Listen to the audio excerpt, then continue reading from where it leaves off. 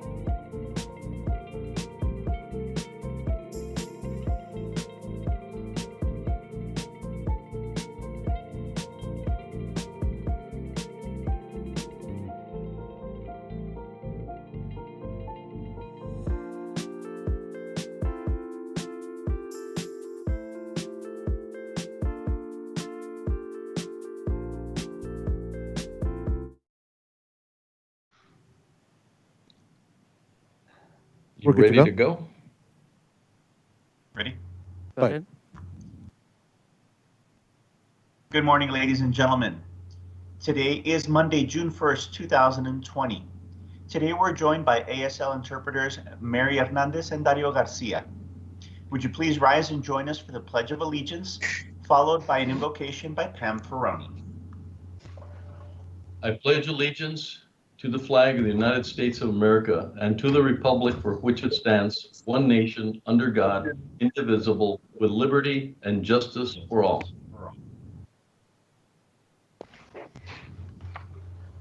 Good morning, Judge, Commissioners, County leaders, and staff. You are welcome to join me in prayer. Almighty God, in this sober time of chaos and unrest, we turn to you, our strong tower, to find peace and rest for our souls. With a simple peace be still, you calmed the storm. We echo those words now. Peace be still. Peace be still to the storm that is raging in our nation. Peace be still to those who travel into regions to incite trouble. Peace be still to those whose hearts are heavy because of injustice. Peace be still to the hearts of those in our law enforcement community whose job it is to keep order in our society. Peace be still to the hearts of those who are weary of being quarantined and being kept from family and friends. Peace be still to the hearts of those who are fearful that they have lost their livelihood. Peace be still and comfort to those who have suffered the loss of loved ones. Peace be still to the weary frontline workers and first responders.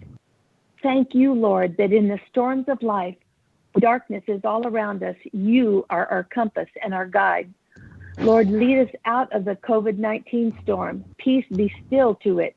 We declare that we are so over it, finished. Put it quickly into the rearview mirror of our lives. On this new day, we look to you to give us direction and purpose. Thank you that many have used this time of quarantine to reestablish what is important in their lives: home, family, loved ones, friends. As we resume our everyday lives, may we not forget that you have been reminding us about what and who is important. Use our dedicated county leaders to effectively accomplish the business they are addressing today. Help them to competently make decisions that will move us all forward. We give glory and honor to him who is able to do exceedingly abundantly above all we ask or think. And we say, Lord, take up your holy throne throughout all this land in the mighty and matchless name of Jesus. Amen. And so be it. Amen. Amen. Hey, thank you, Mrs. Ferroni. I'm always appreciative of you taking time My and pleasure. leading us this way on Monday. So I just want to thank everyone that's tuning into our virtual Commissioners Court on behalf of myself and the commissioners. Welcome to our Monday session. We thank you a lot to participate. We've been saying that there's so much information, and we're still struggling a little bit with communicating to the entire community. We still find that we think that the messages are out there. I'll talk a little bit about the testing and how we're not filling capacity, but I'll wait until we talk a little bit when we get into more of the what's happening with the pandemic and the commissioners' presentation as well. So once again, thank you for being with us. We wish everyone a really great week, June 1st already, and so very surprising that it's June the 1st. So thank you very much for being here with us today. Caesar? Thank you, Judge. Item number 4 is the consent agenda composed of items 4A through 4L. Are there any items that members of the court of the public would like to pull for individual discussion? Commissioners, anything that you'd like to see? Motion to approve? Second? Commissioner Perez, Aye. Commissioner Leon, Aye. Commissioner Stout, Aye. Commissioner Robinson, Aye. Judge Samaniego. Aye. Motion carries. Thank you. This brings us to item number 5A, resolutions. Approve and adopt a resolution recognizing June 5th, 2020 as National Gun Violence Awareness Day in El Paso County, Texas. Okay, and so I have the honor and privilege of presenting this, I think, very timely and then very important in our situation today. So it's quite an honor for me to place this on the record. Whereas every more than 100 Americans are killed by gun violence, and on an average there are more than 13,000 gun homicides every year. Whereas Americans are 25 times more likely to die by gun homicide than people in other high-income countries. And whereas an average of Texas has 3,288 gun deaths every year with a rate of 11.8 deaths per 100,000, Texas has the 29th highest rate of gun death in the U.S. And whereas gun homicides predominantly occur in cities with more than half of all firearms-related gun deaths in the nation occurring in 127 cities. Counties across the nation, including in El Paso, are working to end the senseless violence, and whereas protecting public safety in the communities they serve is the Commissioner's Court's highest responsibility, and where support for the Second Amendment rights of law-abiding citizens goes hand in hand with keeping guns away from people with dangerous histories. And whereas the county officials and law enforcement officers know their communities best, are the most familiar with local criminal activity and how to address it, and are best positioned to understand how to keep their citizens safe.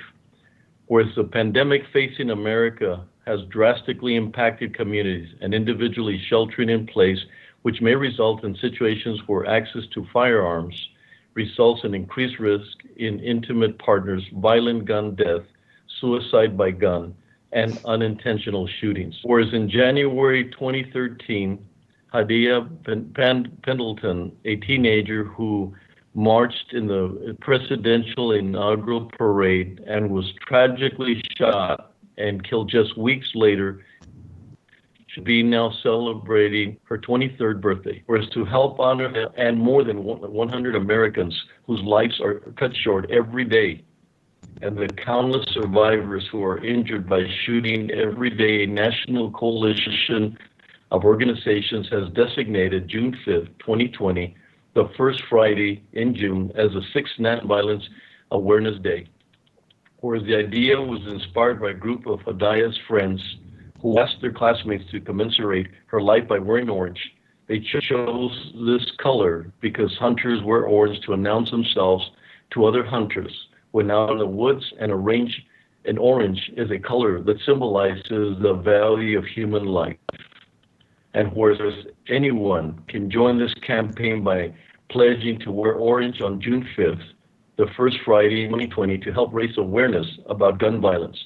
And whereas by wearing orange on June 5th, 2020, Americans will raise awareness about gun violence and honor the lives of gun violence victims and survivors, and renew our commitment to reduce gun violence and pledge to do all we can to keep firearms out of the wrong hands and encourage responsible gun ownership to help our children be safe. Now, therefore, be it resolved by the El Paso County Judge and Commissioners Court that we do hereby recognize and declare the first Friday in June 5th, 2020, as National Gun Violence Awareness Day in El Paso County, Texas.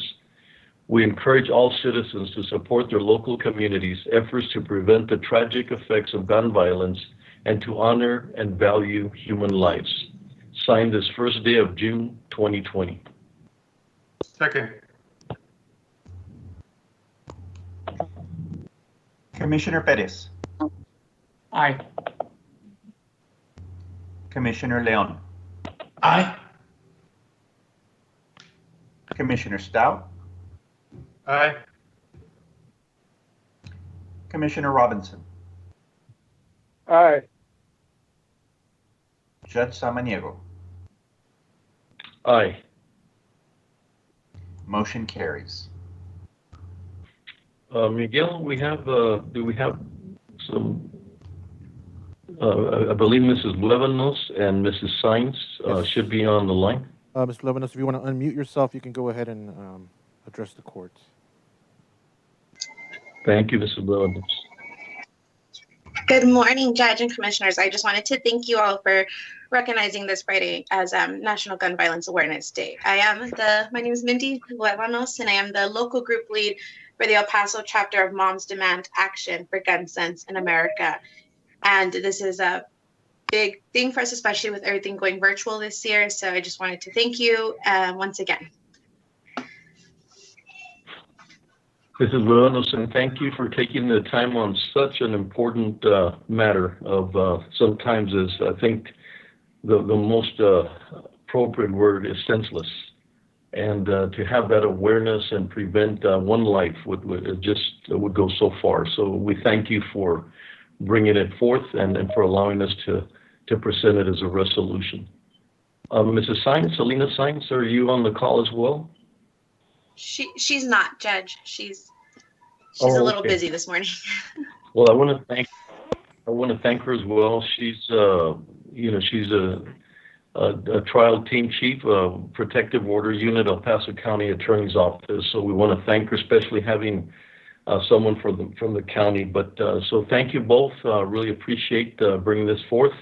And whatever we could do, Mrs. Lebanos, to support your initiatives and your efforts, we'd be more than glad to. I know the commissioners are are behind this. I don't know, Commissioner Leon, if you have any comments from a law enforcement perspective? No, I've got to say that I agree with the resolution. It's a shame that the wrong people are able to access guns so easily. So I think all law enforcement is behind this resolution, and I thank you for bringing it up. Thank you very much. Back to you, Caesar. Thank you, Judge. This brings us to item number 6, public comment. And we do have one speaker today wishing to address us in public comment. Actually, we're going to have two. The first one is actually myself, Judge. Good morning. Okay, Good morning, County Commissioners and Judge. This is Miguel Mendez. I am speaking to you today as an employee of El Paso County. While the country, state, and city are moving ahead to open back up, even in the face of rising COVID-19 cases, I urge you to open the county courthouse and all county facilities with caution. Do not feel pressured to move full speed ahead just because other entities are attempting to do so. At the beginning of this pandemic, I was extremely concerned of what I touched, who I had contact with, or if I had adequate PPE to stop the virus and so on. Now we know more about the virus. I feel more confident in going outside and being around certain persons as long as we all are wearing masks. Just last week, I went out to take photos for the county. I did not feel unsafe at all. We know that social distancing, wearing face masks, and good hygiene will help. My concern is what we can't control. Once the courthouse or other buildings are open to the public, we cannot control what the general public does inside. We can have signs and security checkpoints instructing the use of face masks, but once inside, will they keep the mask on? Will they wear it correctly? I understand the courts are going open and are instructing persons to get into the elevator 4 at a time. Will someone be there to control the traffic on the elevators? After working here for 4 years, I've seen the rush at the elevators. The general public will not adhere to the recommendations if they are running late to their hearing or are simply impatient. We have employees who have underlying health conditions. Some might be in a situation where they will have to encounter the general public. Please urge our managers and department heads to take their health and risk of exposure into consideration. What this shutdown has taught us is that working from home is a viable option. With our current budget crisis, did we take into consideration the cost savings and utilities by having people work from home? Office space is at a premium by having persons work at home. That can help alleviate the need for offices and cubicles.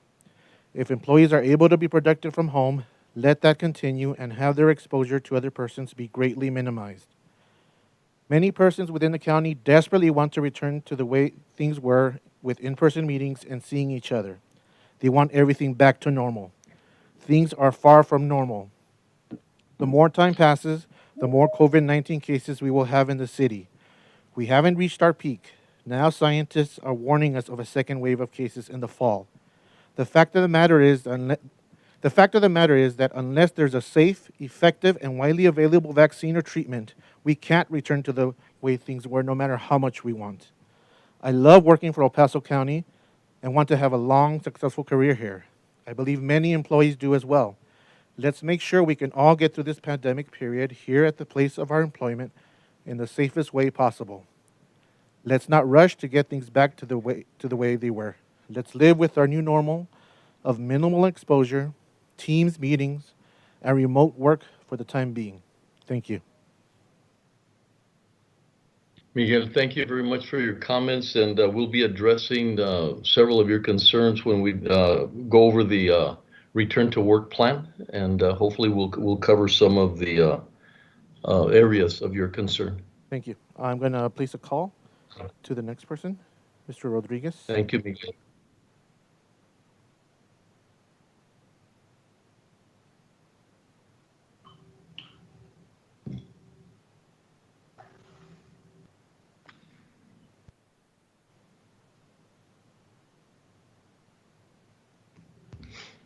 How you doing, Mr. Rodriguez? Yes. Yes, you can state your full name and you can address the court. We are able to hear you. Thank you, Mr. Rodriguez. Go ahead. My name is René Yes, my name is René Rodriguez. I just want to say a couple of things. and thank you for allowing me to address the court. My concern is the funding that you guys are wanting to allocate. I believe that you're segregating a portion of the population. The last time I checked in the 60s, there was a law implemented to ban that. And if you go forward in implementing and just segregating a portion of the property, of the population, so that they can get $2 million worth of our taxpayer money, is wrong. I think that is ludicrous. If Commissioner Scott believes that, he wants to, be a philanthropist, I suggest that he opens his checkbook and do it himself and not use taxpayers' money. It's easy to give other people's money, but not your own. And you're there to provide a service. You're there to provide stability. And if you go ahead and do this, you're segregating a portion of the population, and that's against the law. The other thing I want to address is that City of Socorro is wanting and is asking for our fair share of the CARES Act funding. As you all well aware, you guys should have already received our letter that we've sent out. And I just want to reiterate that we are asking for that funding, as well as, San Elizario, Clint, Horizon, Vinton, Anthony. We didn't get any of the funding. And just like you and like El Paso, the city, did receive funding, and we also go into our budget to try to open up our municipalities and take care of the PPE, so that we can ensure the safety and health being not only of our employees, but of our residents as well. As the gentleman before me had great comments. We can do everything in our ability to ensure that our employees do the right thing. We can implement things where it's mandatory for us to do it, but the residents might have or might not want to wear masks. Those are things that, we have all the authority to say, well, these are our buildings, and we refuse you to or allow you to come into if you're not wearing a face mask. So those are things that, we could address as well. I just want to wait until the item comes up with the funding so I can continue my conversation. So thank you. Thank you, Mr. Rodriguez. Go ahead. That's all we have. That's all we have for general public comment. That's all we have. Okay, thank you so much. Caesar, back to you. Go ahead. Thank you, sir. This brings us to item number 7, presentations. Item number 7A, receive a presentation and discuss the monthly report from the Council of Judges. Good afternoon. Go ahead, Michael. Or I'm sorry, good morning. Good morning. Can you hear me? We can hear you. We don't see you.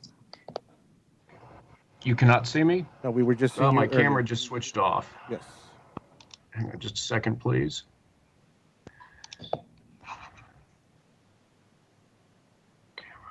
You have to click on the camera icon. Yep. There we go. Sorry, Teams likes to switch my settings. I apologize. County Judge Samaniego, Commissioners, thank you for hearing from the Council of Judges today. We have been very busy working toward our court operations plan. Beginning today, courts will be having limited in-person proceedings. Just to give you a highlight, we are focusing on continuing to use remote conferencing and telework for our employees. But in order to further business and in compliance with the Texas Supreme Court rules, we are having 2 courts per floor that will be able to hold in-person hearings. That way, we're looking forward to a slow and controlled start that allows for social distancing and also allows for us to support the cleaning that is necessary. I would like to thank both the Sheriff's Office and facilities for all of their help in coordinating and putting together this plan and also doing the work to prepare, and also the El Paso Department of Public Health for coming on site and advising us and giving us their recommendations. What is showing now is our court operating plan. This again was created with the participation of many in the county. It's also been sent up to the Office of Court Administration in compliance with their rules.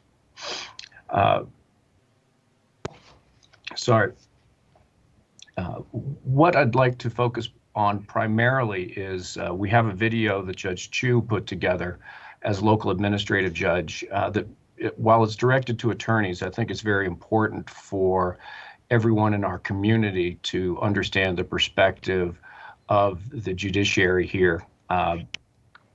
She does talk about some of the work that we've been doing during this pandemic. One thing that we have is some new numbers I think that you will find interesting, and that is the county invested very heavily in the 48-hour bond hearing process.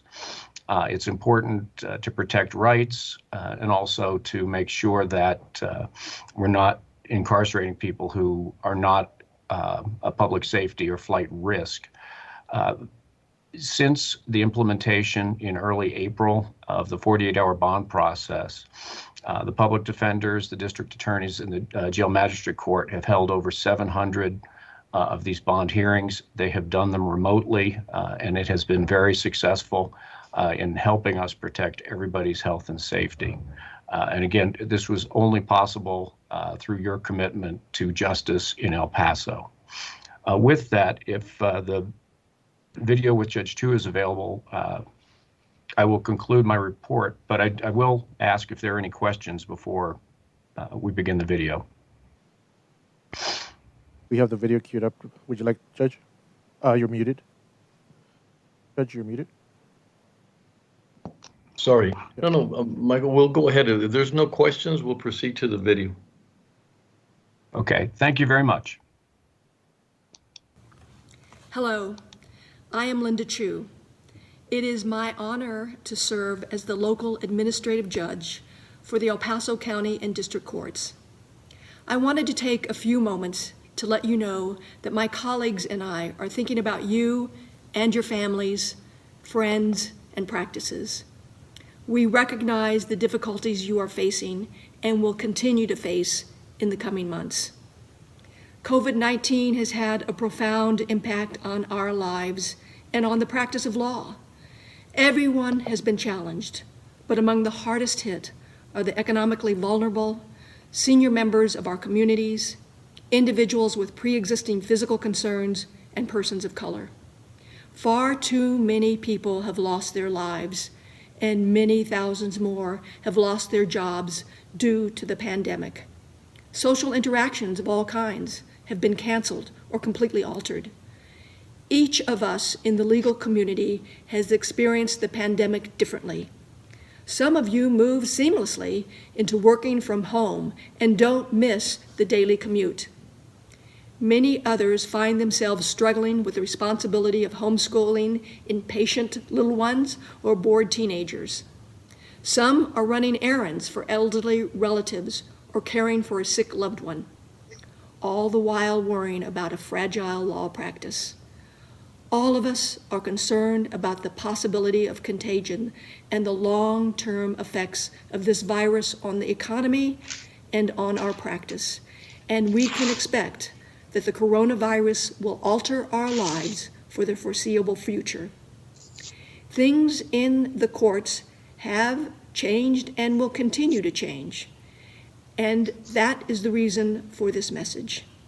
I felt it was important that you hear from me about our court's efforts to keep you safe while we ensure that the wheels of justice continue to turn.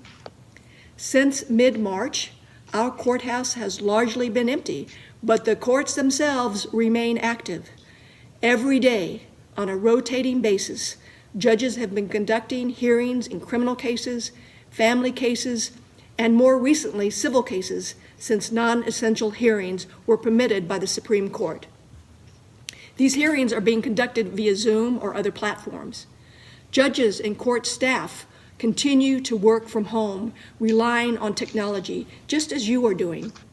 More than 1,700 family cases, 1,500 civil cases, and 9,000 orders have been filed in the last 2.5 months. At some point, soon we hope, more of us will be able to return to the courthouse, but we need to take steps to ensure everyone's safety. I have appointed a task force to plan for the safe resumption of operations at the courthouse, and the task force has made great progress. We have conferred with public health officials and reviewed guidance on safe operations in public space, guidance on everything from the screening of visitors to appropriate cleaning processes. I know that you will understand that court operations will look quite different when we return. At least for the next several months, we have treasured a culture of accessibility and cordiality in our El Paso courts. That culture of frequent face-to-face time with judges, status conferences, and motions hearings here in court will need to be restricted, particularly in civil cases. Now, in criminal cases, because of the difficulties of transporting detainees, nearly all of our court proceedings will need to be done by phone or video conference. In-person hearings will begin June 1, but on a very limited basis, with a continued emphasis on remote hearings where possible. Our court operations plan has been posted on our website, on our Facebook page, and through the El Paso Bar Association. This is not a change any of us want, but it is a change that we believe we need in order to reduce the number of individuals in our courthouse, in our lobbies, in our elevators, and in our courtrooms.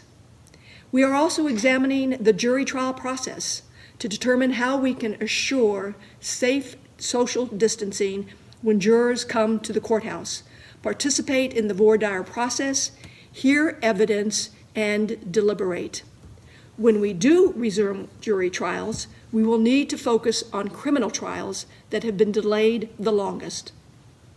Although much of our professional lives have been at least temporarily altered, I want to address what will remain the same. The El Paso County and District Courts have always been active trial courts. As a legal community, we have always believed that the best outcomes in the justice system are achieved through a vigorous and collegial trial process, and we will continue to try cases here. Our judges and lawyers have always worked together, in person and in our courtrooms, as partners to achieve justice in both criminal and civil cases. I assure you that your courts will move in the safest possible manner to allow as much of our traditional courtroom interaction to return as soon as possible. We will do this in a responsible, thoughtful way, relying on the facts, medical evidence, and wise counsel from leading experts. Your safety and the safety of our great community comes first, but our hard-earned tradition of personal interaction and reputation for the highest caliber of state trial practice will not be lost. I will continue to update you from time to time as the situation evolves. When it is safe to do so, I know that I will want to see, again, lots of you lawyers in the courtroom and in the courthouse every day, face to face. In the meantime, I wish all of you and your families, friends, and staff safety and good health. We will get through this together. Thank you.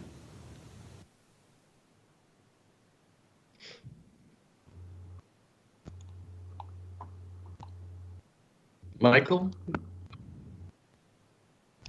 Yes, sir. Does that complete your presentation? I just want to make a few comments when you're done. Absolutely. Unless there's any questions, we are finished. Thank you. Well, once again, I've mentioned it several times, and I'm hoping that Judge Chu is on the line, because very impressed with the detail, the amount of energy, the abundance of caution that has taken place, and the role modeling that we know and understand should be every business, every single business. Here's a situation where it's driven by not as much flexibility as most of us have, like the county, the rest of the county. We have certain amount of flexibility. We're not driven by the court system, having to do certain things and being able to provide services and so forth, as much as we do ourselves, but not to the extent of the rigidness that they have to work with. And so Judge Chu and the Council of Judges, Judge Morales, everything that you're doing is very, taken to heart. It allows us to understand how important it is to move safely. We were in a presentation, and one of the experts said that it's morally incorrect to bring our people back to work when we're not ready. It's morally incorrect to bring people back to an unsafe environment. And if you look at everything from all the task forces and the health task forces, everything that I've been involved in, how Judge Chu in her presentation has incorporated all of these different situations, these variables that need to be taken into consideration. So once again, Michael, we appreciate the partnership. I know that you have, you could move faster, but you're not, and you're being cautious, and we thank you for that. And like I said, I'm once again not surprised by the caliber of presentation and content of Judge Chu, but very impressed as always. So thank you very much, Michael. I don't know if Judge Chu's on the line, but we want to thank her for taking the time to do this. And I've said over and over again that as our orders go out and as I try to be explicit about the things that we should and shouldn't do, it would make it very difficult for me to continue with that vision if our own departments and the Council of Judges were doing things that were different. As far as I'm concerned, it's extremely well aligned with the order and extremely well aligned with the public health and what they would like to see us. Also want to thank you that you brought public health and Chief Rodriguez and Dr. Garanza prior to go through your plan. So a lot of work has been done. This is not just something that just was put together quickly. It was very comprehensive. Once again, thank you very much, and I hope you can convey that to Judge Chu and to the Council of Judges for such such an involvement in such an important thing in our time. So thank you very much. Judge Linda Chu just joined the meeting. I don't know if she wants to unmute.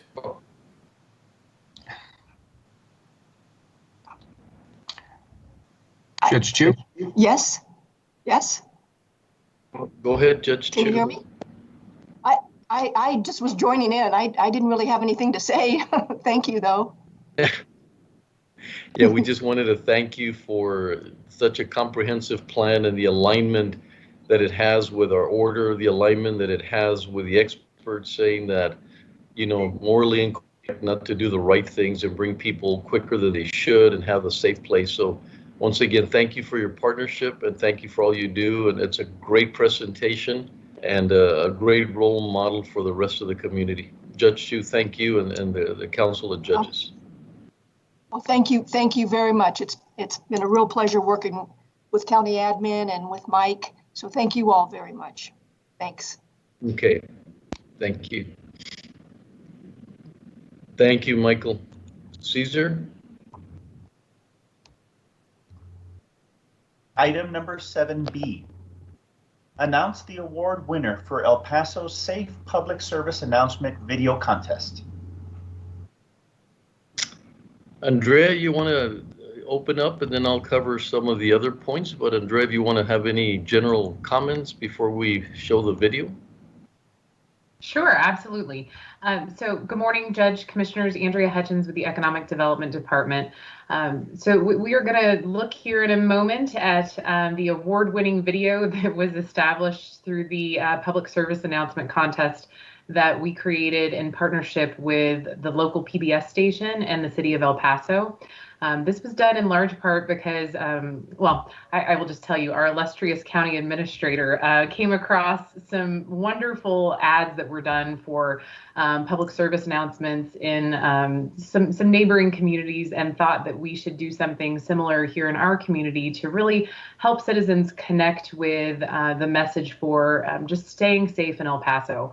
You know, we know that a lot of people are doing their best right now, but there's a lot of confusion. And so finding an opportunity to really educate people on how to, you know, stay safe, but also, you know, connect with one another during the pandemic was extremely important. So the team over at PBS put out a call for videos to the community. And within just a matter of days, we received over 50 video applications, if you will, for the PSA contest. So the winners will be announced today. The judge is going to do that here in a moment, the first place winner, and then the mayor will introduce the second place winner. All of the videos will be available on social media, both our social media, the city's social media, and then on PBS, and then they will also air on PBS. So hopefully people will spot them throughout the community in the coming weeks and just kind of appreciate how quickly El Pasoans were able to step up to help keep one another informed and safe. So go ahead, Judge. Andrea, thank you so much. Betsy, thank you so much. I can tell you that they were incredible videos, and for me to choose the first place is quite an honor, and but it not easy at all. Just the you know, the caliber, the quality, the passion that went into it, and I saw 5 of all the others. I could just imagine how difficult it was to get to 5 entries. So I want to thank you, Andrea, and just to have this opportunity. But it's a moment where, you know, we're beginning to reopen, and we need to understand that it's still a threat, you know, and I think this video will show some inspirational, and I love the fact that it had inspirational component to it, but also a very subtle reminder that it's still a threat. We still have to go through this. It's not going to be easy for us to do this. So, you know, we're trying our best. Thanks for PBS and the city of El Paso and everyone that helped to do this. And as she said, there's 53 submissions from across El Paso, and there will be a full playlist of all these submissions on the county YouTube page and social media, which I think every single one of them, anyone who made an effort, and we've been talking about that, every single person should make an effort to flatten the curve. It's not somebody's responsibility, it's everybody's responsibility. So I thank all the entries for taking the opportunity to be able to do this. And like I said, I'm very proud to announce the first place winner of the PSA video contest and the first place winner. And I hope you guys really enjoy what I've enjoyed, the foundation and the inspirational. And the winner is Juan Diego Burciaga is our first place winner. And so congratulations to this a young man, this gentleman. My goodness, it's just a very well put on video. The caliber is amazing. So, Andrea, I think do you have Miguel going to be putting the video for us, or how are we going to do this? We can play it right now. Here it is. Perfect, Miguel. Thank you.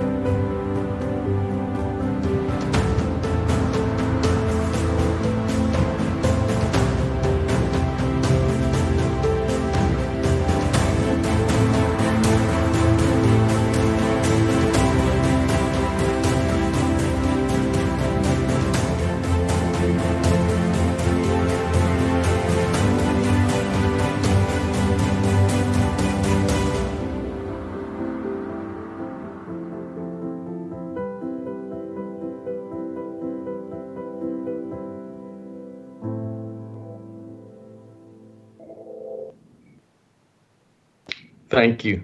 Juan, congratulations. And once again, bringing us from the past where we were to where we are now and the future, but that subtleness of, for the meanwhile, wash your hands. And thank you for that. Thank you for that. And congratulations. And hope you are able to use your money wisely, your first place that you won. And so thank you very much. And I hope Juan, I don't know, do we have anybody there, anybody on the call, Andrea, that any of the participants?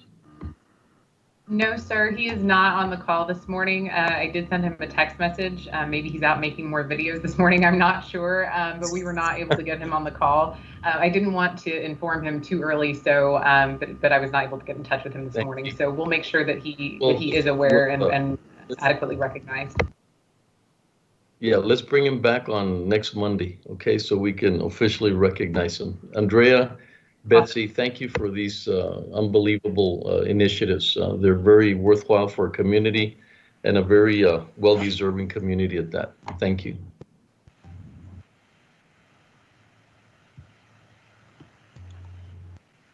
Caesar?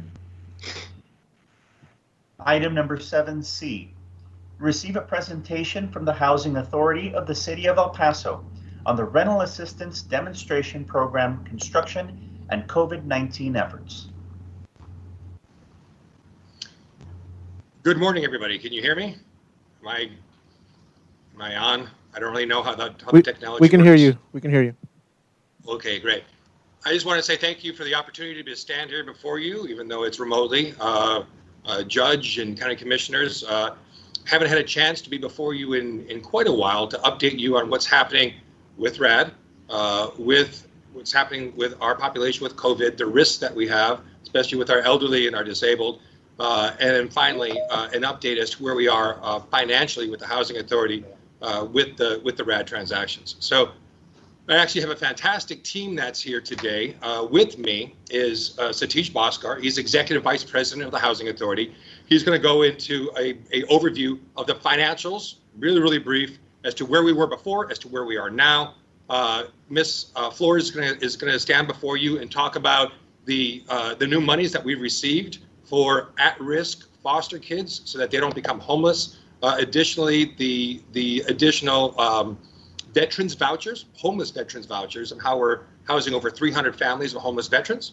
And then finally, the update of the physical changes that we've actually brought forward to the Housing Authority across the city and in all of your respective districts. Additionally, what I've asked Ms. Flores to talk about is the response that the Housing Authority has brought forward as to the risks for COVID. As you know, we have a lot of elderly and disabled, specifically all the high-rise apartments that you see in El Paso are pretty much elderly and disabled only. They're like cruise ships. And if COVID gets in there, the risks that we have to our population and what we're doing to try to protect them. So with that, I'd like to bring forward our Executive Vice President, Mr. Satish Bhaskar. Next after that is the Chief RAD Officer, Mr. Tom Deloy. And finally, the Director of Operations for the Housing Authority, Ms. Maria Flores. Mr. Bhaskar. Thank you, Mr. Sushan. If I could have the slide, please. Talk loud. Good morning, Commissioners. This is Satish Bhaskar. But I'd like to give you a quick overview of HACCP as a whole. We were established in 1938, and we have been providing service for low-income housing for the last 82 years. We own and operate about 80 properties through which we service 30,000 people. And we additionally serve 18,000 people through our private landlords, so the HCB program. Annually, we infuse about $125 million into the local economy. Directly or indirectly, we serve 250 employees in El Paso. We are the largest public housing authority in Texas and the 14th largest in the United States. And our Paisano Green property next to the zoo is the first net zero LEED platinum property ever built in the United States. So this gives you a fairly good idea of the bigness of the magnitude of our organization. Can I hit this? Can I have a slide, please? Okay, now I would like to show you a broad overview of our revenues. I showed it as direct and indirect activities. Direct activities are those that we operate ourselves, and indirect activities are that we run through other organizations. So our direct revenue through rents and subsidies and all of that is $87 million, and through indirect activities, approximately $41 million. So our annual revenues for HACCP is approximately $128 million a year. Next slide, please.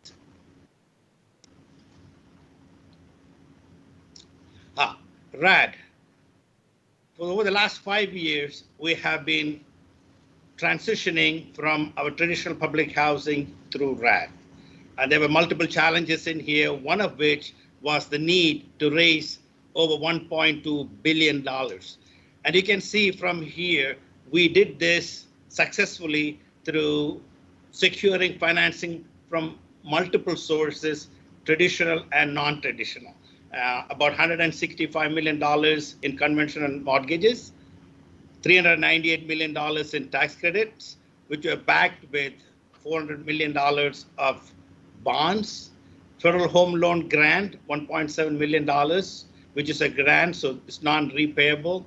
Through CDBG, we acquired 2.1 million, home loans at 600,000, both of which came from the city of El Paso. Gap loan of 54 million. This is money that HACCP put in the project, be it through monies that we had in hand or the developer fees that we earned. We reinvested all of them to successfully complete the project. NOI from contributions of 15 million. This is projects, we had projects done in phases, so there are people still living as we are doing these projects. So we were able to generate some revenue from there and put those monies back into completing those properties. CFP and operating funds, we put about $97 million. So all of this combined, we also got, by the way, from El Paso Finance Corp, $3 million. So all of this combined, it is a variety of sources. It is not easy to raise $1.2 billion within a span of 5 years, but we were able to do it. Next slide, please. One other thing I'm very excited to share with you is our current ratio.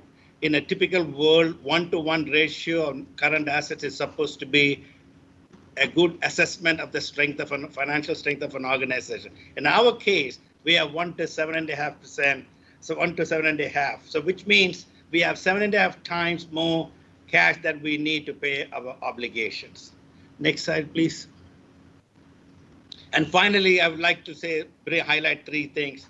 In the last 12 years, we have always maintained a clean audit, and the Government Financial Officers Association budget award for the last 6. And there's only 6 because we didn't apply before that. And finally, the first deal we did for the RAD, we ended up getting the bond deal of the year in 2016. So that is the summary of my overview of HACCP. And I will now turn it over to our Director of Operation, Maria Flores. Good morning, Judge, Commissioners. If you can please turn to the first slide. Okay. So I'm here to give you an update on what efforts we have taken to address the COVID-19 with our residents and certainly our staff. First of all, this is the population that we serve. As Mr. Bhaskar mentioned, we serve over 40,000 people in the different programs that we have, ranging from Section 8 new construction through Housing Choice Voucher, project-based rental assistance, and we currently have 10,000 people on our wait list, currently taking applications for the HCV program. Next slide, please. One particular thing of importance is that we serve over 6,000 landlords, and none of them have been affected by any discontinuance of funding from HUD. So we pump into the economy 2.5 million of monthly payments towards families that own property in El Paso. Next slide. In order to address our staff needs and of course the resident needs and citizens that want to apply for our programs, we do have work protocols where we are continuing to work from home. We do assist all residents and applicants via phone and email. And another thing that we did was we provided security at all of our elderly and disabled properties to ensure that they have protection and that we minimize the risk and the exposure to the COVID-19 virus. That security ended this month, but it was very, very satisfactory in terms of no, we didn't get anyone infected, except we had one case in Chelsea, but the gentleman, of course, was taking care of everything on his own. He was quarantined. He had the assistance from case management and resident services as well. Next slide, please. In terms of addressing the food challenges for our elderly primarily and some of the families that lost employment, this particular month in May, we distributed 1,077 food pantries to the door of the elderly throughout different properties in El Paso. And we could have not done that without the assistance of the El Pasoans Fighting Hunger, the Abundant Living Faith Center, St. George's Orthodox Church, and of course, Project Amistad, who assisted in taking some of our elderly to grocery shopping trips. Next slide, please. We continue to follow CDC guidelines and local guidelines. So we clean all the common areas, front lobbies. Any space that's available to residents or applicants is continuously cleaned and disinfected. We continue to have all of our playgrounds closed. And we take all the precautions necessary when we do meet with residents to ensure their protection and, of course, the 6 feet social distancing. Next slide, please. In terms of our veteran housing, as Mr. Sishan mentioned, we serve 280 veterans who are chronically homeless. Recently, we received 5 new veteran vouchers. And so with the assistance of the Veterans Administration, we're able to house and also provide home buying assistance to veterans. We do have an annual investment of over $2 million with a cash value of $36,000 for every year in the investment of veterans who need a place to call home, and also not just a temporary, but a long-term housing need. Next. Another program that we recently adopted was a foster youth initiative. This is a program that assists chronically homeless, or not chronically homeless, youth that are chronically without a home. And of course, we provide case management services through the assistance of Family and Protective Services. They are a partner in this. And so this program is particularly important because it will give the opportunity to foster kids to find a permanent home. It's a program for 3 years, and during that time, the type of supportive services that they will receive will hopefully allow them to secure long-term housing and, of course, a career and probably employment. That's new this year. And that is new this year. We are pleased to announce and let you know that this is the 10th time in a row that the Housing Choice Voucher is considered a high performer, and this is one of the highest level recognitions that HUD can give to any program that runs a Housing Choice Voucher program. So we are very proud, and we want to shout out to our staff in the Housing Choice Voucher program. Any questions, comments that you might have? Thank you, Maria. Great presentation. Thank you. Now, Mr. Deloy is next. Good morning, Judge. Good morning, Commissioners. Tom Deloy. I have the RAD update for you. Thanks for the opportunity. RAD, as mentioned by Mr. Biscar, is a very huge undertaking. Has been with us for several years now. So in total, it's $3.7 billion total investment, or total economic impact, $1.2 billion of direct impact, and not at the local taxpayer wallet. Next slide, please.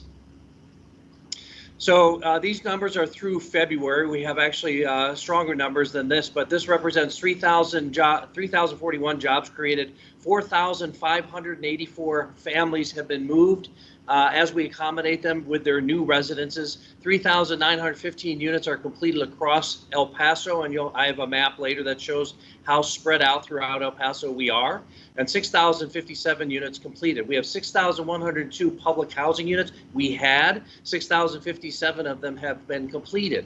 So we're nearing the end of the RAD conversion, but you'll see what our forecast is. Next slide, please.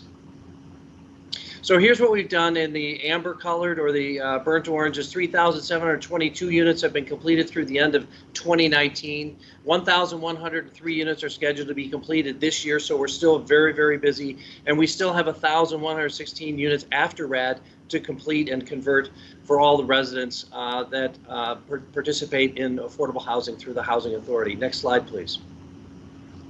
All right, this is I'll say brief video. This is that we've done in preparation for this. It's a before and after video. If you could cue up the video. So there are several communities featured here, certainly not all of them, but in each and every case, we're going to show you what the pre-existing conditions were, the historic conditions, and the disrepair from a capital investment standpoint. This is the first community is our Kramer community. I'm sorry, it looks like okay, now we're rolling. Thank you. So again, before and after, we always start with a drone flyover. This is the street elevation. I'm not, yeah, I guess this has been edited. I think what I can do as a narration is just say, we are taking the old and that which is in disrepair. This is a brand new 9%. We do 9% new construction or 4% rehab. And this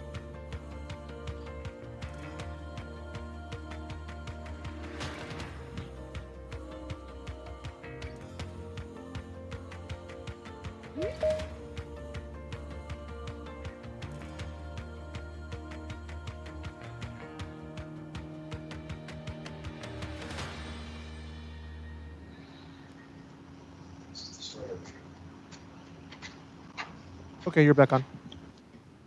I'm sorry. Are we gonna? Do you think that video was edited, or do you want to rerun the video if time permits, or shall we move on? No, go ahead, Tom. If you want, do what you feels best. If you want to run it again, that's fine with us. Try again. Let's try it again, because I was expecting something incredible for you. We're very proud of the video and wanted to share it with you. So here we are at the point again. So on a drone flyover, this is street elevation. Again, I'm not certain what this video is. I'm so sorry. Okay, let's end it, and let me just narrate.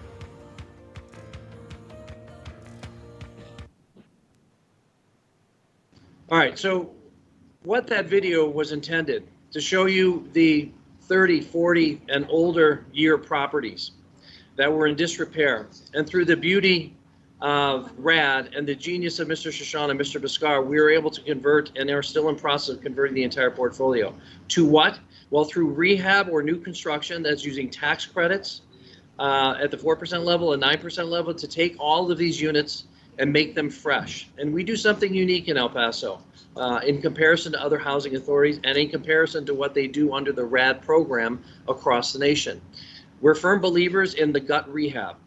If it's a rehab, and that is take it down to the studs and build it back as if new. So these are wonderful apartments for our residents. They are wonderful additions to the community, and they are fresh, crisp, and they will last that way for 30 to 40 years. So the bottom line is that we want to build a sustainable housing unit that's not only enjoyable for the residents, but is not requiring of upkeep as they had been in the past. So they have all new mechanicals, they have new roofs, they have new finishes, they have new underground infrastructure, they have new plumbing fixtures, they have new asphalt driveways, they have new playgrounds, new landscaping, xeriscape with irrigation, etc. Each one of us would be proud to live in one of these units. They're absolutely gorgeous, particularly on the new construction side, and we have many communities that actually, some include some market rate units. but they're just drop dead gorgeous, and we're very proud of them. And as you've driven through El Paso recently, you might have seen the addition of our HACEP logo signs on some of them, because it is a brand new HACEP. These are brand new housing community units, so the community can be proud of these. We're proud of them. They're $30 to $40 million. Some of them are historic rehab, recognizing the history of the Housing Authority, 80 years old to date.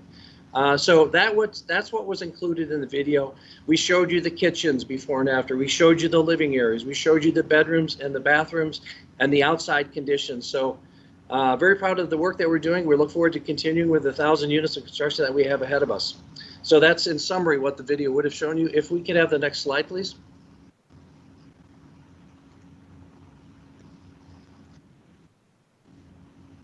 And the next slide. Okay, as I said, this is a map. This is our communities that are involved in the RAD project. So we have 9 communities represented here by these little red iconic houses that are presently under construction.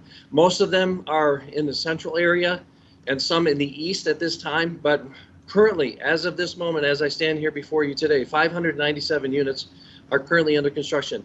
Many of these units will be completed in the November timeframe, but yet, as I said, we're continuing into the new year, 2021. We'll deliver some additional in May, and then we'll go beyond that. Next slide, please.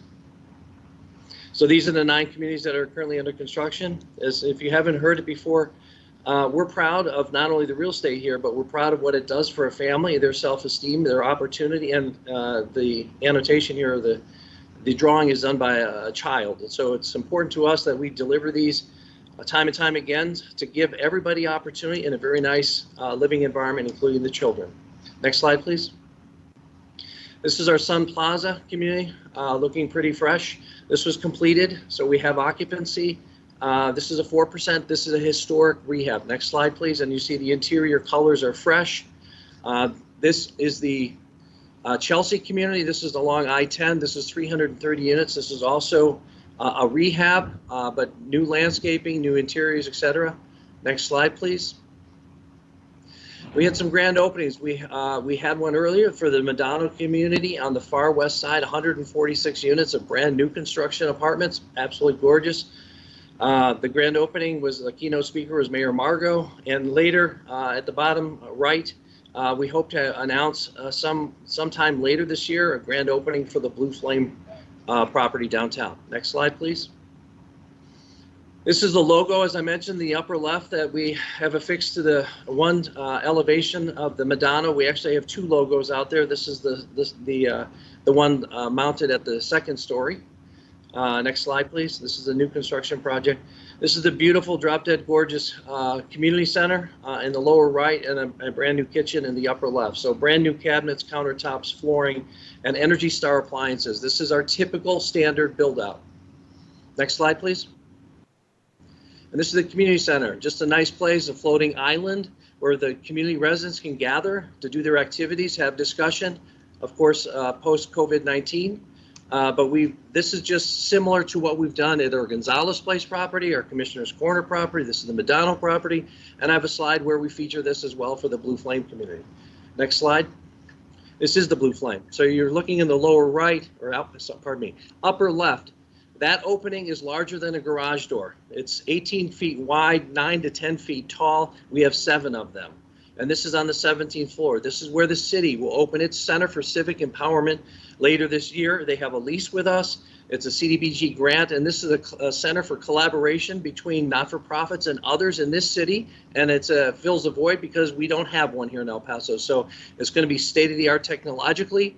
It's going to be the place in El Paso to meet with others and neighbors and collaborate and advance the city of El Paso beyond where we are today. We're so excited about this space, and this space is about 5,000 square feet, but it's also rimmed on 3 sides by an observation deck.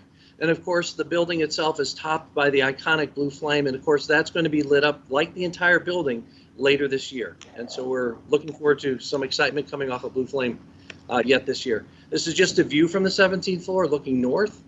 Next slide, please. And this is, we have 2 furnished models. These happen to be on the 12th floor. So you can see they're fresh, they're crisp, and all of us would love to enjoy some time in these apartments. So we had them furnished, and They photographed very, very nicely with some beautiful, beautiful one-of-a-kind views in El Paso. Next slide. This is just the second unit. Similar theme, bright colors, floating island, beautiful views, 12th floor. Next slide. This is an open plaza area in the upper right. This is where residents can gather, just and lounge outside of their apartments. Between the apartments and this plaza area is the elevator lobby. You'll see in the lower right a beautiful nightscape view of the Chase building, streetscape view, etc. Next slide, please. And Mr. Shashan, welcome you. So thank you for your attention, and we're so proud of the work that we're doing. We look forward to continuing it. Who benefits? The residents. This is all about the residents, giving them a great new, fresh opportunity and beautiful housing for their families. Thank you. Thank you, Tom. You want to finish off, Mr. Shashan? Yeah, just briefly, just want to let you know that the Blue Flame has been renting up very, very well. Workforce Solutions office space will be done in July. Our headquarters will be done in August. The Center for Civic Engagement on the 17th floor will be done in August. There's a restaurant moving in on the first floor. You also have a home health company moving in on the first floor. The space is almost completely rented out. And so we're looking forward to not only being there ourselves, but bringing a lot of life back into downtown. I will be going ahead and sending a better video. Unfortunately, I don't know quite what happened there. I'm sure it's our fault. But I'd like to show you the before and after that happened in many of your districts, both inside and outside. We've done approximately 40 of the communities so far. 9 are currently under construction, and there's been a few that have been recently done. But it gives you a good idea of the dichotomy of what we were dealing with before, the level of construction that we've had to be able to do, and then finishing that on time, because as you know, some of these, if we're a day late, we lose about 1/2 of our funding. So I just want to say thank you for your time. If we can ever be a resource or assistance, we're definitely here for you. Our continual push on homelessness with the foster kids, the homeless veterans is still critical for us. And as we continue to move forward, we are hopefully going to win a new 9% in July, just north of downtown, called Nuestra Senora, right on Campbell and Montana. And we're looking forward to the beginning of that construction early next year. If there's any questions regarding what we're doing with COVID, the residents themselves and how we're taking care of them through that process, the construction or anything else, our whole team is here to answer your questions at this time.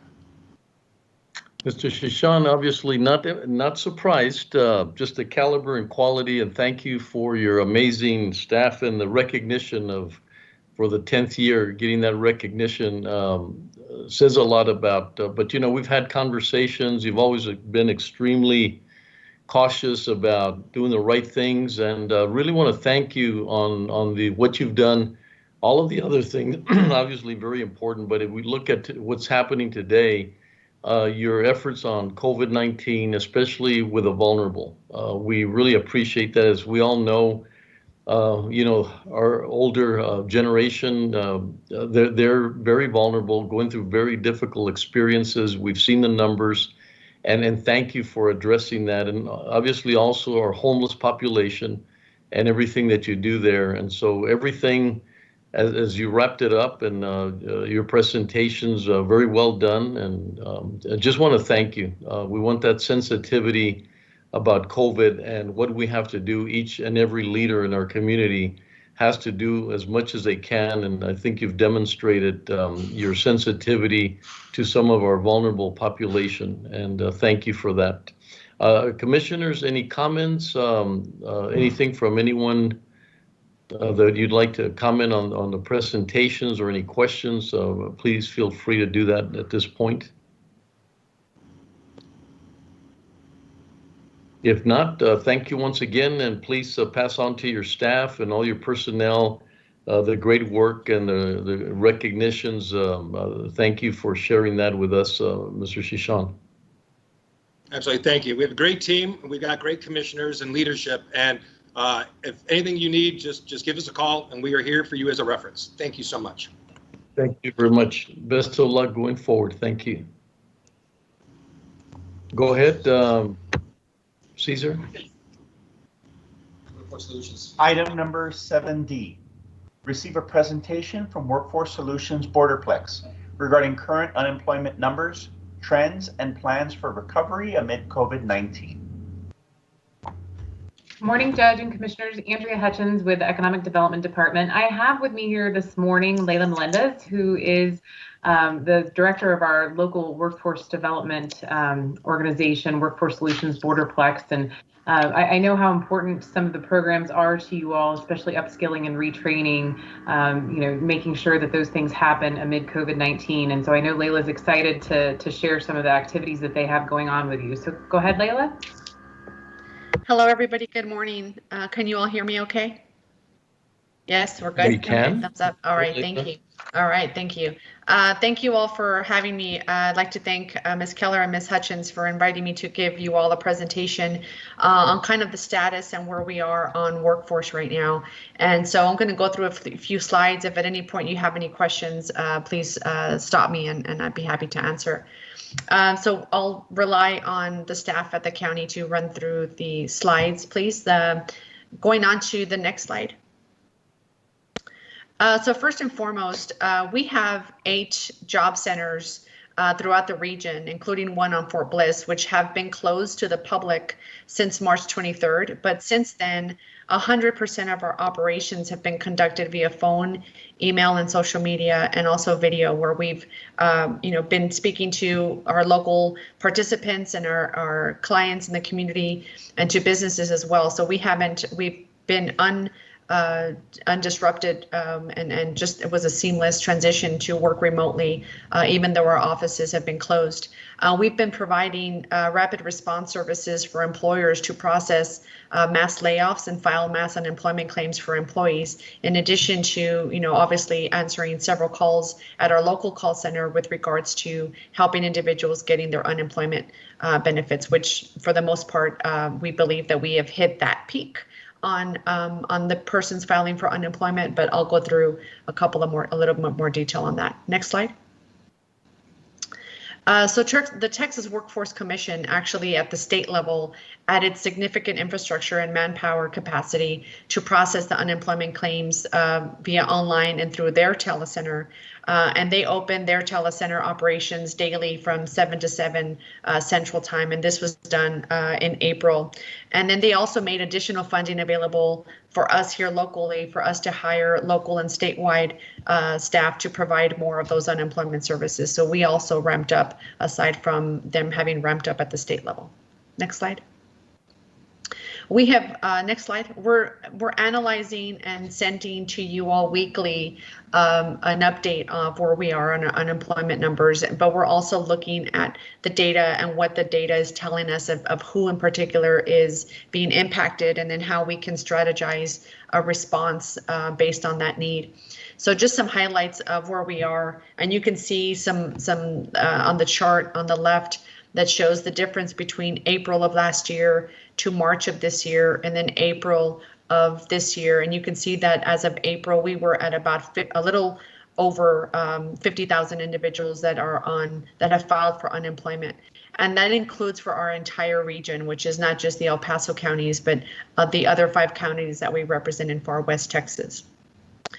So this is a large number, but again, we're looking at that information and trying to understand exactly who is impacted, not only from the individuals that are on unemployment, but the businesses and the industries that are most heavily impacted. Next slide. This gives you an idea, obviously, that our month of April was our just largest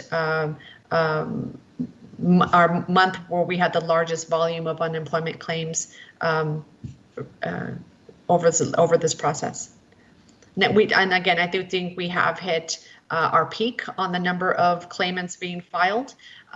We still see a few businesses that are that had originally perhaps filed for or received a loan or some kind of grant, or maybe the payment protection program, and they have held on as much as they could, but some of those we're seeing that they held on but are not able to sustain moving forward. So we're still seeing a little bit of a bubble of folks having to file for unemployment. Next slide. Here you can see, though, that the top 5 occupations related, for those folks that are filing for unemployment are in sales. A lot of this is retail, and then followed by very closely behind with food preparation and accommodation, some level of production and transportation, and then some personal care and services.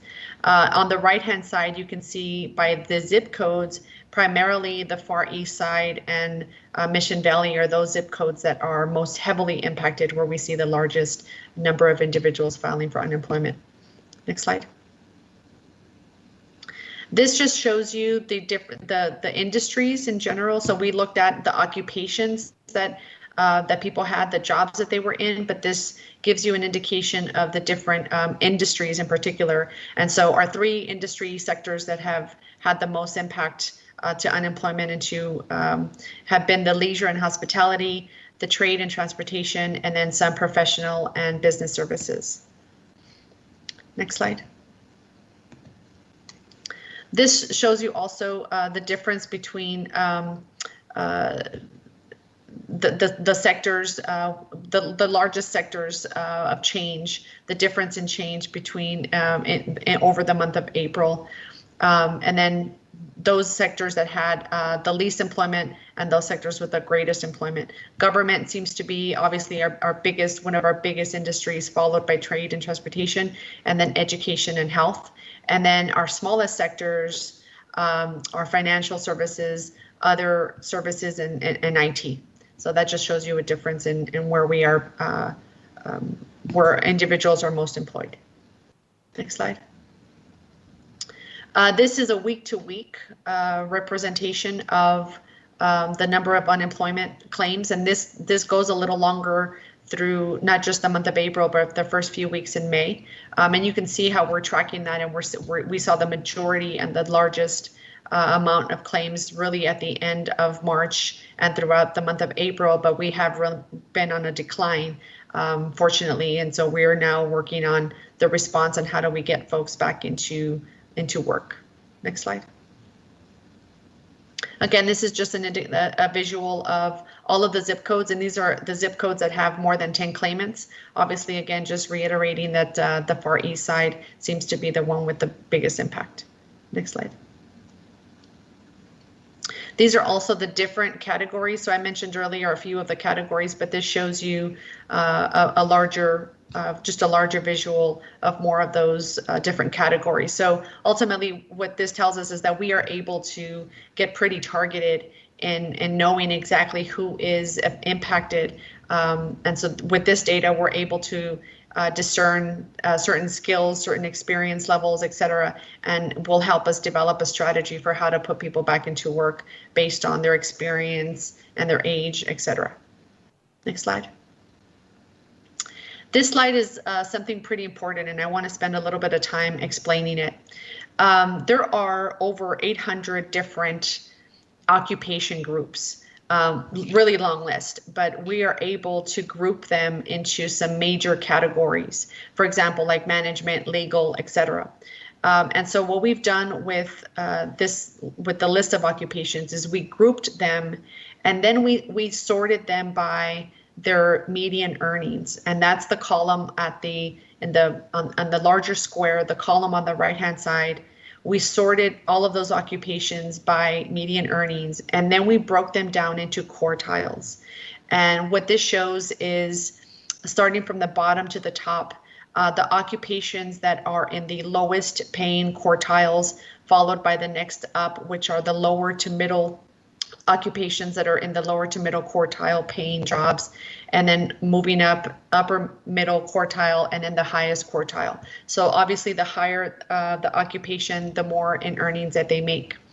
And what we did on this chart is we show that the number of employees in those different groups and those different categories. And we had been telling this story in our community over a couple of years when we were really looking at the wage issue. And we had benefited from a low unemployment rate. We were on a really good ride, really with the rest of the country. We had a low unemployment rate, but the point of that was that the majority of those jobs were being filled in the jobs that are in the lower and lower to mid quartile. And you can see that over 70%, close to 80% of the jobs in El Paso were in those lower and lower to mid quartile jobs, which paid, you know, the lower half of all of the wages. So unemployment, low unemployment might be a good news, but it's not necessarily the only side of the story. Really, the wage and the ability for a person to make a living wage is really the other point of it. And so the upper and highest quartiles, you have about 20% of individuals, a little bit more than 20% of our employees are in those upper and higher quartile paying jobs. So once we know where all those occupations are, we've taken our unemployment data and plugged it into where this is, and we were able to identify who are the individuals that are being unemployed and where are they. And you can see that 81% of the unemployment folks are in those lower middle and lower quartile types of jobs. And then only 20% of people are in the jobs above, at the upper or higher quartiles. The way that I describe this is like a 2-engine plane. You've got 2 engines that are running your economy. Your biggest engine, though, is out, and it's 80% of that engine is out, and it's running on 20% capacity. Your second engine, smaller in size, is carrying right now, is on 80% capacity, and it's carrying the entire economy. So this is how we're looking at where we are in this moment. And really our strategy as a workforce board, and we're hoping the strategy of the community in general, is that we move people and we make a concerted effort to try to move as many more people up into those upper and higher quartile types of jobs. And that comes with upskilling and training and aligning education efforts into those types of jobs. So we will continually update this page and share that with you all and share this with the community. But really, this is like our blueprint. This is our focus of where we want to be. Ultimately, this kind of just validates that the higher skill and the higher wage occupations are going to be those that are most resilient in times of crises in any community. Next slide. This is a chart that shows you the claimants and people on unemployment by the wage quartile, the different groups, and their occupational median earnings. So let me see if I can see that little, I'm trying to move my, okay. So the bars in blue show the number of persons that have filed for unemployment in those categories, and the orange line is their median earnings. So on the far right hand side, you can see that individuals that are in food prep services and in healthcare support occupations are amongst some of the lowest paying, and in relation to how many of those individuals are in those jobs. So the 2 largest bars are sales and food prep, and they are in the lowest paying quartile. So this is where we're going to have the hardest hit, and we're going to need to make a really concerted effort to help these individuals transition out of those occupations. Next slide. This is a little bit of a longer story. One of the things that we have done for several years is identify and define hot jobs. And a hot job is a job that meets certain criteria. They have to have demand today, which means, and we update this list every year. So there is current demand, and we are able to prove that with current job openings. But then there's also future demand, meaning that there is a growth in that occupation projected above 10% over the next 10 years. And those jobs also pay above a living wage. And here in El Paso, we have defined our living wage as $12.32 an hour. So if they meet that criteria, they are considered a hot job. So we have this list every year, we update it every year, and this is where we focus and we spend our money on is in training and in placing individuals into these types of jobs only. So what we did with this chart is we took all of our hot jobs and we plugged in the number of individuals that have been on unemployment since March 1, and 8%, less than 10% of the claimants are within hot jobs. So again, this only validates that those types of occupations that show a progression and show a growth and pay above a living wage are going to be the most resilient types of jobs during a crisis. Next slide. This just shows you the different unemployment rates as of the end of April by the counties that we represent. Presidio County being the one with the highest unemployment rate, followed by El Paso. And so we serve this entire area, and so we are in touch with the leaders, the businesses, and citizens in those counties to address and to respond based on the needs that they have for their economies. Next slide. So we're going to talk a little bit about what are we doing? What have we been doing? Even though our centers have not been open, we have been extremely busy over the last several weeks. We have several ways that we are reaching and promoting and communicating to the public. We have a newsletter that talks about our programs, training, and videos that feature the latest job openings. There are some job openings available, and we share that on a weekly basis. We are very busy across multiple social media outlets, communicating help with how to file for unemployment, just some frequently asked questions, online courses, some video tips, not only for job seekers, but also tips for employers.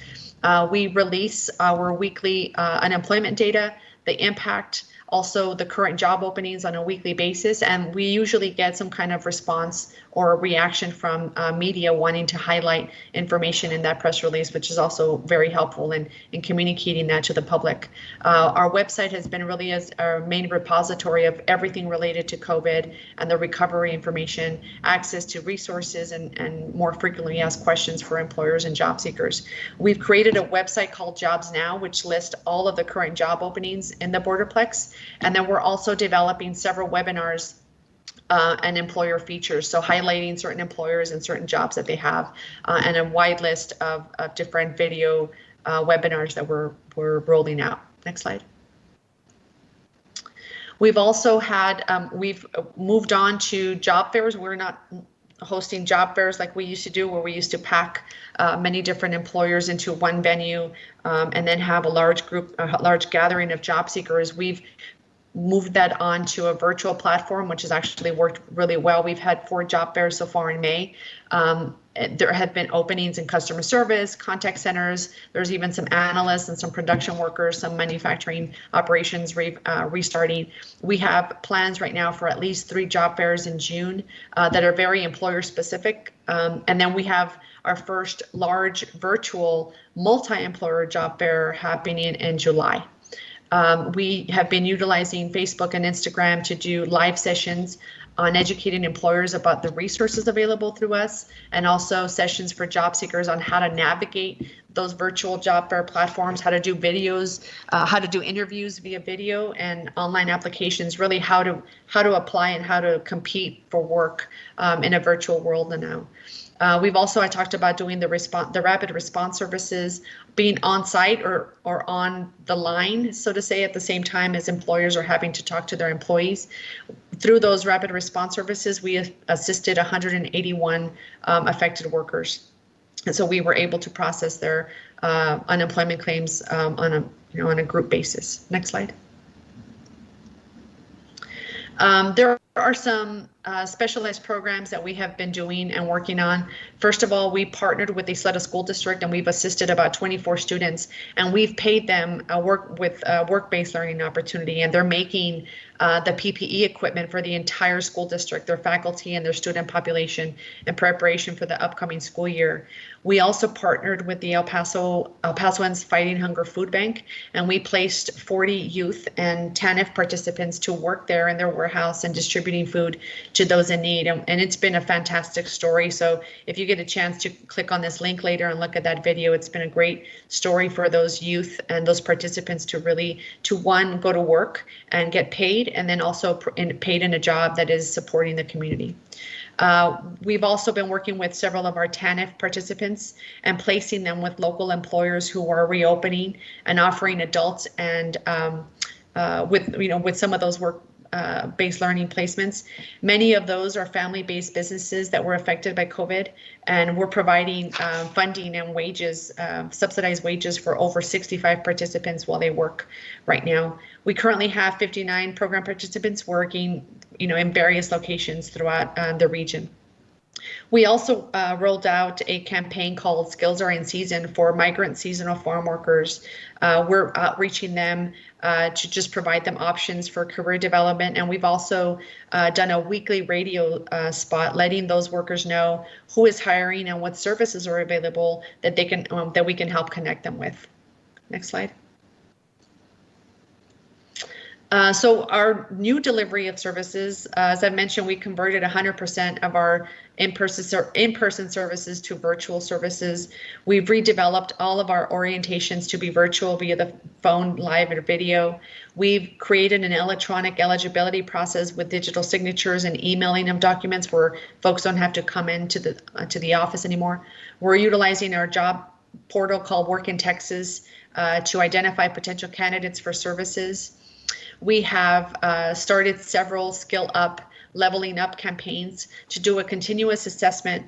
We're doing a continuous assessment of our regional education providers to determine which courses are online now and which are going to have a hybrid starting in the summer and in the fall. We currently have over 63 programs that are offered by our regional providers, and some of those in-demand occupations like pharmacy, electronic technology, HVAC, nursing, et cetera. There's a wide range that are available right now. We at a statewide level, there are over 189 providers that are offering over 1,800 different programs of both online and hybrid courses. So we definitely want to take and encourage our job seekers here to take advantage of that. And we're also providing free mini or micro trainings through our different vendors, through Fred Pryor or through our Dynamic Works Institute for individuals to take advantage of those courses while they're at home, and they can access those through our website. Next slide. So there are still several challenges that we are navigating. First and foremost, the childcare up until last week was only available for essential workers, but that has since been lifted. So childcare facilities are now able to serve their traditional clients. However, the challenge with that is that the capacity is different now due to the guidelines. They're not able to take 100% of their clients. So they're balancing that and trying to determine how many children they can actually fit into their facilities. As far as the unemployment benefits challenges, the state benefits and the federal benefits, in some cases, some of those claimants are making more on unemployment than they were, in the job they had before this event.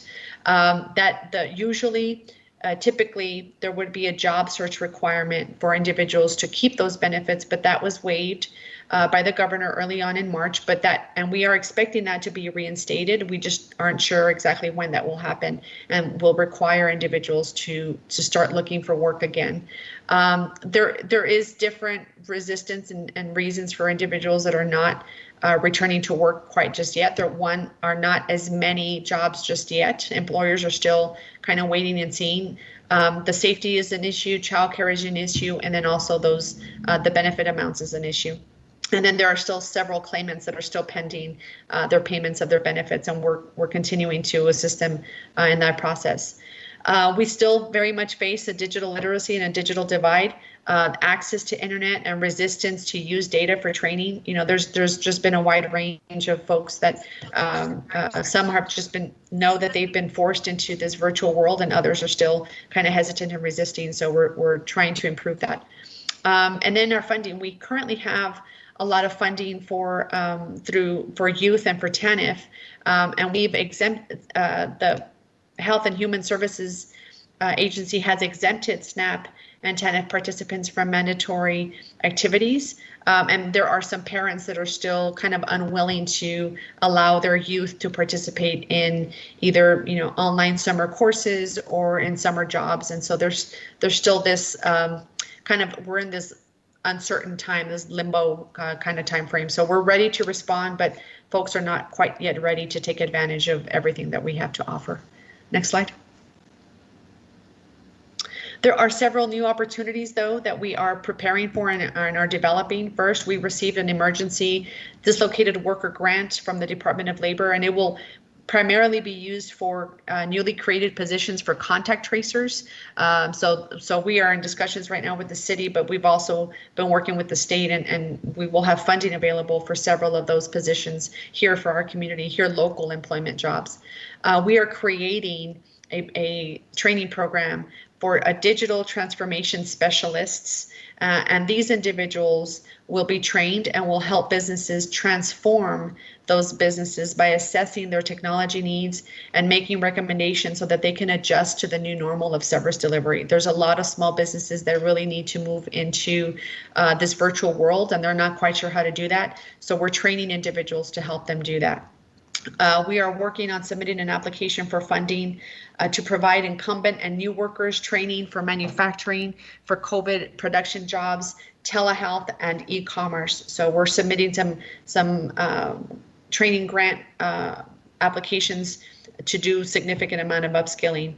And then there's also been a larger need, obviously, for us to partner with schools and the education system to really align the education system and address the needs that we're going to be facing in the future. Next slide. So just some immediate plans. We're kind of in the moment. We have immediate needs, short-term needs, and then we're also doing medium range planning, and then we also have like our eye on post-COVID and long-term, what happens after we get through this issue, kind of 2 to 5 years down the road. So, but we do have very much our eye on the ball on our immediate needs. We began our soft opening activities at our centers with drive-through services on May 18th. So our North Loop Center has had drive-through services since then. Today we are opening drive-through services at our Northeast Center.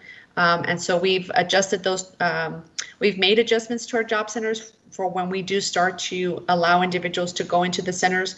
We're providing screening, security, spacing, PPE equipment, and also expanded Wi-Fi into the parking lot. So we will have services now in the parking lot doing some drive up and drive through services. It's actually worked very well. We've had it at our North Loop Center for a couple of weeks. We've seen about, on average, 60 to 70 cars a day. And so we're doing as much as we can from the passenger side window and providing as much information and services as we can to our job seekers.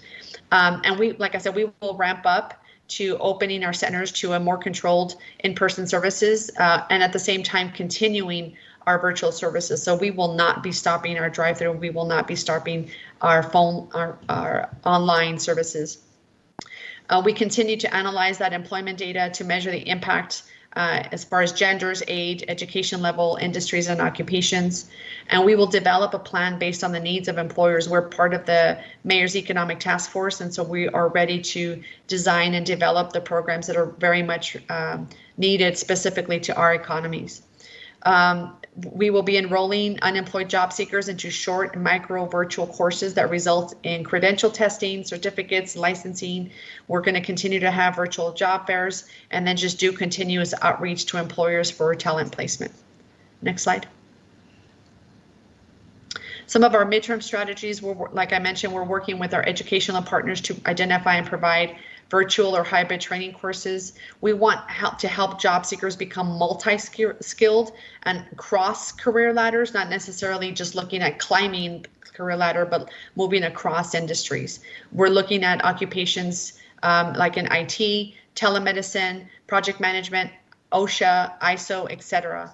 And then identify former students who are very close to that finishing that degree, whether it's a certificate or an associate's degree or bachelor's degree. We're trying to find who those students are and just really help push them over that finish line and provide them with some support for that. We will be doing some employer training grants or helping with subsidized work wages with skills to transform and virtualize their business model. So those employers that really want to adapt to this virtual world or just kind of get respond to this, whatever this new normal is going to be. We want to help them find the talent that's going to get them there. And then we're in close communication with businesses to be most responsive to their needs. Next slide. I mentioned just a couple of silver lining things. We did place those 40 youth and adult clients that were suspended from one program because their employers couldn't host them anymore. We directed them into the food bank, and we're paying those wages for them. We subsidize another 4 employees at a local manufacturer. We've had close to 7,000 job referrals to different jobs that are available in this community. And then something very interesting, as through our social media postings, we've had a large following from individuals that are out of town that are not in El Paso. And so we think that that's something to pay attention to. That might be, business companies looking at El Paso, trying to know, what are we doing? Or those are expats. Those are people that left El Paso and are now just checking in on us and seeing what's going on. And they might have a new reason to want to move back and bring whatever they've learned and maybe bring their businesses back to El Paso. So that's something, an audience that we definitely want to be talking to and communicating to in the future. Next slide.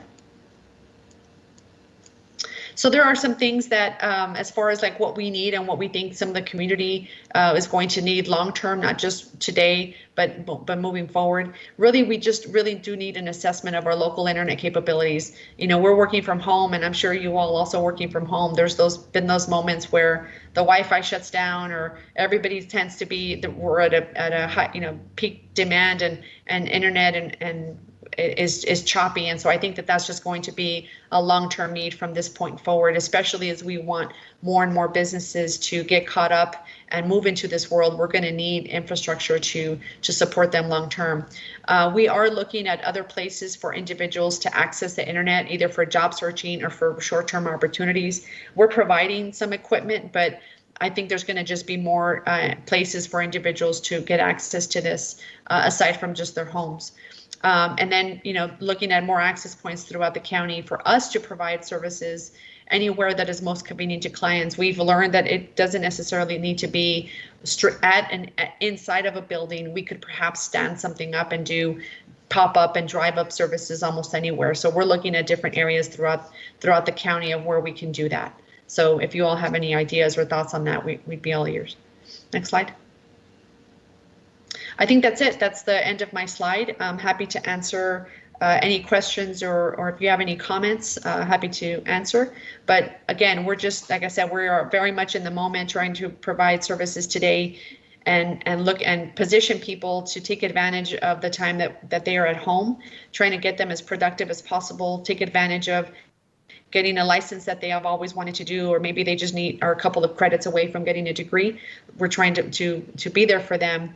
And then also, placing people into jobs today, but we're really all, have our hands in everything, trying to best respond and best position ourselves to emerge as a better economy than when we went before the pandemic.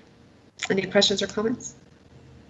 Leila, just want to thank you and the relationship that you've had with Andrea and Betsy. Very fortunate to have workforce at this level. I haven't seen anybody as so much the way you've improvised, the way you've sort of repurposed workforce solutions. Want to thank you. Obviously, Joyce Wilson has done a fabulous job, but my goodness, it has been seamless with you as the new CEO and everything that you're doing, the creativity. I want to thank you also for the schools. That's one of the things, where everybody's concerned about the schools and what's going to happen. But just the way you've adapted and the things, you mentioned in our meeting with last week that Andrea, yourself, and Grace Munoz, the meeting we had, just amazing the kinds of things that you're doing to keep us moving forward. I think the expression you made was from survival to improvement, and that survival to improvement is where we're at this point. How do we move forward, doing the right things and taking into consideration all the moving parts, especially what I find very interesting will be the dislocation of so many employees. So we want to thank you for the relationship you have with the county, but also very fortunate that you're way ahead. Just amazing the things that you're looking at in the future and what it looks like, and trying to anticipate not only trying to improve things, but what's going to change. And a lot of the conversations that we had were focused on those areas that will change, some permanently, some transitional, but we're going to be looking at a totally different workforce and with different challenges in a different environment. So we want to thank you for that.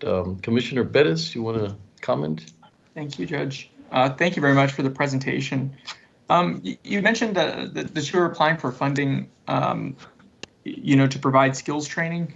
Do you know how much funding has been made available, I guess, for these types of programs, and how much you planned on applying for?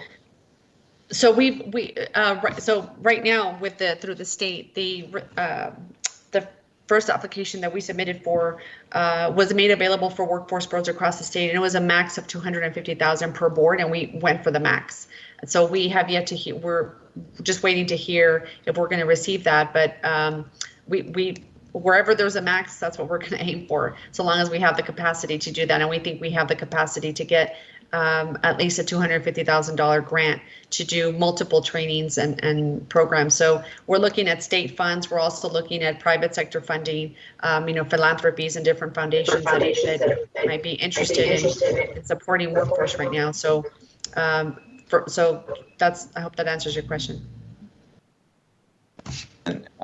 On the chart regarding the zip codes of unemployment, would it be possible to supplement that with the total number of jobs in those zip codes? I think that would be very helpful for the courts and for the community to see. Commissioner, Commissioner, it's breaking up. I think you're asking if we can parcel that and say the jobs that are available today and what zip codes. Yes, we can certainly do that. That's a great idea. Right.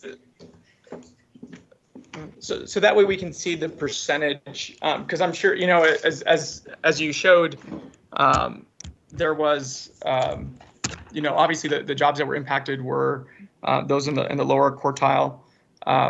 But is it possible to show, how many jobs are where's, because you could very much have on a percentage basis, a significantly higher unemployment rate in probably those, rural unincorporated territories, where maybe a lot of those employees are based, and so that would be very helpful to, I guess, see that as well. Where those folks reside. Sure. Okay. Yes, we have that available. I'll be happy to share that. Okay. Thank you, Leila.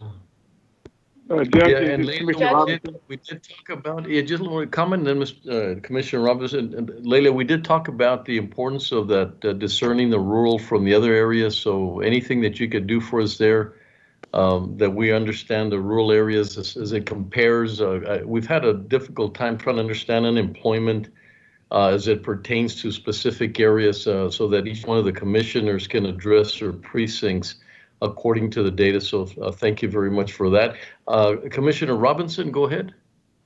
Thank you. Leila, thank you for your presentation. It's always a pleasure to see you, talk with you. I have a couple questions. The information that Commissioner Perez was talking about, I would like to get that information as well as for the outlying areas. But my first question I have in regard, we've had a record number of people who are unemployed in El Paso and across the nation. So the question I have is for those individuals who were employed are eligible to apply for unemployment compensation. Is that correct? Yes. Do we have a number of individuals who have applied for compensation? I've been asked this before, and we haven't been able to get a number of how many have applied versus how many people were approved. All I have is the number. It's about 66,000 that have been approved, but I don't know what the number is of folks that were not approved. I haven't been able to get that from our agency, but I will definitely ask that again. Okay. But right now we have about 66,000 people that are eligible and are receiving some level of benefit. Okay, so those that were approved, is there a way that you break it down as far as what restrictive parts of the zip code, whatever that they reside? Yes, yes, we certainly have that. Okay, I would like to get that information. Now,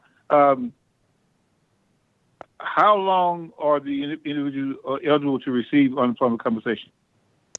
That's a great question. Thank you for asking that. So typically the state benefit is so many weeks, and it's based on a calculator based on income. But the Stimulus 3 package, the federal package, which included the pandemic unemployment assistance, is an additional $600 a week, and that is set to be provided to individuals through July 25th.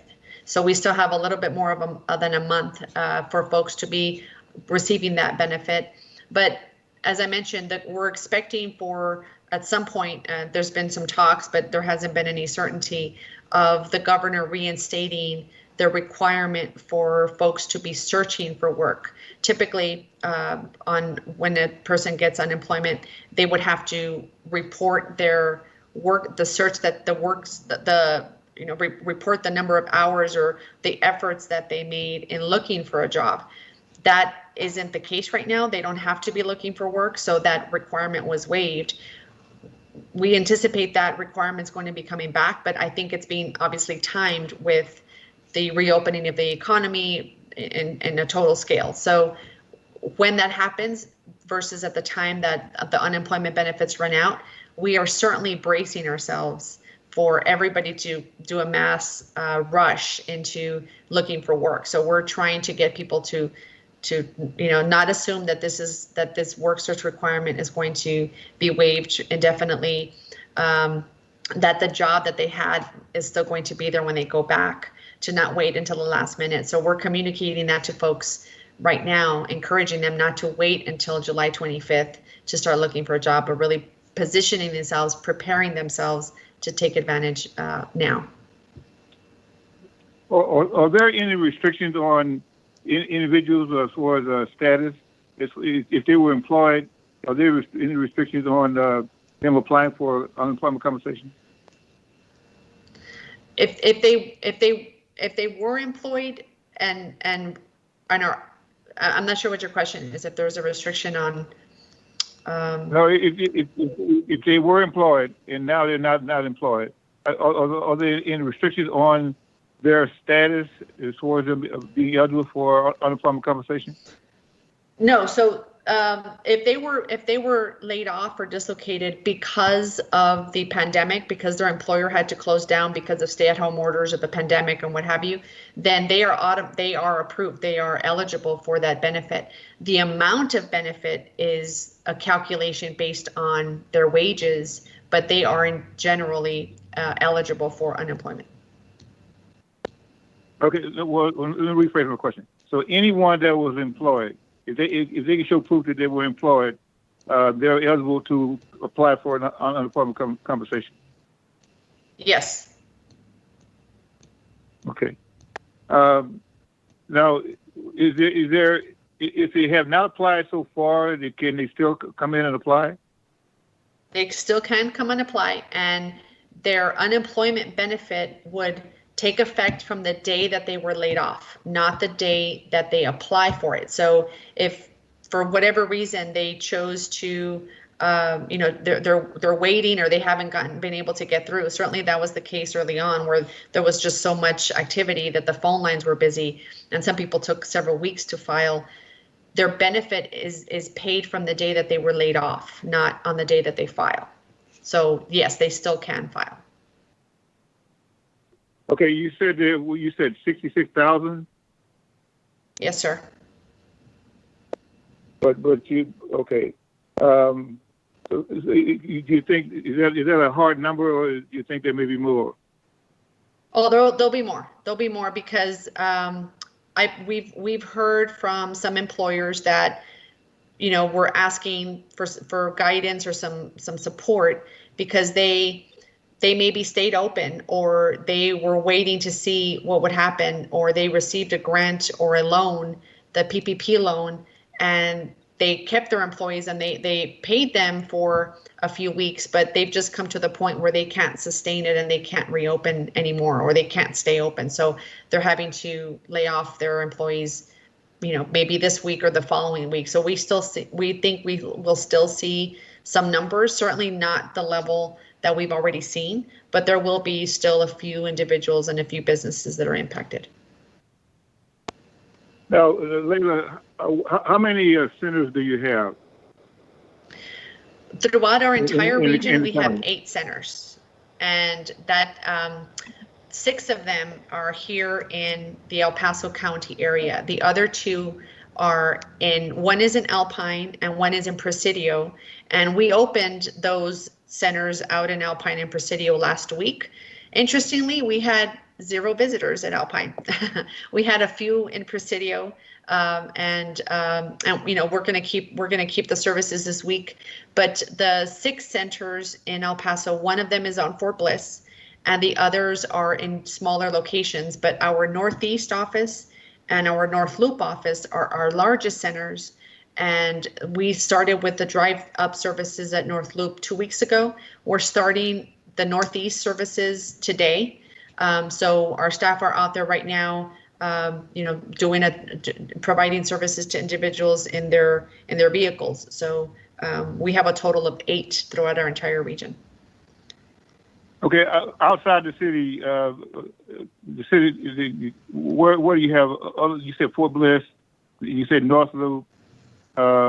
Where outside of the city limits do you have other than Alpine? We also have Go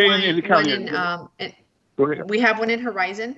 We have one on the main strip in Horizon, and then we also have one at I-10 at Artcraft, which we typically have served the Canutillo area. So, and then we have the one on Fort Bliss, and then we have one at the downtown library, downtown in El Paso, and then the other 2 large centers. I think that's it. Okay. So there is ample opportunity for those individuals who have not received compensation or have not applied to still come in and apply. Yes, sir. Okay. Well, I thank you very much, Layla. It's always a pleasure, and keep up the good work. Thank you.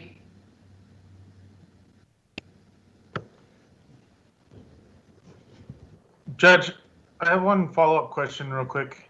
He left a call. I'm calling him back. Okay.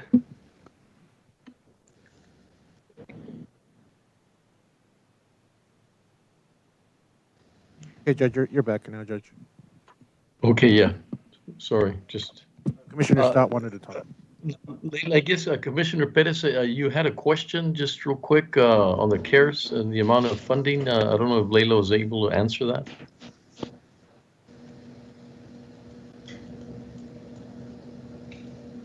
I think it was Commissioner Stout had a question, Judge. Okay.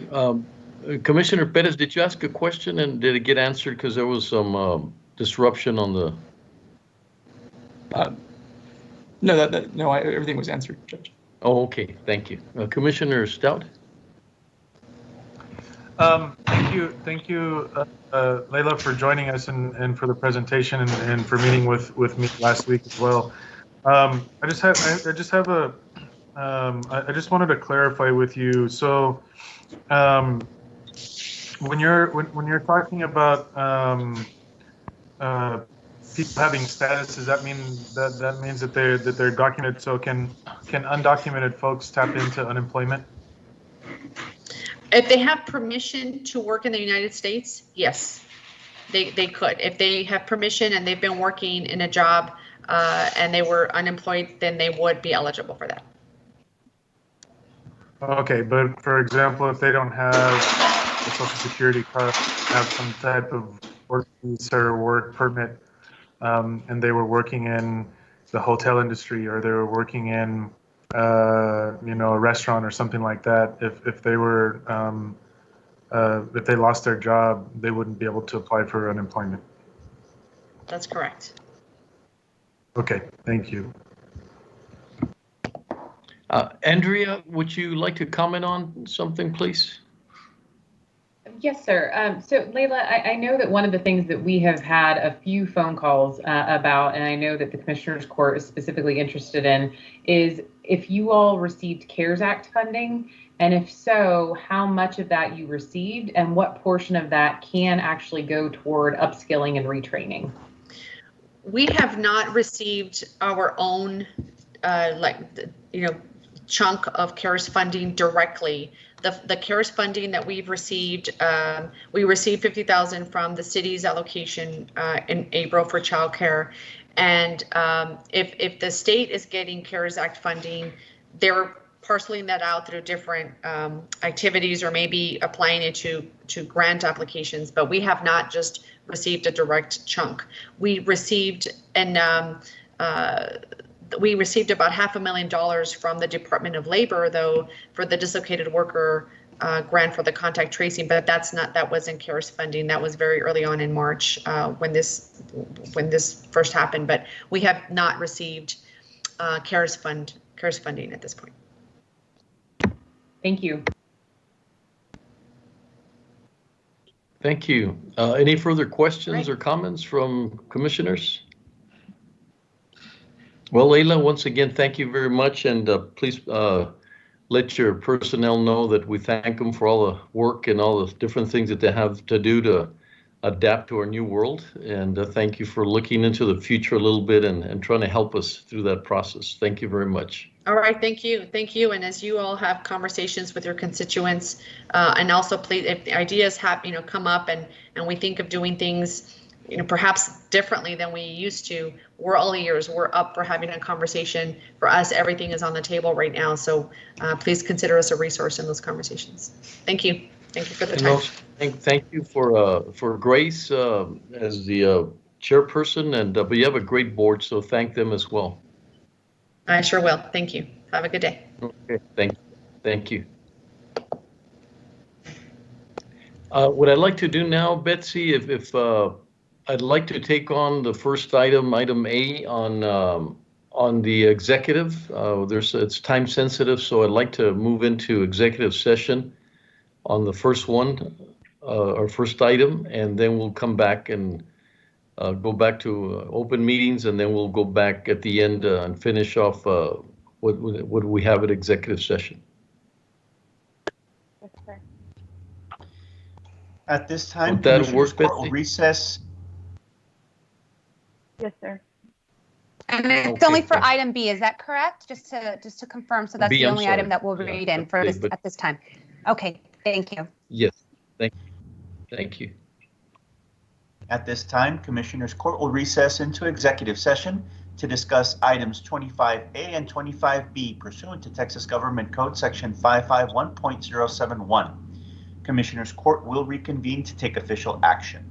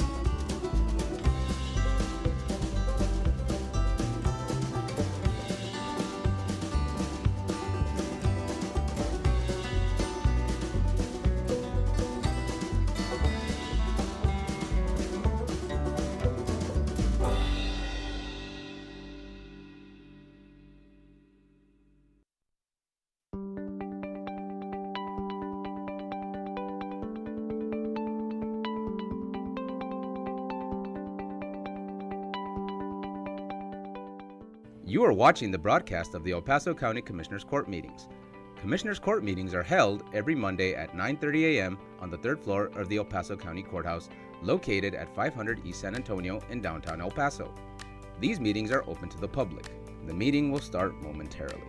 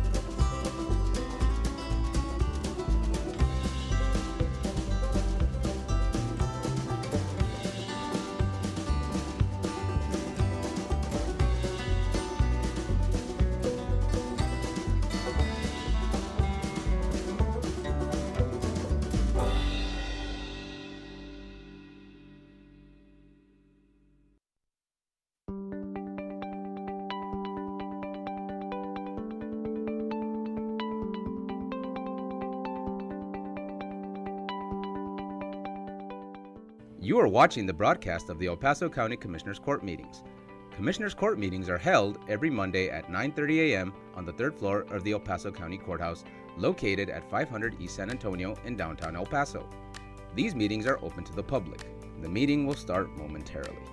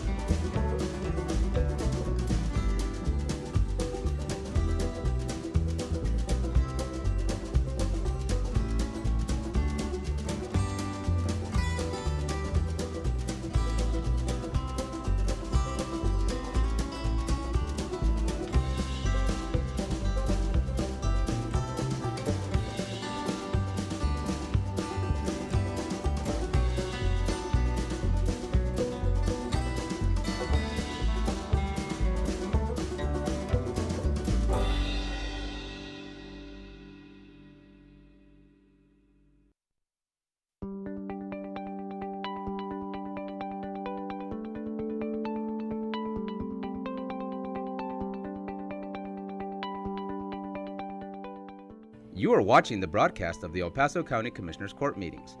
Commissioners Court meetings are held every Monday at 9:30 a.m. on the third floor of the El Paso County Courthouse, located at 500 East San Antonio in downtown El Paso. These meetings are open to the public. The meeting will start momentarily.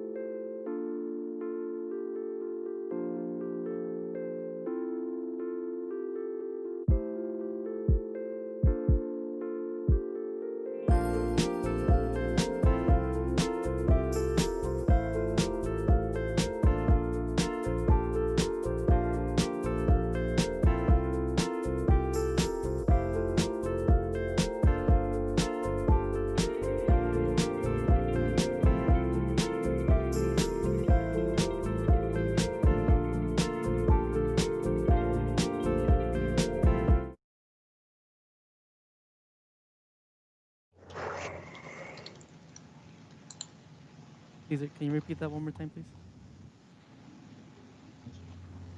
One more time, since we weren't ready. Go ahead.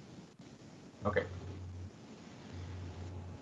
Commissioners Court has reconvened into regular open session. Judge, at this time, would you like to take a 30-minute recess? That is correct. Okay. It'll be Commissioners 1:30. Court will recess for 30 minutes. The court will reconvene at 1:30 p.m.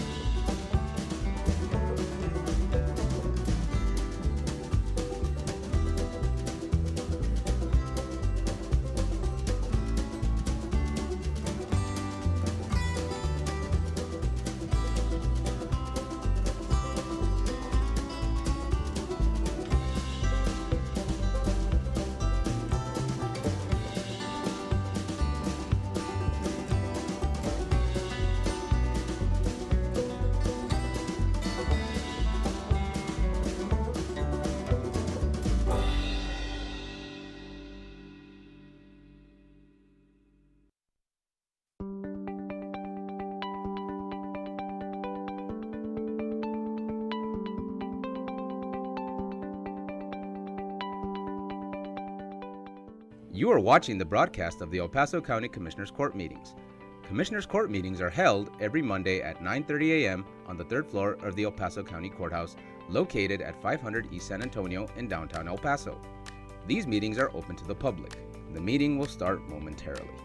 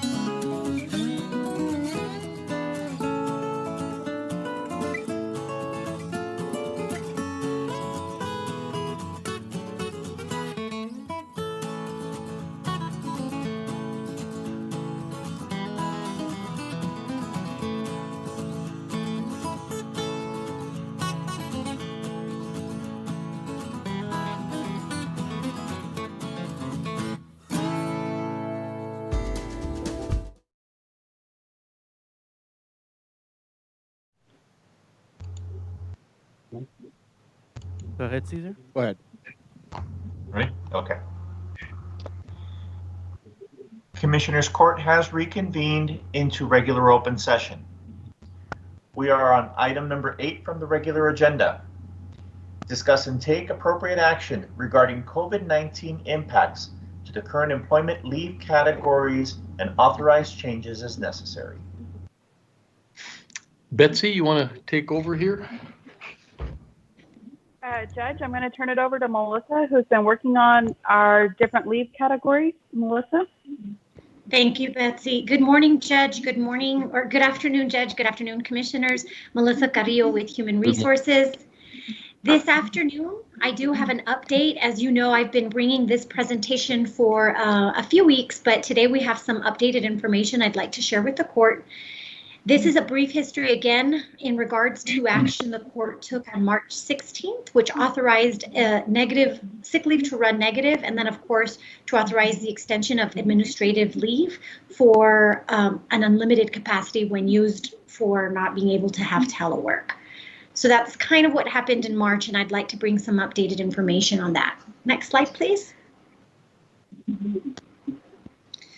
The last time I presented to you, I did not have the data of May 16th, so you will see that for both the administrative leave and for negative sick leave, you have 2 new columns or 2 new rows. On the administrative leave, it's real important to see the decline of the number of employees that are on strict administrative leave. And when we talk about administrative leave, it's strict administrative leave with no task code. So where you have other employees that might be using admin leave for COVID reasons, for testing, for diagnosis, this is talking strictly about ADC use when there is no task code, meaning there is no work or they are not able to telework. So really interestingly, you see the numbers down to 19 as of the most recent pay period. But today I'm very excited to be able to tell you, commissioners and judge, that in speaking with every department in which these 19 employees are currently assigned, 100% of them are either back at work in a safe, responsible manner, have engaged in telework either for their own departments or through shared work agreements, shared work assignments with other county departments. So really great news that I am happy to bring to you this afternoon. With regard to the negative sick leave, you can see that those number of employees, it tends to be the same because once those sick leave hours are accrued, they stay until we can recoup on the negative sick leave, but you'll see the change there as well. We have about 31 employees as of the last pay period who have accrued negative sick leave. Next slide, please. These next 2 slides will just give you a summary of where those employees in the departments, the 19 originated from. So you could see these were the 5 departments where those 19 employees are assigned. Next slide, please. And then you can see these are the types of employees or the types of positions and their hourly wage based on the 19 again from pay period May 16th. Next slide, please. So again, just to remind the court, we do have other policies in place. We have an administrative policy that's been in place prior to the COVID pandemic, and it already authorizes any department head or an elected official the discretion to grant up to 40 hours of administrative leave. Anything further does require Commissioners Court approval. Going forward, in the event we fall into a situation or departments fall into a situation where they may struggle, there's these options that continue, either returning them to work, which as I mentioned, they have done so, continuing to work with us on temporary assignments, which I now have quite a bit of departments who've let me know there's some work in the event we need to provide help. So I'm very grateful to those departments. And then our census, something that we've been talking about for quite some time. We do have that standing order from the commissioners that was issued in February earlier this year, where employees are able to use 8 hours on paid county time to help out the census. If the court was interested in extending that, they could. As of right now, we are actively looking for employees who want to volunteer and help participate in the phone bank services to really get those census numbers up. And then if all options are exercised and they still cannot find work or assignments for these employees, there is a leave without pay policy that would kick in. But again, that's not something that I think would be needed because there is some great work from other county departments where we could use them. Next slide, please. Again, on the negative sick leave, we have other policies in place. you can see that our sick leave policy already allows for employees to accrue up to 80 hours or 10 days each year. And then other options include our FMLA policy when employees qualify. It also includes our sick leave pool policy for those that qualify. And then again, you'll see that leave without pay policy provision as a last resort option. Next slide, please. So this presentation originally had a May 31st effective recommendation date. However, since we've brought it back and have some updated information, the court could consider ceasing the use of unlimited ADC with no task code effective this pay period, which began yesterday, or in order to provide departments that cushion to solidify their plans, they could consider recommending this for the next pay period, which begins on June 14th. And the two recommendations that we have are to cease the use of unlimited ADC with no task code, and then ceasing the accumulation of that negative sick leave so that we don't have employees going so far into the negative that it actually hurts them more than helps them in the future. Next slide. That is my update for you, Commissioners. Judge, do you all have any questions on this? Just, Melissa, one of the things that everybody's concerned about is that we might recover, but then there's a potential for November to have another big hit. And so it is concerning, right, that they use all of their sick leave and then we have another episode, which hopefully won't be as drastic, but that means you might have a lot of the employees who no longer have sick leave, but find themselves coming back to work and then finding that new spike. Tell me a little bit about that. What would be your concern if that were the case, given your plan as it is now, and then we recover and then we have pretty hard, we get hit hard in the November months? But what do you think would be the scenario at that point? So those are really good points to consider, great questions. When, just a reminder that under the FFCRA, we do have emergency paid sick leave, and we also have the emergency paid family provisions that the federal law already allows. So if in the event a second wave comes in the fall and we need to exercise those are already in place for the emergency paid sick leave and for the emergency paid family leave. When we originally presented, I go back to March 16th, this was well before those new laws were enacted. And although they were being discussed, it happened so quickly. We created these options for the court and for our departments because we wanted them to have options to protect their employees and really get them out of the workplace safely. When the provisions came in under the FFCRA, it allowed the emergency paid sick leave and it allows for the emergency paid family leave. And those are covered through December 31st of this year. So in the event of a second wave, if we had those situations where employees needed that pay time or that sick leave for either diagnosis or care for others, those would remain in place because they're active until the end of the year. Okay. Well, that's good to know. That's comforting that we do have some plan B, as we might say, but just wanted to remind you that just keep that in mind. It seems every doctor that has talked in public has made mention about having another spike in November that might be the same virus or different, but not an easy challenge for us. Yes, sir. And nothing prevents the court, Melissa, from reconsidering future policies.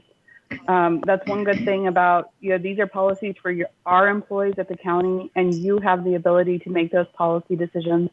And as I think Melissa mentioned, you all reacted very quickly back in March.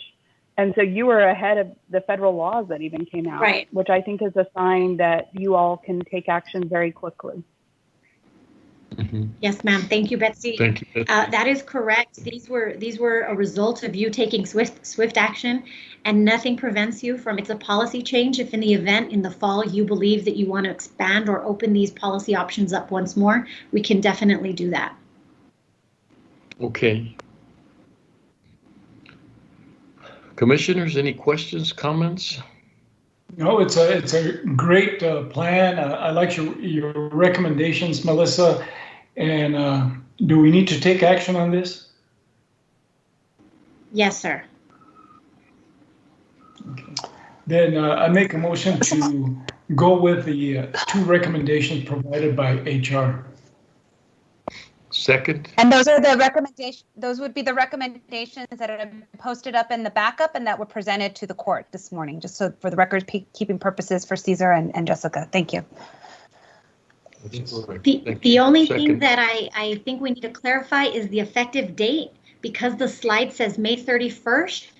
Commissioners, were you wanting to follow the recommendation effective this pay period, which did begin yesterday, or would you like to use the June 14th date, which is a 2-week window and allows departments to wrap up whatever they need? What's your? I'm in favor of moving it to the 14th if it assists department heads with their record keeping.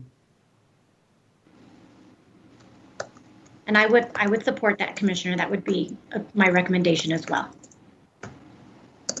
So you want to include that in your recommendation, Commissioner Leon?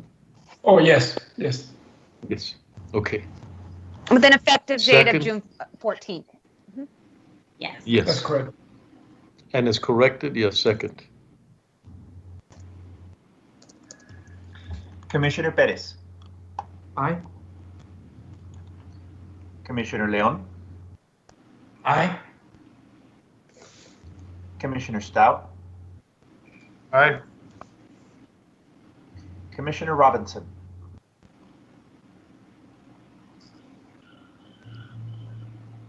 Commissioner Robinson. Aye. Judge Samaniego. Aye. Motion carries. Thank you. Thank you, Melissa. Item number 9. Melissa. Go Yes, ahead, sir. Caesar. No, I'll just say thank you, and thank you for your team and being sensitive to all these changes and laws and everything you have to go through. So thank you for making those changes and adapting to what's going on out there. Absolutely. Thank you all.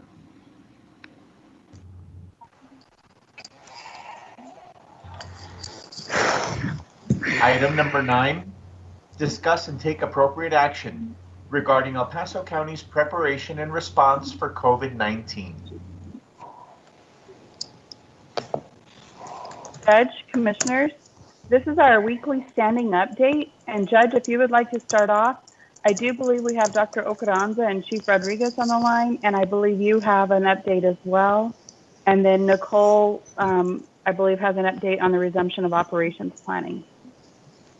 Thank you very much. Yeah, very quickly, I've been visiting the testing sites. We do need a little bit more publicity on that, and we've been looking at ideas and using Everbridge and whatever we can, because there were some sites that were under capacity. One of the things we were concerned about is that people might not be testing, maybe not getting information. Another one might be that as the orders come out, people are thinking that we're moving ahead. And, when you say that you're going to open bars, there might be a tendency to people feel like it's not as important. And obviously that is not the case. We need to take advantage of the test. We don't want anybody to say, well, not enough people are going out there, so we're going to we're not going to continue or not extend, which is actually what we're looking for, is the extension of the testing sites done by the Texas military, Texas National Guard. So the other thing, the rural mayors, we continue to talk to them. They're very concerned about the CARES Act funding, very concerned as to whether the distribution will be equal and fair to them. They feel like, the city got their money and we got our money. And so what's going to happen with them? We're pursuing a different, some more money, $1,000,000 something, and $1,080,000, I believe. And we're trying to figure out what the best route is as to who would be the applicant, the initial applicant. So had a good meeting, very honest and candid for them as to how they feel. We also had Annette from Rio Grande Council of Governments discussing some potential ideas for them as well. So the funding has become quite a factor. Some of the municipalities are struggling. They've taken a huge hit at this time and don't have the resources that sometimes that we have. And so, we're really putting a lot of energy and effort to try to see how, one, just that they feel comfortable with our decisions and that they, at the same time, their bills are piling up. So that would be something that we'd like to look at. We did have a meeting with Congresswoman Escobar and the city, the county and state leaders, very, very focused on testing and focused on Juarez and what it means and what kind of resources are we able to provide them. Congresswoman Escobar does see the testing in Mexico being very limited and obviously not allowing us to understand the impact that they might be living with at this time, maybe under reporting might be a problem, not intentional, but just the inability to get the right testing. It looks like the hospitals, when you get to a hospital, that's when you get tested, but very little, like in our case, of widespread testing taking place. So a lot of concerns there. Tomorrow, I will be meeting with Consulate Ibarra, Mauricio Ibarra, and he put it together. I'm hoping that everybody shows up, but at this time it would be 10 people because it'll be, face to face, and we wanted to limit at 10 people at this time. So we've got Miyagasaki from Mayor of Las Cruces, DeMargo, Mayor here in El Paso, myself, Public Health from our side, Public Health from Juarez, and some other, I think one more person from El Consulado. So we'll see what that's gonna, we're hoping that we're able to understand what their needs are and see how we could convey those to other individuals. And I'll be making a presentation to Congresswoman Escobar's meeting once it comes up, hopefully either this week or next week. Commissioner Stout and myself, and he'll give you a little bit more information. We continue to meet with CBP and ICE every Friday. I still feel very positive, very productive. We've been bringing in more individuals as we see are necessary for us to continue trying to understand the needs and the relationship that we have with these agencies. Nicole and her team and my office were, working really hard at the return to work plan, and Nicole will bring you up to speed. Once again, as if you saw, from Judge Sue's presentation, it's a lot of moving parts, a lot of things that have to be considered.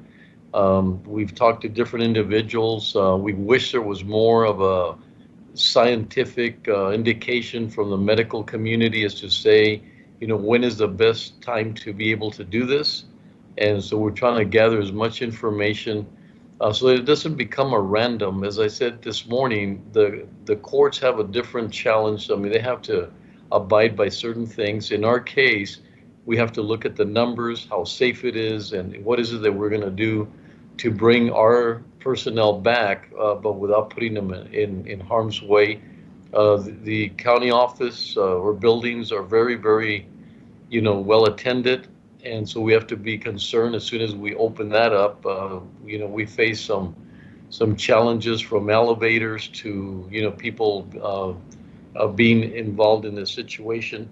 I was asked this morning if the social gathering is still prohibited, and obviously from the governor's order, the way I've interpreted is that it isn't, but only if you can maintain social distancing, the recommendation of the mask, and do everything that you would do to separate yourself from other people that you're involved in. And so things are changing fast. This week that we had the bars open, you could tell the difference in seriousness. You got people really not wanting that to happen, that we need to move accordingly and safe. but yet some bars posted that they're going to open midnight on Friday. And so you could see the variation of the pendulum. I mean, it really swings from one end to the other. As very different in our community. You've seen from across the country some demonstrations on wanting to open the economy a little faster, and seeing the orders as disruptive and going against the governor. So what we've done, I think, thanks to our legal team, Christina and Erica and Joanne and Ryan and everybody else, very, very astute as to how can we do things within my ability to do them, but without really being in too much conflict with the governor's orders. And as I said, I believe there was, I don't know if this is true, but he might be here in El Paso sometime this week, and I don't know if that's when he's going to give the additional information that he had planned to give this on opening the economy. Still very concerned. Las Cruces is having huge challenges, and so is Mexico. So we're right in the middle of these changes. Our numbers are not looking better. There seems to be some peaks, and then there's some slowdowns. People get excited, but it's typically the lag between the testing results and getting them between the private clinics or labs and ourselves. So until we see, a sufficient amount of time, we cannot say it's climbing or increasing, but we have to see it in its totality. Finally, unfortunately, we're waiting to see what happened Memorial Day weekend. We saw what happened in Mother's Day, that we did have some incredible peaks and deaths and so forth. I'm just hoping that the same thing doesn't happen with Memorial, but according to, he might want to address it when he comes on board, that this week and part of next week would be the indication as to what happened Memorial.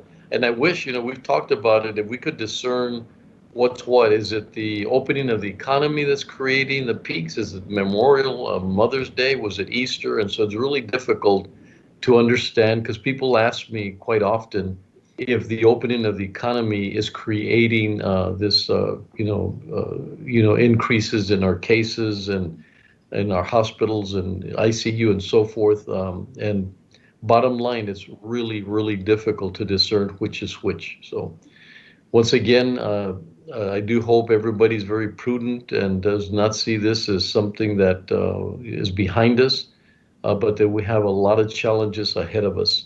I will continue to go to the, it's impressive, the shelters, the food shelters, the amount of individuals still at the 1,400 per site, even the smaller sites. This is not the main site. And this week, my staff and myself will be volunteering at Florence Street shelter, just to get a better indication as to what's going on and some of the challenges that they face. So thank you. Back to you, Betsy.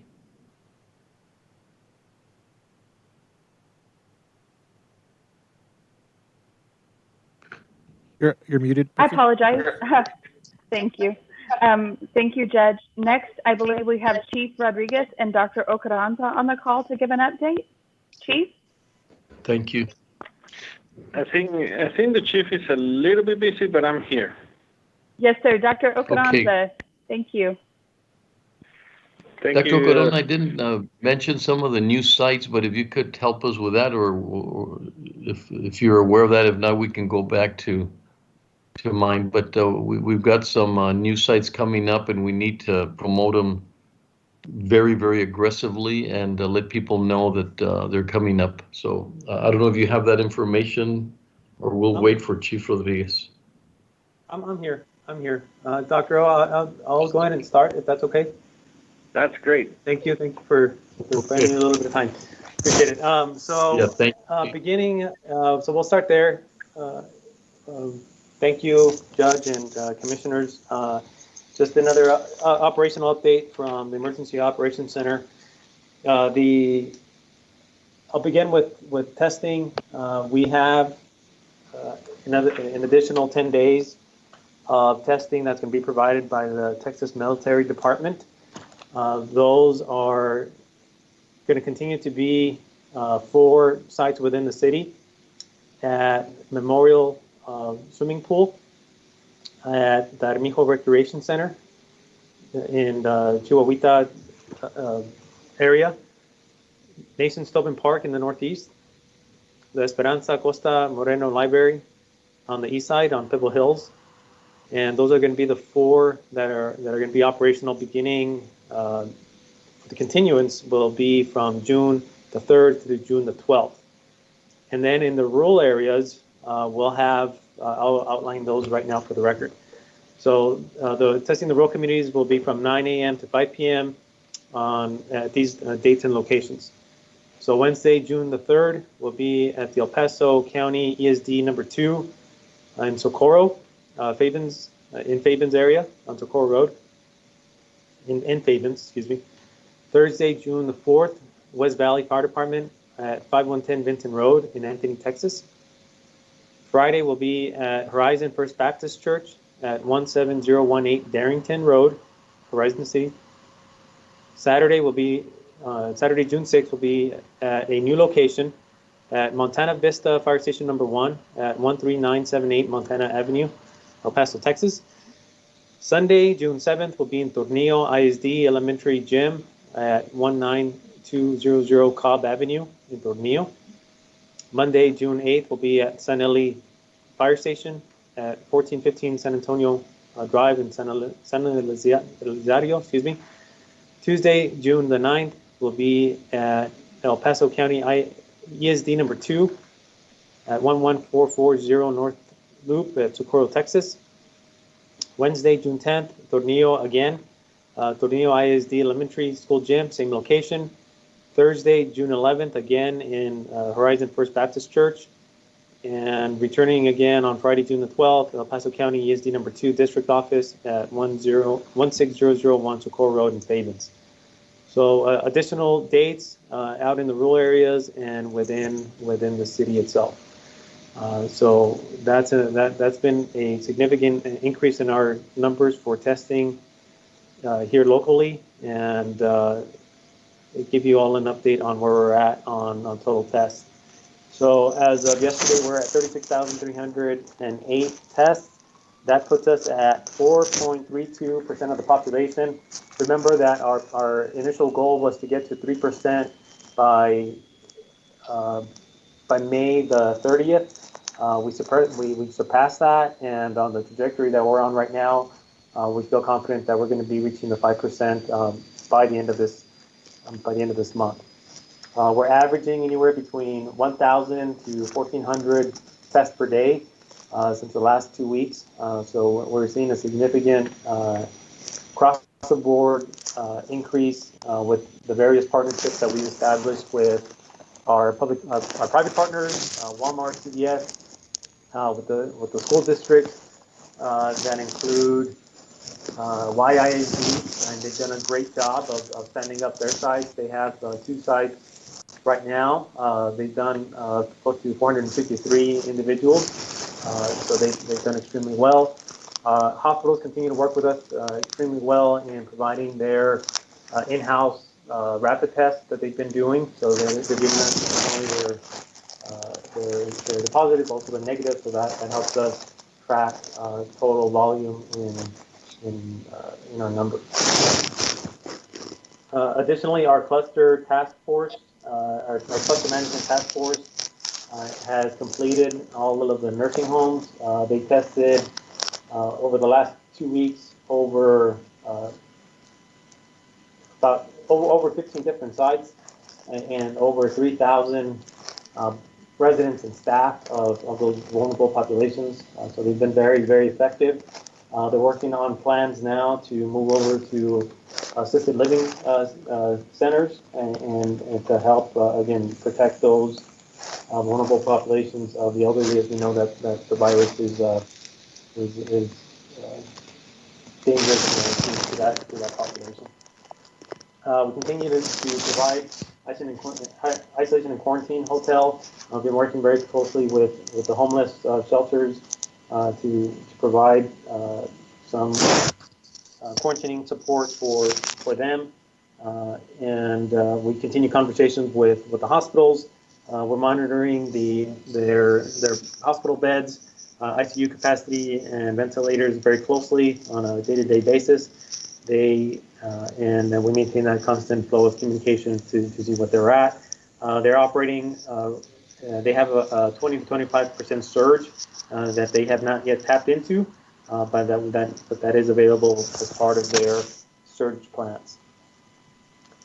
We've also been communicating with the medical examiners, the hospitals, and the funeral homes for fatality management. We had a recent meeting with all the funeral homes last week to give them the updated guidance for their funeral homes. Logistics and procurement, just to give you all some highlights on the volume of and where we're at in regards to PPE. The supply chain has regulated to some degree, and so we're not in the same place we were at the beginning of this. The demand for PPE has been met. We have a very large cache of PPE that has been provided by the state and is currently being housed through Border Rec's warehouse, so we have a lot of on-hand PPE, which is available for our partners. But some high-level numbers of the amounts of PPE that has been distributed to first responders, our hospital and medical community, and some of our nonprofits partners that are working directly with the public. Early on, as you all know, we established a single point of ordering for critical resources and supplies. Through that process, we've distributed, and this is combined between Border Rec and the EOC logistics, 1.4 million gloves, 838,000 medical masks, 321,000 N95s and KN95s have been distributed, 170,000 face shields and cleaning solutions, disinfecting wipes. We've pushed out 31,000 of those materials to our partners. Our Joint Information Center, I'd like to highlight the great work that not only our Joint Information Center, but also with the El Paso Fire Department and the City of El Paso's GIS teams. They put together some great stats and data on the epstrong.org website. It's there, and it's updated daily, if not weekly, on some of the numbers. So please look at that. There's a lot of great graphs, of really great, well put together data that's helping us drive some of our decisions moving forward. Other than that, that's all I have. If anyone has any questions for me, and then we can pass that on over to Dr. Ocoranda. Thank you, Chief. I think the most impressive is the percentage of testing a month ago to now. And we want to thank you for just staying on top of it and requesting extensions and trying to get as many sites as possible. It's just been very, like I said, very impressive, the amount of work. But like I said, we still need to make sure that people know about them and that they do try to take advantage of all the new testing sites. And kudos as well to your relationship with the school districts and what they're helping out in these partnerships. So besides all the other things that you're doing, that one is particular interest of getting that testing taken care of. Thank you, Chief. Yes, sir. No, yes, sir. Thank you all, and thank you all for the support. Okay. Dr. Ocoranda? Judge, Commissioners, good afternoon. We continue seeing an upward trend in the positive cases as well as the hospitalizations. The number of cases at this point, it's up in 2,794. And at the present time, we have 99 patients hospitalized, 56 in the ICU, 29 in the vent. And the number of deaths is up in 80. We are very happy to see the positivity rate of the testing has dropped to 7.61. And the number of testing, as we heard from Chief Rodriguez, has been tremendous. We have an average of 135.7 tests per day per 100,000 of population. So with that rate of testing, we will continue assessing the situation around the community and the county. We know that most of the hospitalizations and mainly the deaths, people have underlying conditions. And among those underlying health conditions, the most prevalent would be the hypertension. About 2/3 of the people that have passed away have had hypertension. Almost half of the people had diabetes. 1/3 have heart conditions. And our cumulative hospitalization rate has gone up to 69.05 per 100,000 of population. Our case fatality rate is 2.82%. And as mentioned by Judge Samaniego, we have a very particular situation with our geography because we have the neighbors to the south, we have neighbors to the west, and everybody has their own particular approach and the way the virus behaves in their community. We will continue addressing the community in regards to the gatherings because we know that the gatherings are the ones that bring most of the positive cases. We have done the testing on the nursing homes and we'll continue with assisted living facilities because those are considered to be the highest risk besides the correctional facilities where those two sites have the highest number of possible positive test results and they can have many of the complications and deaths, in particular to the facilities that care for the elderly. The congregate settings are especially vulnerable to the virus, and we will continue monitoring that. We're gathering results of all the testing from the nursing homes, and we have the cluster management team that has gone and visited some of those facilities to assist them with education, assist them with PPEs, assist them with some of the testing that has been done. We will continue sending the cluster management team to these facilities, and we will continue doing testing, particularly on the staff of those facilities that care for elderly, because we know that they are the ones that mainly introduce the virus into those facilities. We know that with this coming flu season is going to pose a tremendous challenge for public health, but we will continue working tirelessly to protect our community. We will continue supporting different operations as we've done with Judge Chu and the Council of Judges. We appreciate all the help and all the support that she has done with Judge Samaniego and the Commissioner's Court, the City Council, and we'll continue giving recommendations so the start of operations will begin in a scientific way and very orderly. I want to thank each and every one of you for all the support, and I'm happy to answer all the questions. Thank you, Dr. Commissioners, any questions for Dr. Carranza? Judge. Yeah, Commissioner Perez. Thank you, Doctor. And please let me know if I'm breaking up and I'll move closer to the. Hear me okay? Yeah. Yes, sir.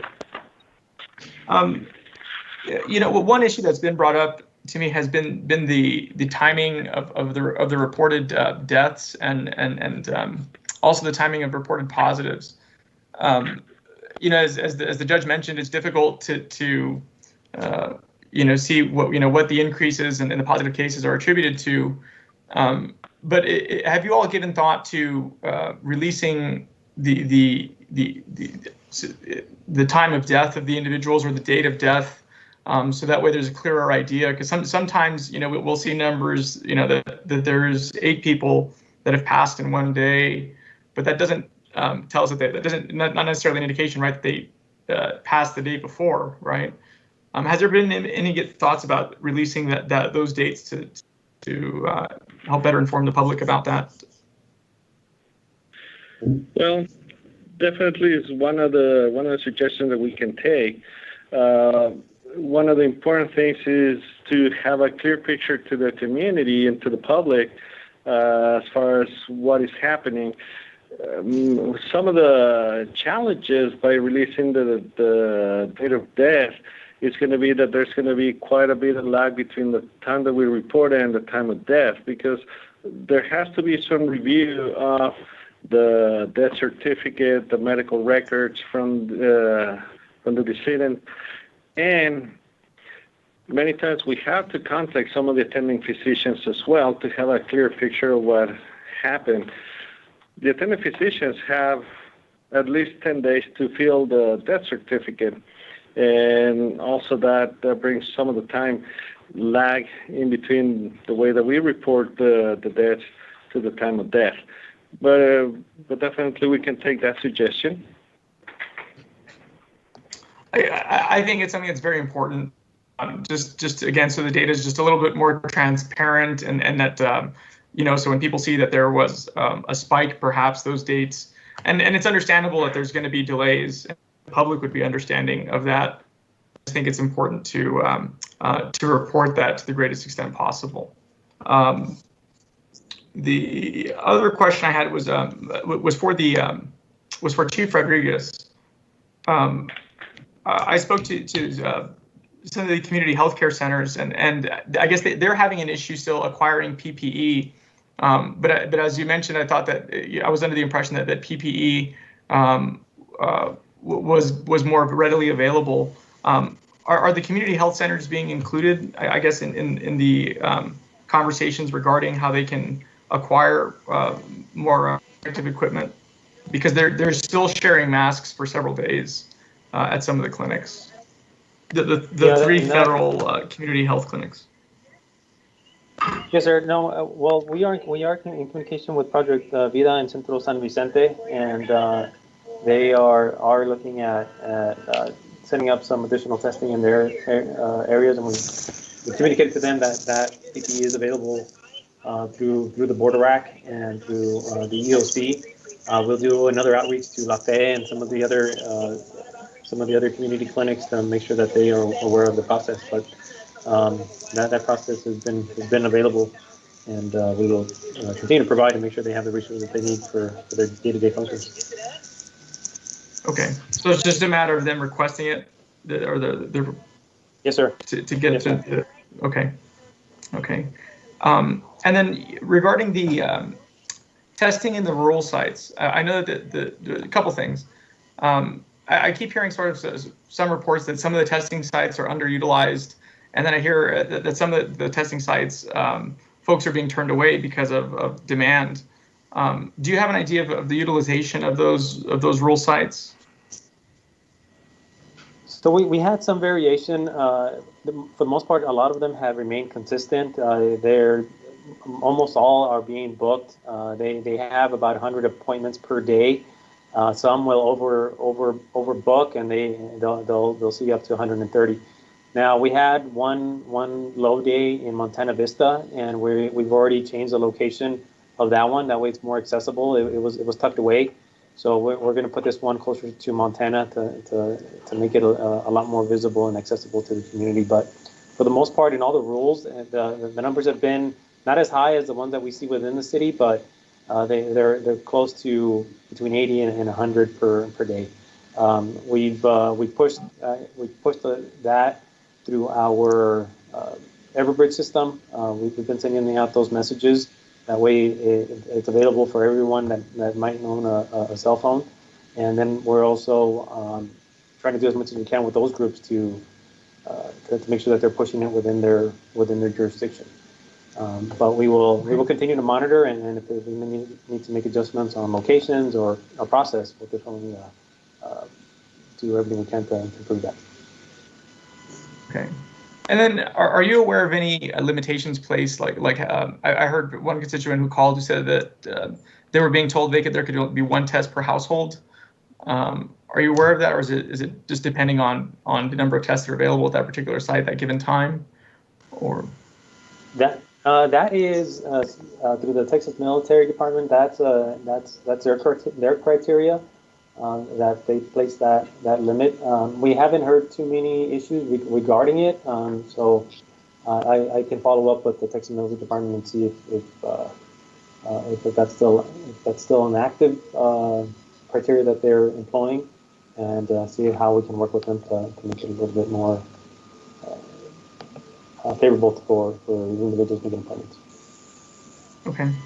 And finally, on the school districts, I know that the testing has already been set up with EPISD, SISD, and YISD. Is there any update on the progress yet with the testing sites and the partnerships with the rural school districts? Yes, sir. So with Canutillo and Anthony, they have they're going to be partnering up, and they're going to be sharing the space and staff to set one up. That'll be coordinated with us. They are working on that process this week and next, and hopefully we can have them up and operating. They were looking at doing it once a week, every Tuesday, and so we're still finalizing the details on that. Now, our conversations with Tornillo, Fabens, and Sanelli, there is some just staffing. They don't have the volume of nursing staff as some of the larger school districts. So I had a conversation with them on Friday, and we're trying to see if what we can do to help with them. Clint School District is going to be able to set up 3 sites. We're finalizing those details, so they should become operational sometime at the end of this week. And for those school districts that just don't have the staffing or the manpower, we're looking at other alternatives, either through the Texas Military Department or working with Project Vida and Centro San Vicente to try to get a space, at least something in that footprint that can be there more often and more consistent. Okay. No, I appreciate you bringing that up, because that is something that I've been concerned about. Is yeah, I know YISD has over 100 nurses on their staff. So they're able to operate those sites very efficiently, and I'm glad those sites are being utilized to the extent that they are. But what San Luis Audio, I think, has a total of 2 nurses district-wide, and so whatever can be done to help them, assist them in the administration of those tests, to collect the samples, I think, and let us know as well. I mean, if what we can do, because that's an important component, ensuring that they have the testing infrastructure for the term. So.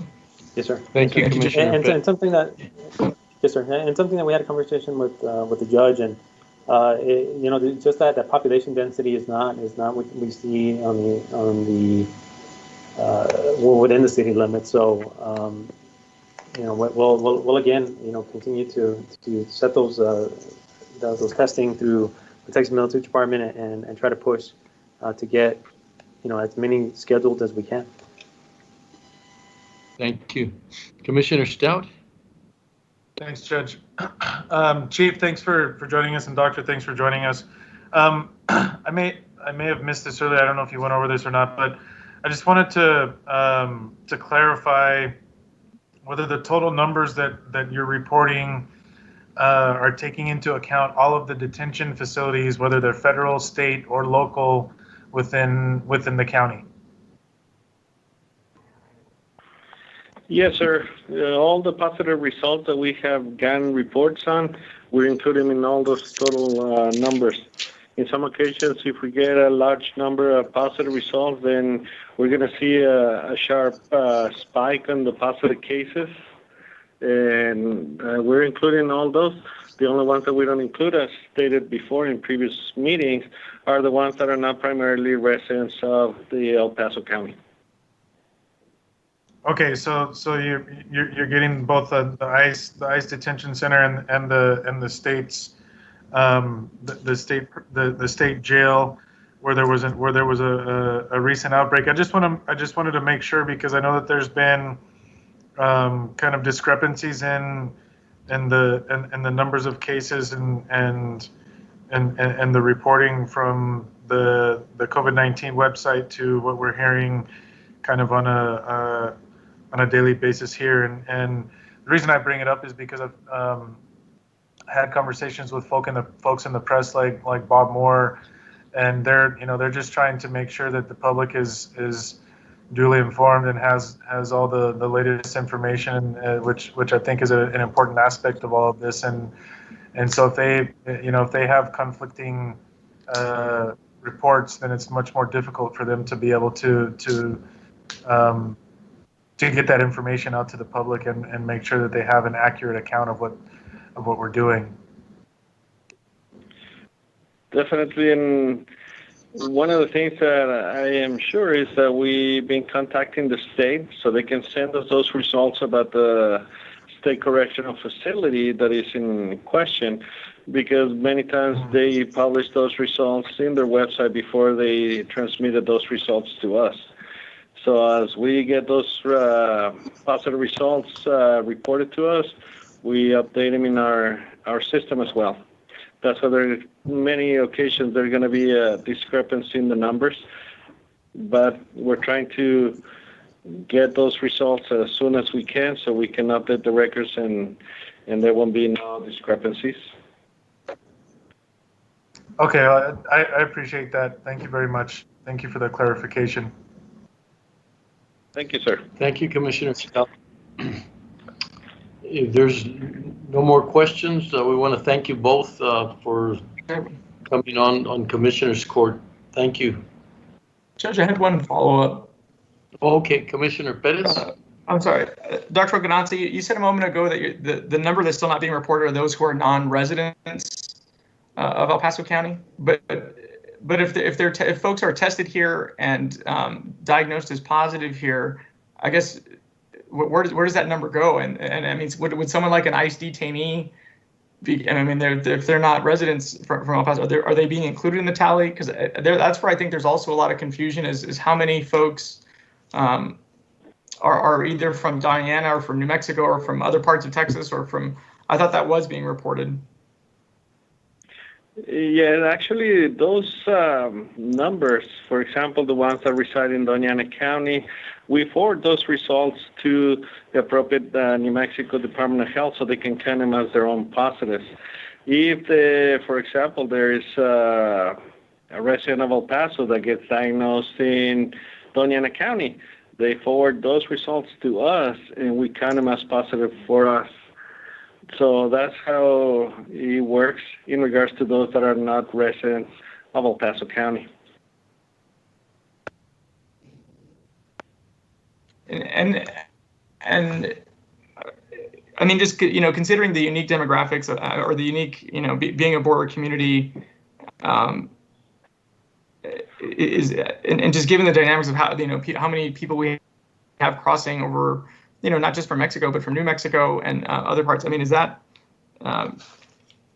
again, is that something that should be reported to the public, or this structure of having those included in Juarez numbers and they're responsible for reporting their tally?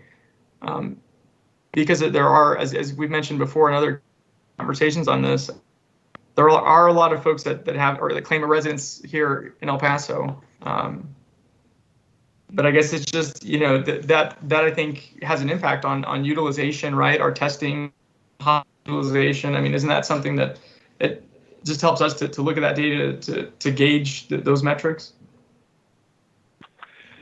Yes, definitely that has some impact, and we've been reporting those as we update our lists. As mentioned previously, it is quite challenging to determine the primary place of residence for a lot of people because they might have addresses in several localities. So we try to establish that, but we will continue updating our tally and the list of those patients, and we will periodically be reporting to you guys and to the public in general. folks. Thanks, Judge. Thank you, Commissioner. Yeah, that's been an ongoing, Dr. Ocaranza does assure me that if it's someone that tested positive here but goes to Mexico or to Juarez or lives in Juarez, that they communicate that with public health over there to continue the contact tracing. But I still feel that it would be best to wherever you get tested, that's where you should be. But for some reason, it's where you reside, not where you get tested. So it's been a confusion for me as well. But Dr. Ocaranza, would you just sort of on the contact tracing of someone that tested, let's say at UMC, is a resident of Juarez, and what happens there as far as contact tracing? Yes, and the authorities in Juarez try to establish some of the contact tracing. If we have somebody, for example, at UMC, and they have an address in El Paso, then we contact the people residing at the address in El Paso, and we establish also contact with the positive case. So it doesn't just end by us forwarding the information to the authorities in Mexico, in Juarez, because we know that our families are very well intertwined between the extended family that we have in Juarez, in El Paso, in Doña Ana County. So we need to be very diligent establishing all those contacts for the people that are here, and proper authorities in other places continue their contact tracing there. And so of the number of patients that are currently in ICU or the patients that are hospitalized, so do you have any idea as to how many of them then are not residents of El Paso? At this moment, I don't have that information. I don't have idea of that. I can continue asking, and many times it takes a lot of effort and a lot of time to establish the primary place of residence, but I'm sorry, and at the present time, I don't have that information.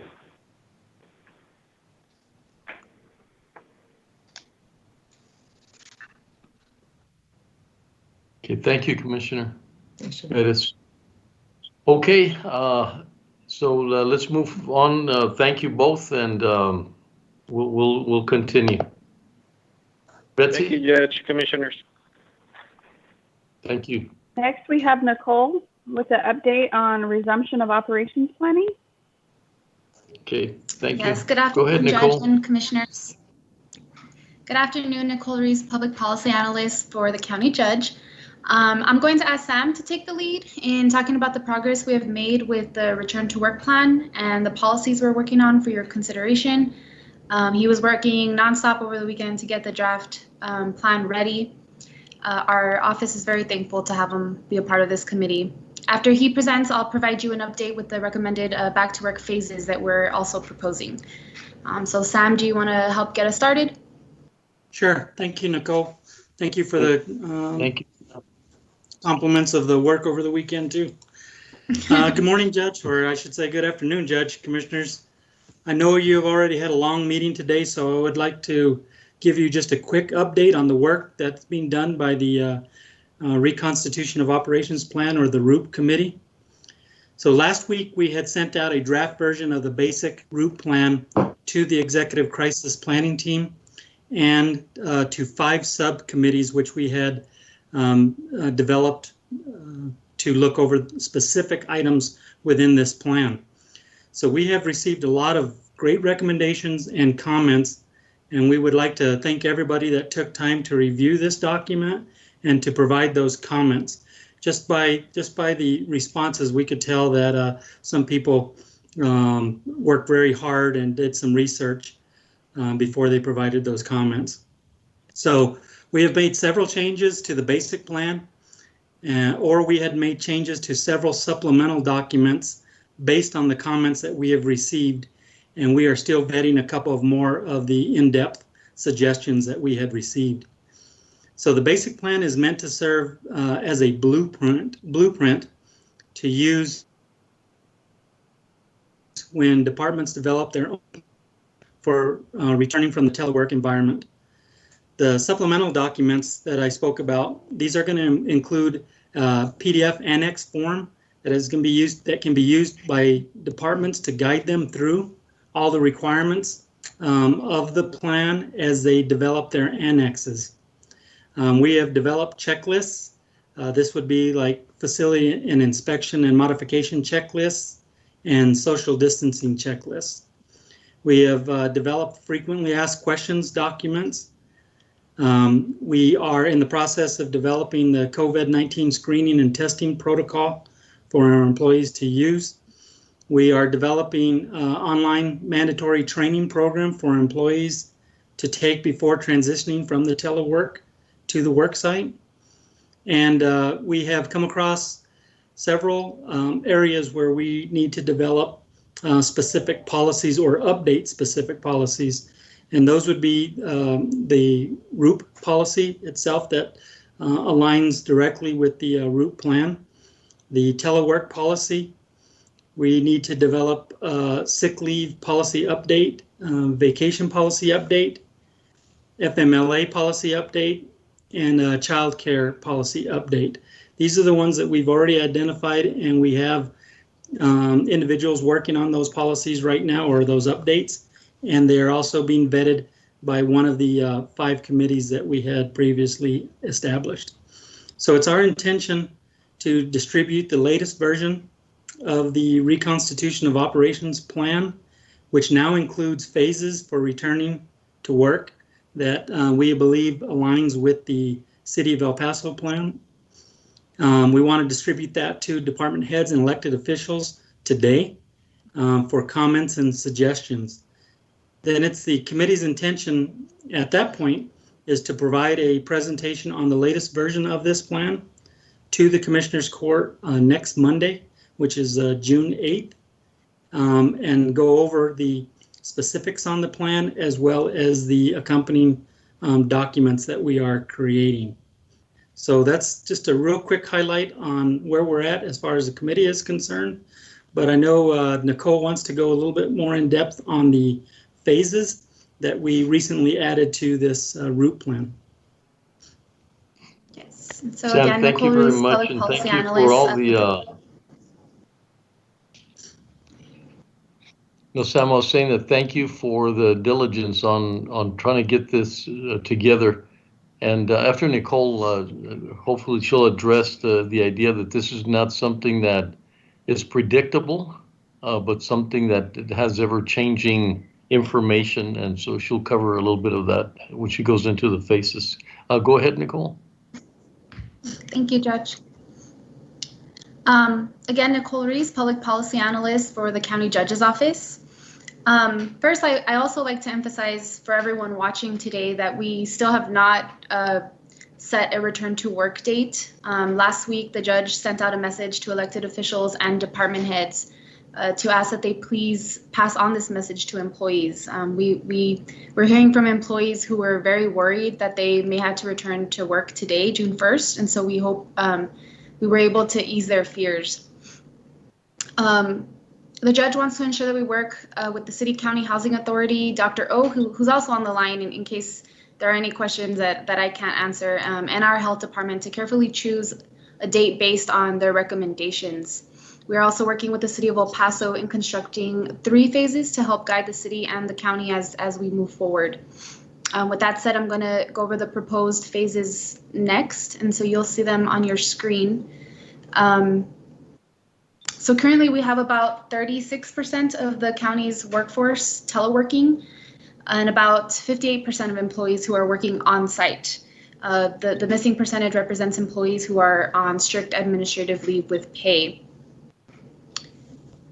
With phase 1, we are recommending a reconstitution of operations date will be carefully based on the condition that the health department reports 7 consecutive days of declining positive cases and hospital bed and ICU bed capacity are stable.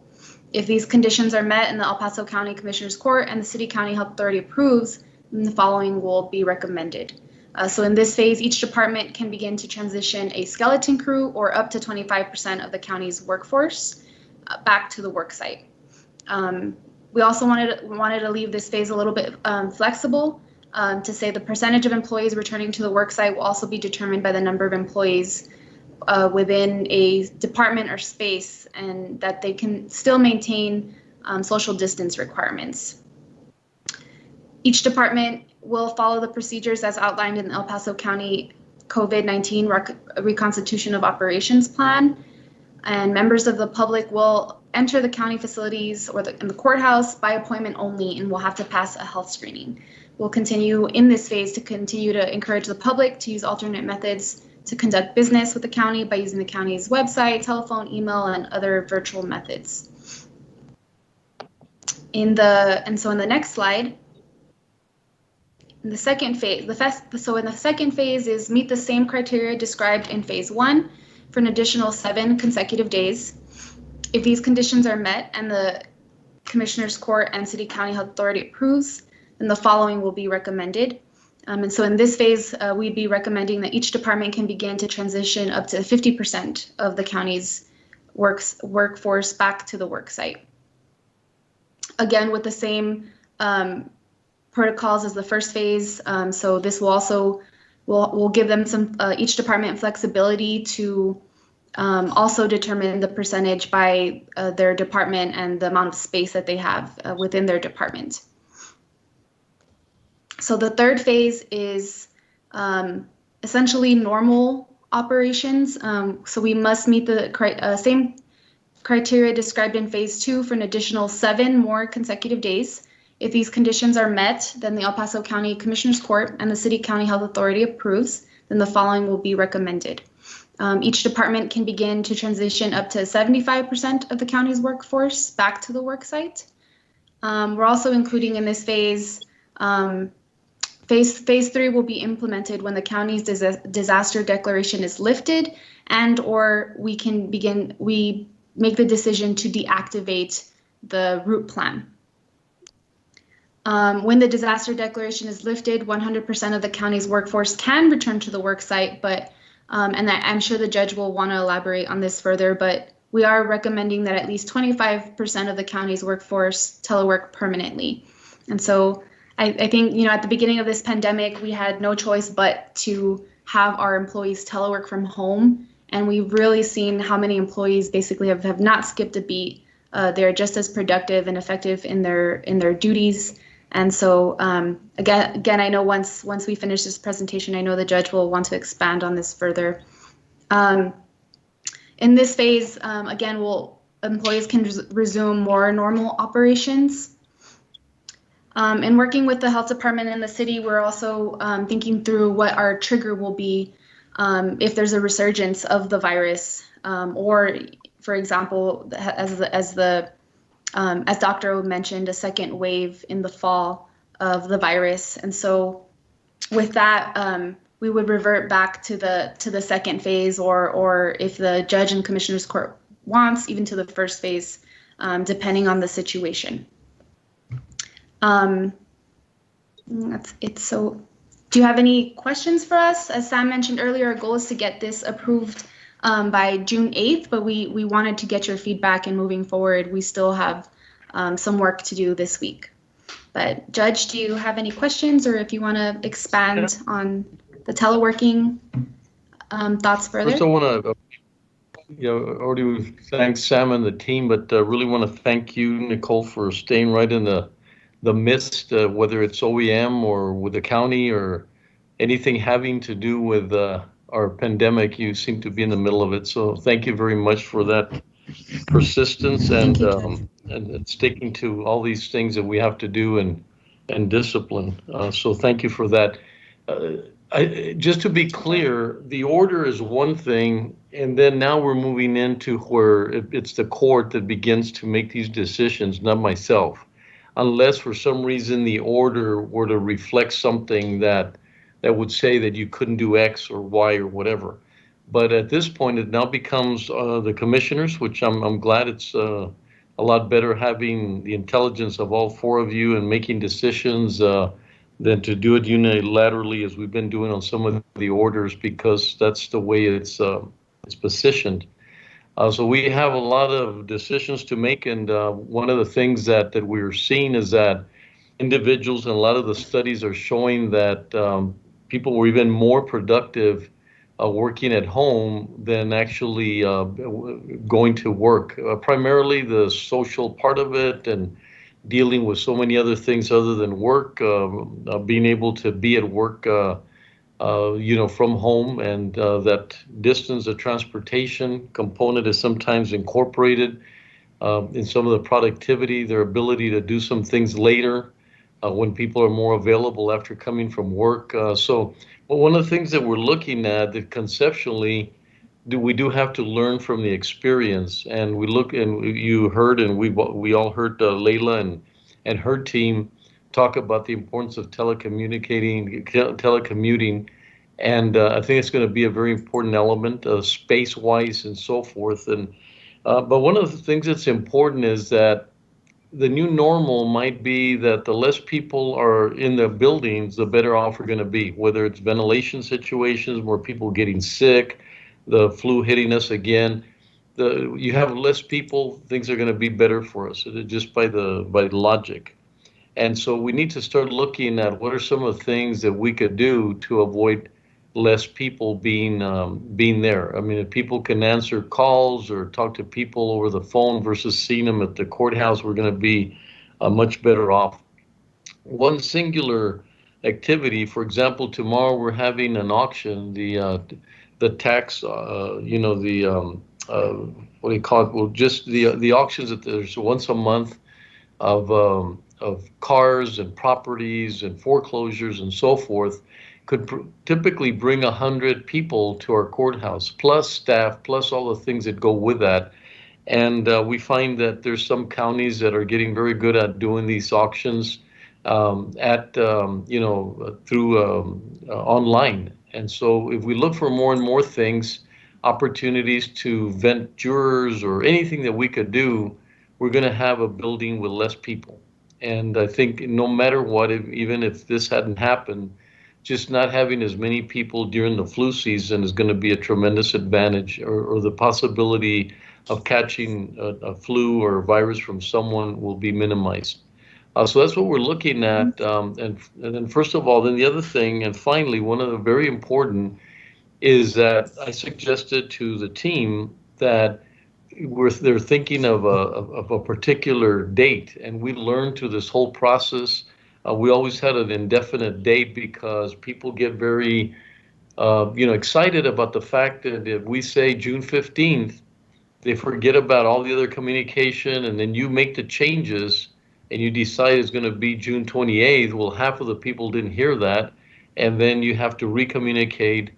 So what we've done is we want to create like a buffer where certain things have to happen, and then we would be able to at that point say in 7 days or whatever the task force decides, our first phase starts, instead of having a definite date that we're moving, and it's very confusing. So one of the things I've recommended, like I said, is to say, once we get to a point where everybody's comfortable and the court's comfortable, then we'll have a week difference or 4 days or whatever it is that the task force decides. And at that point, we'll communicate, we're ready to come back.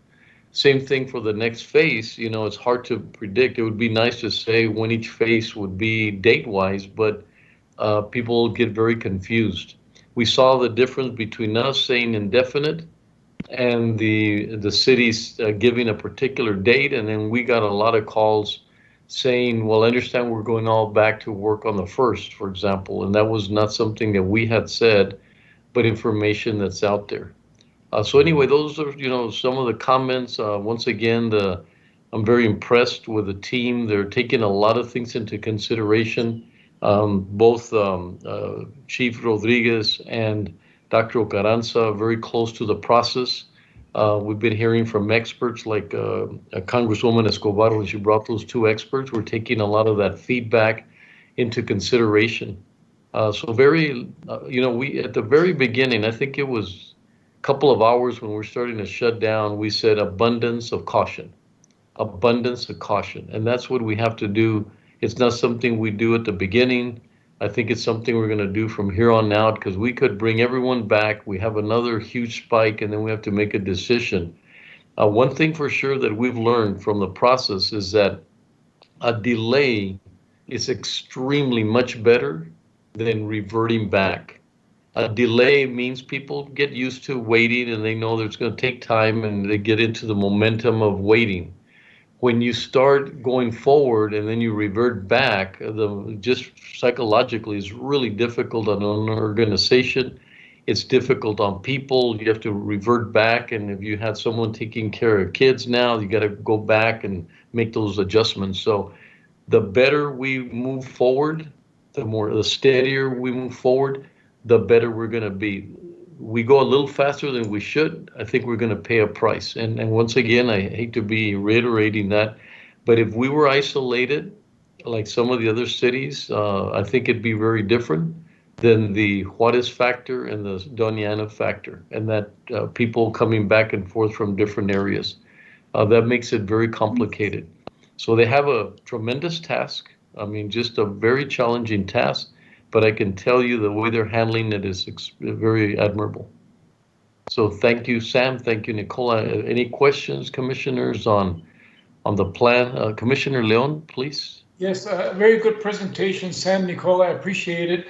I just have a concern that departments like the county clerk, the district clerk, the tax office, as we start bringing back the employees, are we making certain accommodations so they have the distancing between each other?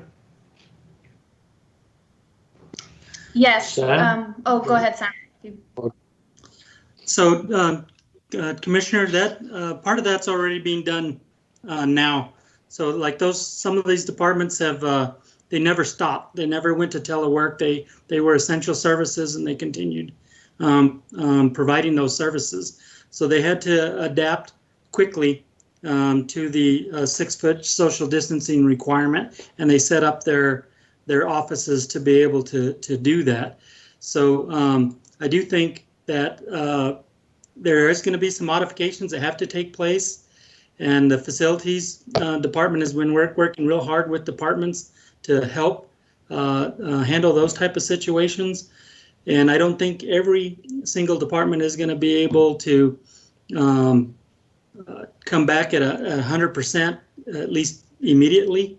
And in some cases, it may be difficult even beyond that, which is part of the reason for the 25% teleworking option. And we already know that some departments don't. They are going to be more comfortable having people on staff providing the services. Other departments feel that they can provide the same level or even better services by teleworking, which we've discovered over the last couple of months. Okay, thank you. And part of it is the plan, right? And I don't know if I missed that, Nicole or Sam, that each department has to submit a plan to make sure that they're capable of having the right social distance and all the things that are required? Yes, sir.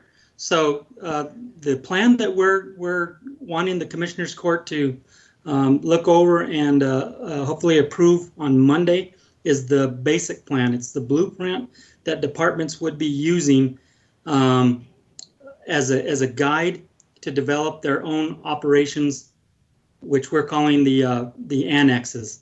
So each department will be responsible to provide an annex specific to their operations, but within the guidelines that we're establishing within this this plan. And so it gives a lot of flexibility to individual departments to be able to provide the services that they're charged with, but still make sure that their employees are safe and their customers are safe as well. So it took us a while to develop the language that gives the flexibility, but also sets the essential elements that each department needs to respond to. So once those departments get this information, get this plan, then we're also providing additional documents so that make it a lot easier for them to develop that annex. The IT department has been working really hard over the last couple of weeks on a PDF document that they'll be able to just go down, and it has the elements of the plan, so they can just fill in those locations. We're providing blank sheets along with that so that they can add to it if it's something specific to their department that no other department is experiencing. We also are providing electronic checklists so they can go down and check off if they've been able to modify their department to handle the 6-foot distancing requirement. And then finally, we're adding protocols on screening. So if employees are coming to work and need to be screened, or members of the public. So there's a lot of elements to this, but we're trying to make it as user friendly as possible. So it doesn't take a long time for departments to be able to develop the annexes, and then we can approve those annexes, review them, and approve them as we receive them. It has a lot of elements as to what the governor is asking of our community. The only difference is that we can be, we can dictate. Whereas he says, well, we're recommending certain things, and the patio, as long as you can have a patio, as long as you do this, and it's a little vague. And in our case, we're saying if you can't have the distance, then you have to either modify the distance so you can have social distance, or you can't come back because you're not able to meet those criteria. If we did that out there in society and bars and things, that would be so much better. So it's an alignment, the 25% and so forth seems to be an alignment, but ours is really, really very different in that it's not vague, but very clear as to what do you need to do in order to be accepted to come back. And have you looked at the number of people that can work outside? That's not necessary. I mean, if everything goes well, they should be the last people to ever come back, are people that are telecommuting, and then adjust the people that don't have a job or they're not being productive because they're not part of the telecommuting. So it looks like an alignment with what's going on out there, but the vagueness, I think the task force, obviously not myself, have taken a lot of the vagueness of that transition. Yes, sir. And if I can add, so the plan is for county employees, but we've had elected officials participate in this in the development of this plan. So we think we're going to have buy-in throughout the county with this. And like I said originally, this has a lot of flexibility to it.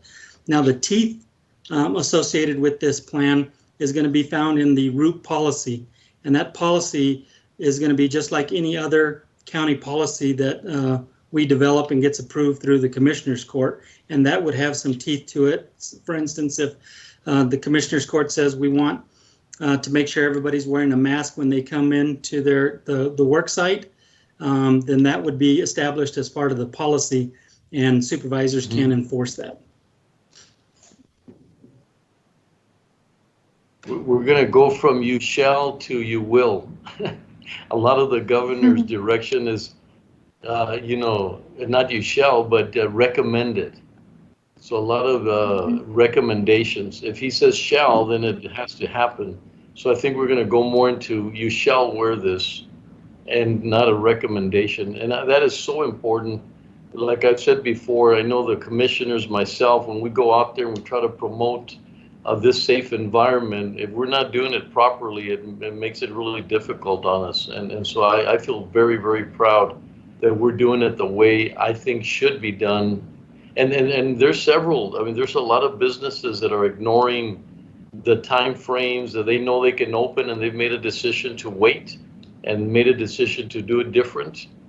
Some could be at the 50, decided to stay at the 25. Others haven't even gone into the 25. And so he never said we have to. It's if you want to at this point in time, nobody is forced to start the business. The only ones that have a little bit of, and I've said it before, is the court system because of the Supreme Court and some of the things that they have to adhere to. So very, very proud of the work of Sam and Nicole that you're doing. Any other further questions from anybody else? If not, we'll continue. Betsy, back to you. Yes, sir. Thank you. Thank you so much, Sam and Nicole. Thank you. Next, we have Commissioner Leon with his weekly update.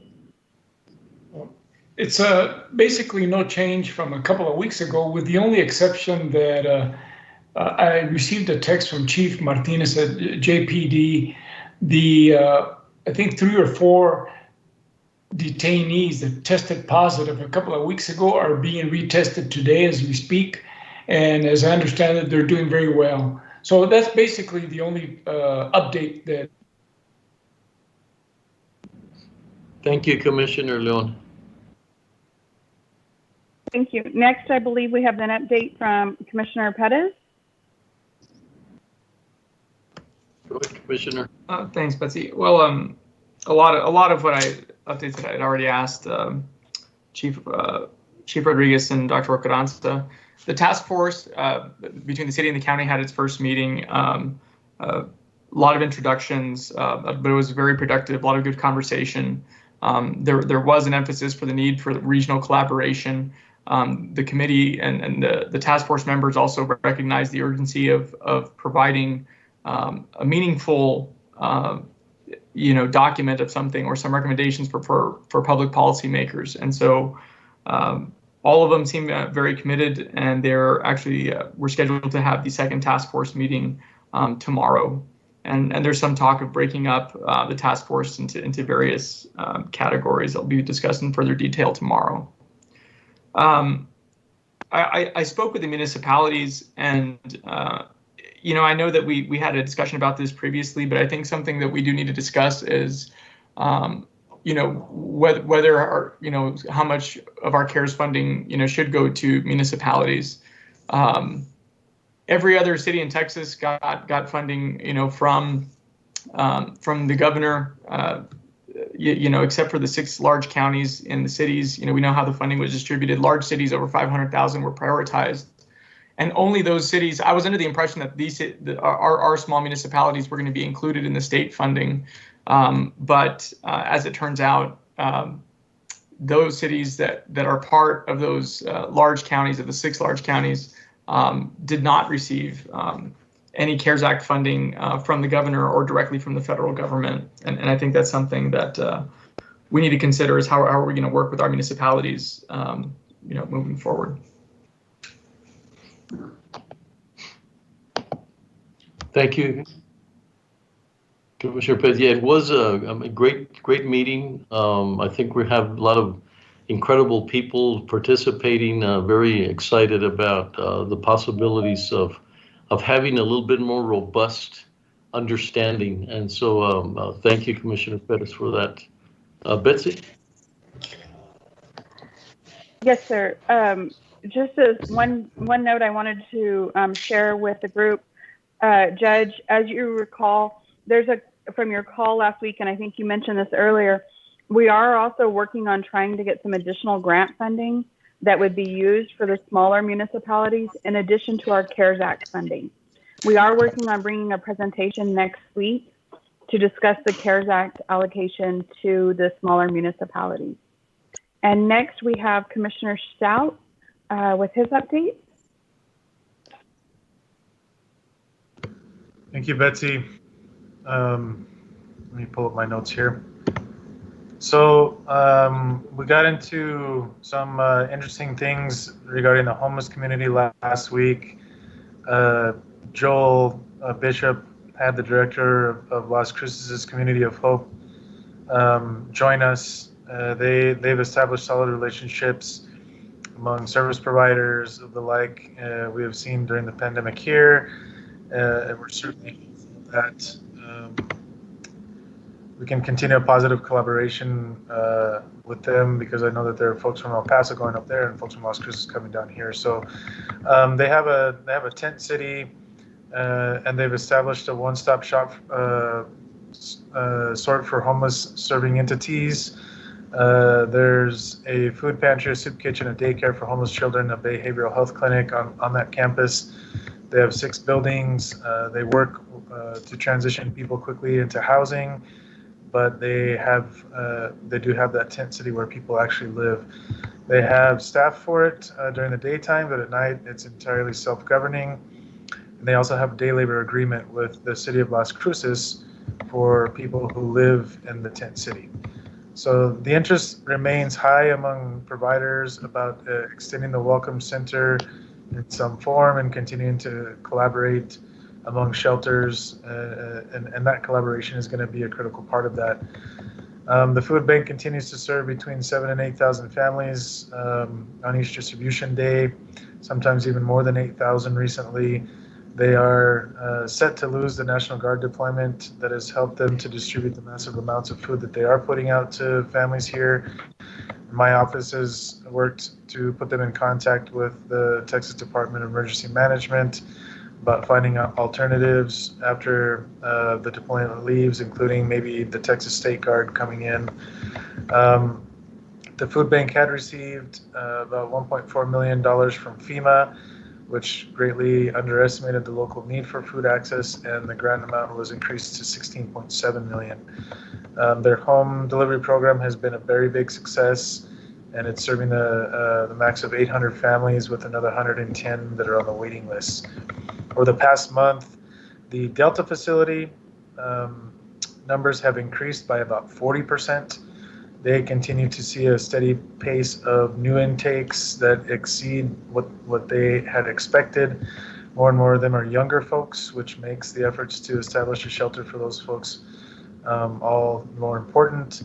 Many of them, when referred to traditional shelters, are staying a very short time and often are not transitioning into something more stable. So the regular cycling of individuals in and out elevates transmission risk, of course, and finding a solution that helps stabilize that intake volume is going to be something that's very important for keeping COVID from becoming big in our homeless shelters going forward. The Center for Children's proposed facility is going to house about 40 individuals on an emergency basis, which would significantly relieve some of the pressure elsewhere by increasing numbers of homeless youth seeking assistance. So that's my update on the homeless folks. When it comes to our meetings with ICE and CBP, we continue to have those meetings. This past week, we didn't have folks from ICE join us. We did have the port director as well as Border Patrol's chief on the line with Bishop Seitz, as well as Jacob Cintron from UMC and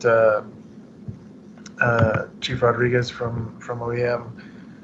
We continue to advocate with them, to talk to them about testing, to make sure that we understand what testing looks like in their facilities, and if there's any way that we can help. It seems that I believe Otero County's the facility in Otero County is, I think, the fourth largest, has a fourth largest number of cases within ICE detention centers in the nation. There's been a lot of cases there, and even in the center here in El Paso County, over on Montana and Maddox, has seen almost twice as many cases in the last couple of weeks. So, we're hoping to continue to work with them and provide them with advocacy, with suggestions, with any support that we can to try to help mitigate any further passage. It's just very difficult because those facilities are facilities that folks are being transferred in and out on a constant basis, and so they continue to follow CDC guidelines and assure us that they're doing all they can to try to mitigate any spread. But we're going to continue to advocate for them to do more, because it's obvious that spread has not been mitigated in either of their facilities. So when it comes to the census, we are trucking along.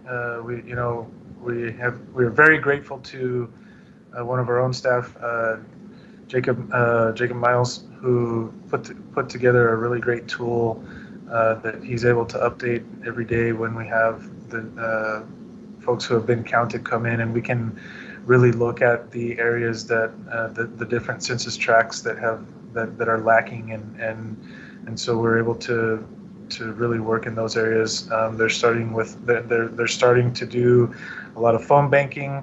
We're looking for volunteers for phone banking, so if any of y'all know anybody that might have some time to volunteer, please let us know.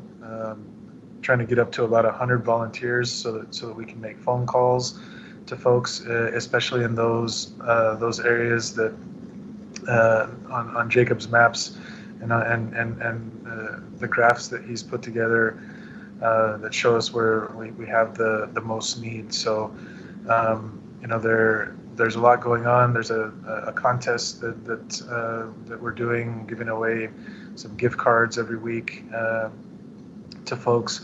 We're engaging folks that are in lines at the food bank, and they're also sending out texts and social media that's targeted to those areas as well, with utilizing geofencing and the sort. And so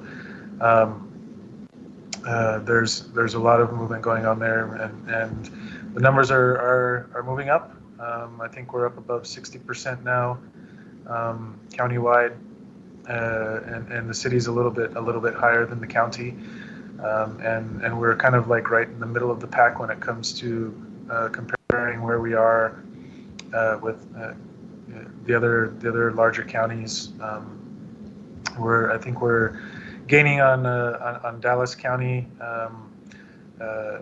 but there's still a lot of work to do.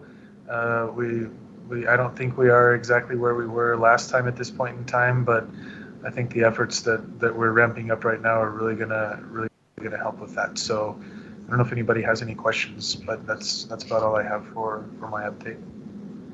Thank you, Commissioner Stout.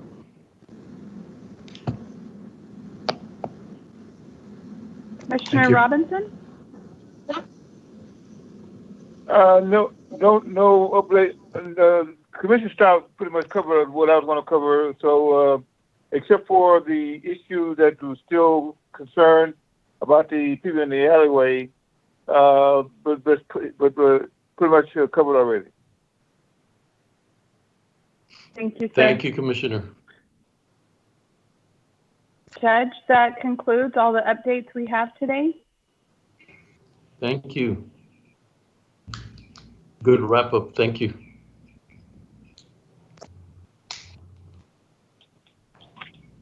Go ahead, Caesar. This brings us to item number 10, Commissioners Court. Approve the amendment of fiscal year 2019-2020 general fund budget to allocate an amount for unforeseen emergency funding to support COVID-19 emergency relief.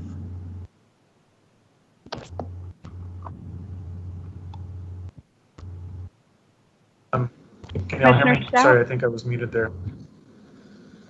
Okay, Judge and Commissioners, this item I wanted to put on the agenda because we were unable to have a conversation really about it last time because it was not posted in the manner that we could, and so I've been contacted also by a lot of folks within the community, especially folks that are part of Paso and Border Interfaith, requesting that we look at taking money from our reserves and our general fund to try and plug those holes that we still left open, even though we took some of the CARES Act money and are putting it up for rental assistance and utility assistance and things like that. But for me, one of the main points for my advocacy with the CARES Act funding was that we really need to try and help the community at large that was left out of the economic stimulus. Since then, of course, we've had numerous conversations, and also received a lot of information from our attorneys about how that money can and cannot be used, and it really is there are limitations that we understand could cause some issues if if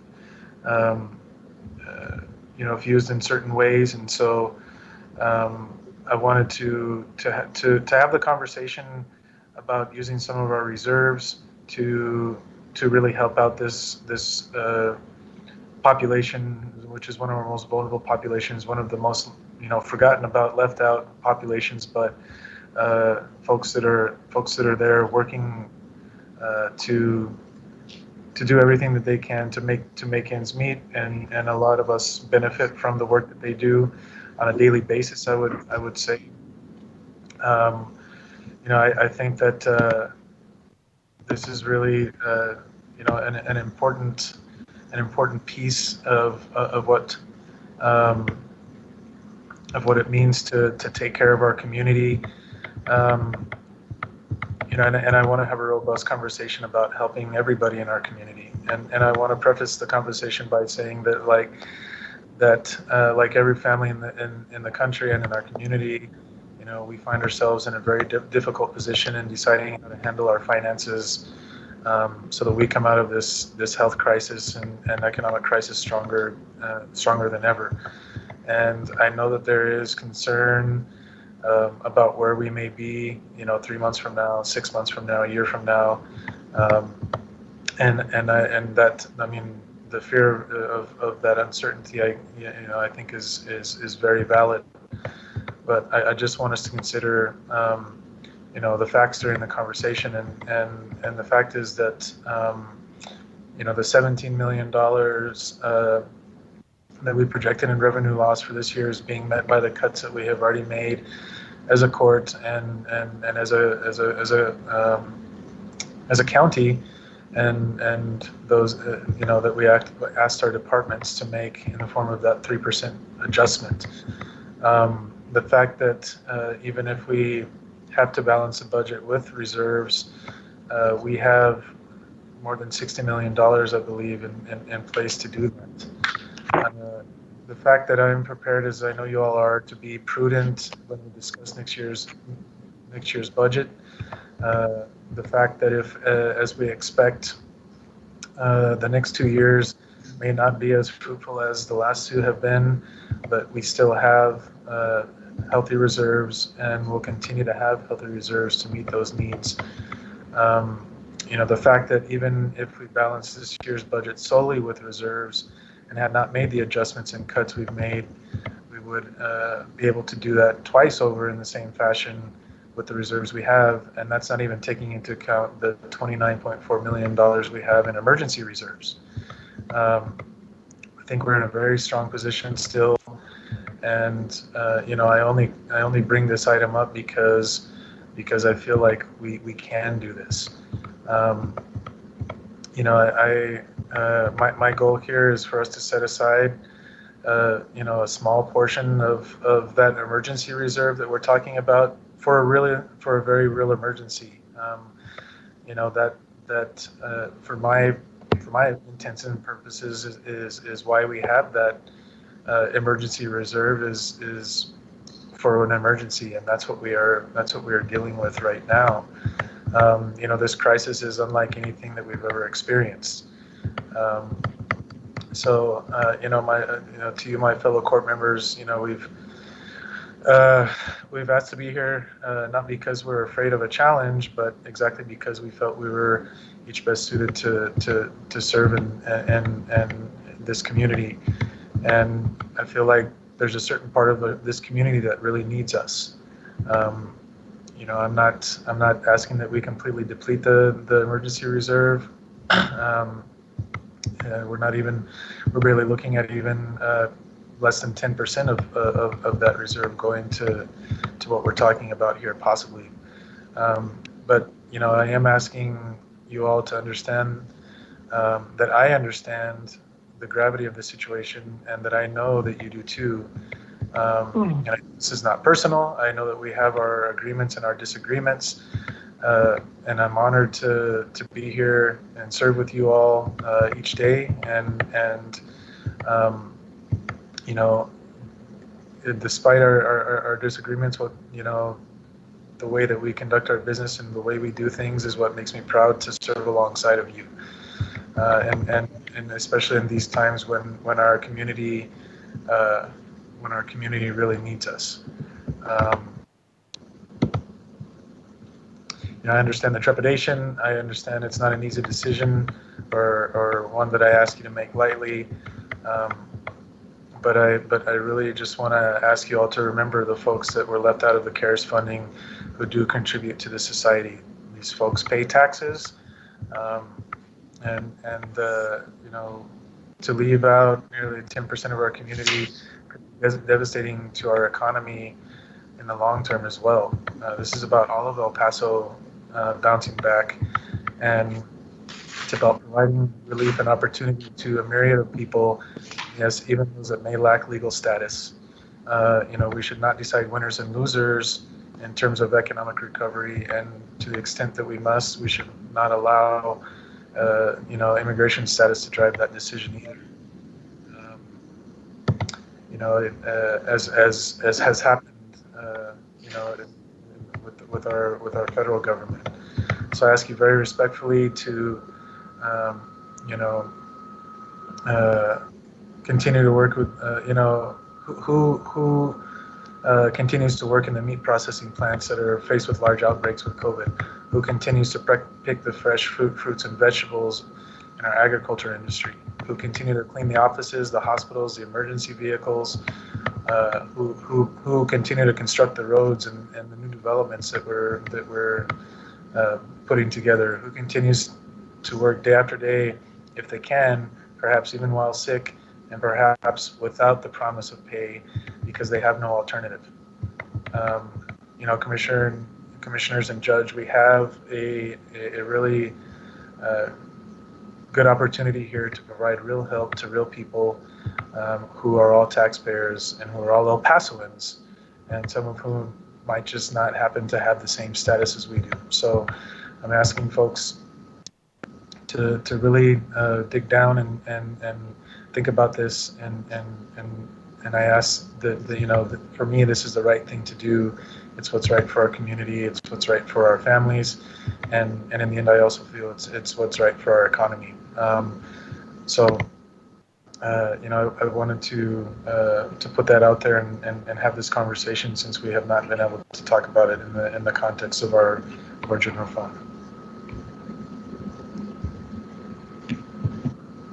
Judge, are you there? Yes, sir. Go ahead. Judge, thank you, Commissioner Stout. I was real busy over the weekend and last week. As I said last week, even as we passed the 2020 budget, the court has known that our expenses have overtaken our revenue. And the damage from the COVID-19 is going to be somewhere between $14 to $17 million.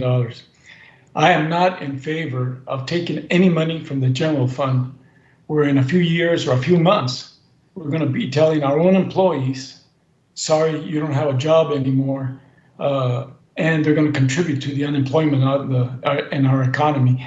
I made a lot of calls. I spoke to a bunch of people.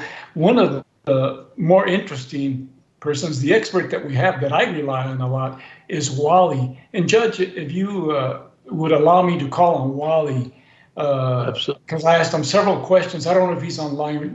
Betsy, is he online right now? Yes, sir. Absolutely. Thank you. I think that's a great idea, just to get his insight. Go ahead, Wally. We spoke to you. I spoke to you, and as I said to you when I spoke, I don't want to put you on the spot, but I just want you to give me, the court, some cold numbers, some cold facts that we need to make this decision. Good afternoon, Judge Commissioners. Wally Hargrove from the Office of Budget and Fiscal Policy. So looking at our reserve position, we being, you heard from your auditor when he gave you his update on the comprehensive annual results last month. As far as a overall number-wise, 92 million is the most reserve we've ever had. However, what I will caution the court is we also, and Commissioner Perez, you've brought this up in recent meetings, used 56% of that reserve, or just over $52 million, to balance the budget. So if you look at our true undesignated available reserve as a percentage of budget, it's a little over 11%. We did allocate 90% of those remaining reserves as the emergency reserve. That's the $29 million that's in your appropriations. In the past close to decade, we haven't used any of our budget reserves to meet our operating needs because in recent history, revenues have been exceeding expenditures. However, as you heard from us at the beginning of the pandemic, by our estimates, revenues are probably going to fall short of our estimate in the budget of $299 million by as much as $13 to $14 million, and that was our original estimate. However, in reports I've gotten as early as late as an hour ago at 2 o'clock from the comptroller, it will very likely take us 2 to 3 years to recover from the economic impact of this pandemic. Over the weekend, I gave a little more deeper thought to the questions I've been posed, both by Commissioner Stout's staff and you, Commissioner Leon, last week. So I looked back to the last 30 years and looked at the last 3 recessions we experienced prior to the pandemic that we're in now. Last recession being in 1990-91. That lasted from July of 1990 through March of 91 as a result of the 1989 savings and loan crisis. Our reserves dropped by about 67%.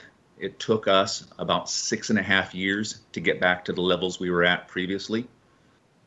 Second recession that we experienced in 2001, 2002 started in March, lasted through November, and that was caused by the dot-com bust, and our reserves dropped off by 43%, and that took us about 5 years to recover from that recessionary period. So the first one was about 6.5 years, the last one was 5 years. Of course, our most recent was 2008, 2009. That recession started December of 07, lasted through June of 09, the longest one we've had of late. Subprime mortgage was the trigger for that recession. Our reserves dropped off by 25%, and it took us about 3 years to get back on our feet. So everything I'm reading of late, we're probably expecting a 2 to 3 year recovery from this current pandemic economic crisis. It's still a lot of uncertainty out there. I just got the sales tax total statewide estimates in at about 11 o'clock this morning during our meeting. And through the comptroller's office, Glenn Hager said that the April collections were down about 13.2%. The last sales tax collection we got last month, the statewide number was down 9.2%. El Paso County was 10.3%. Because we are a large, or the single largest border community in the state of Texas, we tend to bear a little greater of a hit during those economic times from an elastic revenue such as sales tax. So with a lack of transitioning back and forth across the border, we feel a bigger impact. By my estimate, and I hope I'm closer to Mr. Dion's estimate because his is more grave than mine, but I think we're going to be down as much as $600,000 to $700,000 just in sales tax alone this month. So that's my little take on it. My concern is it will take us 24 to 36 months to get over this, and in just a short period of time, our reserves are estimated to drop just this fiscal year alone about 15%, and that's a pretty significant drop in a 6-month time frame. And the prior drops took at least 12 months. So those are my comments. I'm available for any questions, and I'll continue to listen.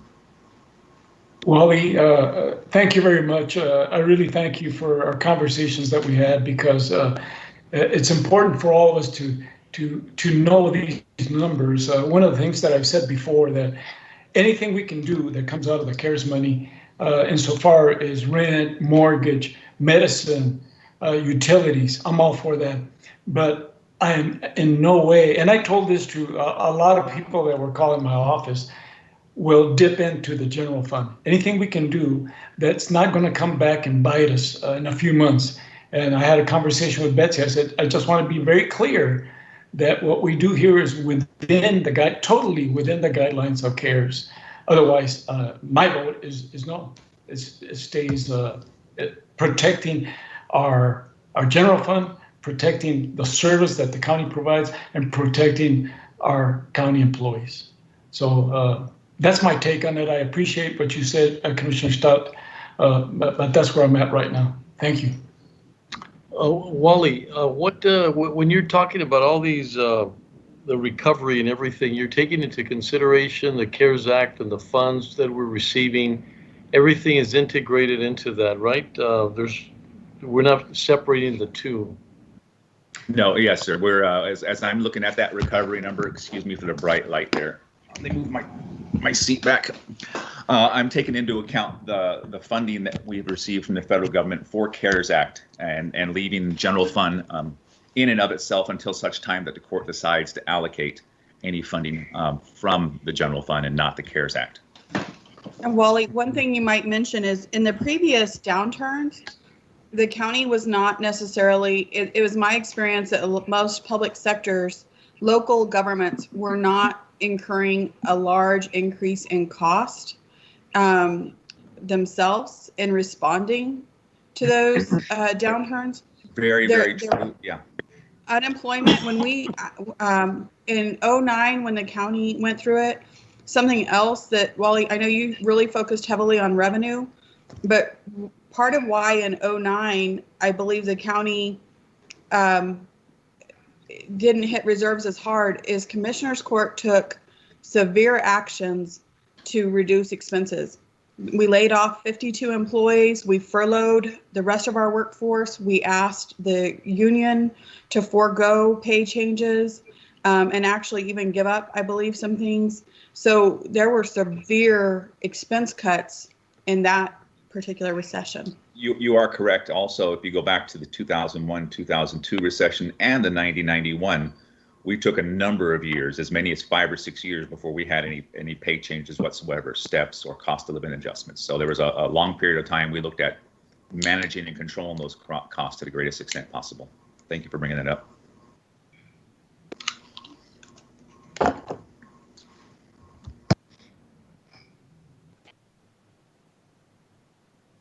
Commissioner Bettis? You're muted. You're muted, Commissioner. Sorry.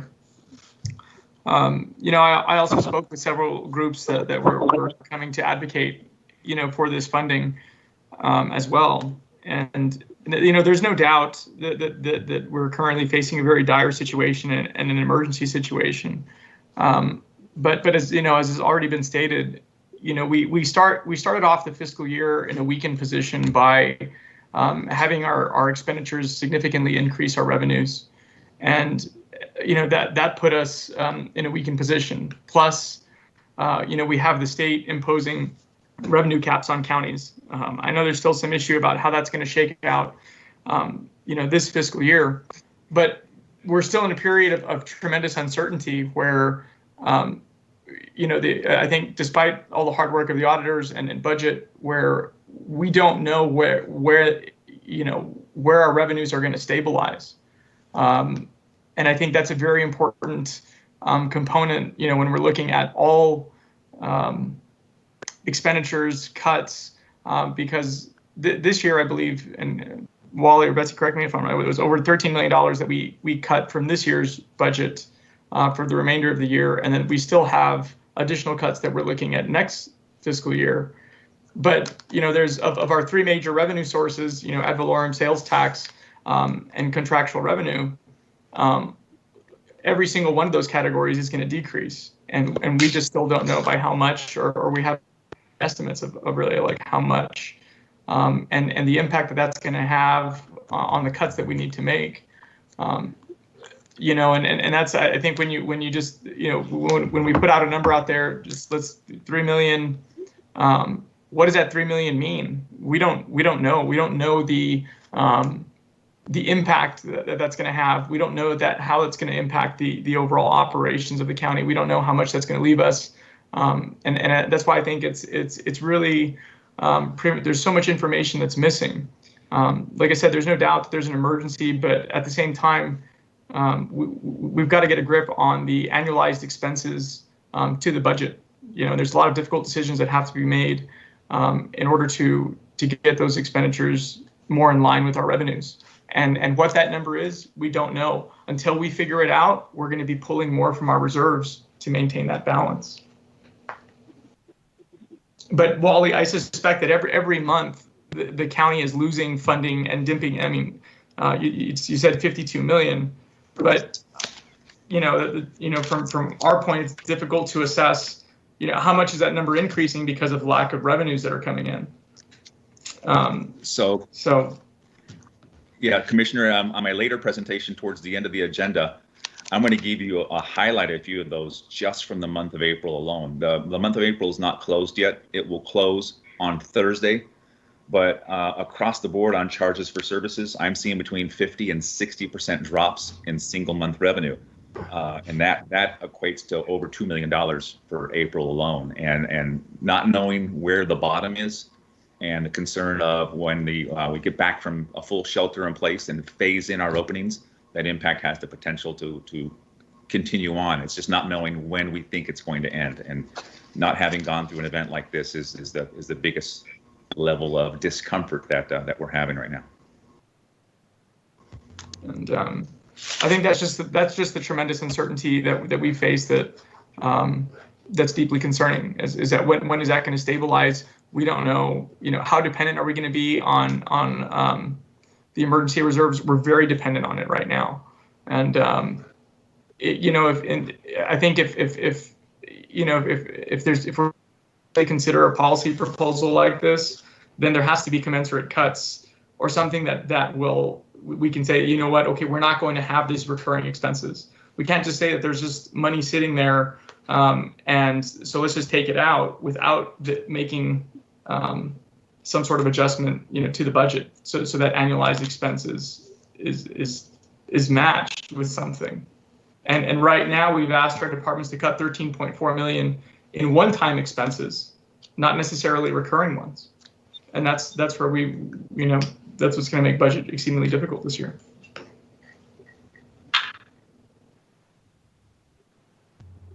Well, go ahead, Commissioner Robinson. Yes, a couple questions. Now, we have it's been expressed already, which we've said this many times, there are a lot of unknowns in regards to the economy, revenue, expenses, etc.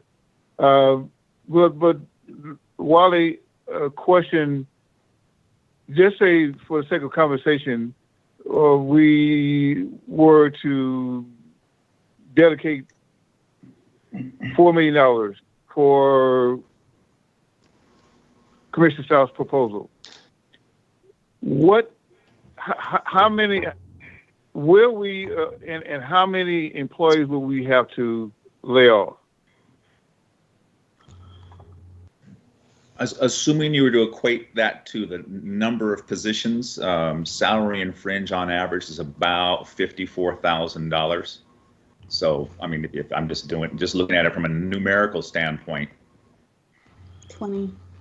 Yeah, a little over 20. That's 20 per million. Is that correct? I'm sorry. It's closer to 20.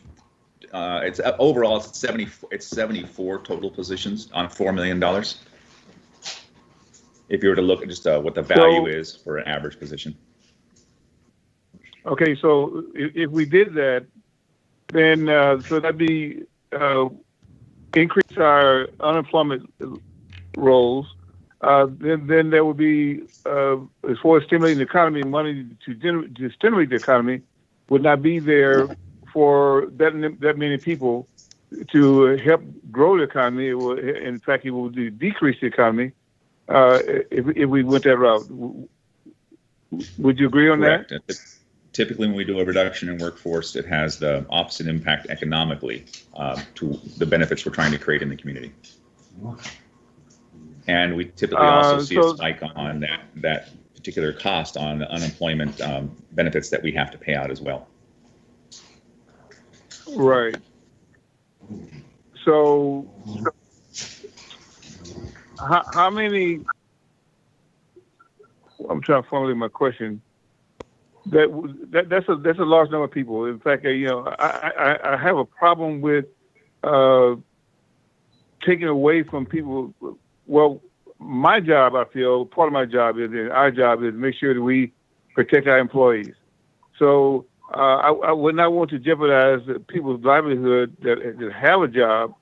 So then the other question: if we were to dedicate this amount of money, who are we going?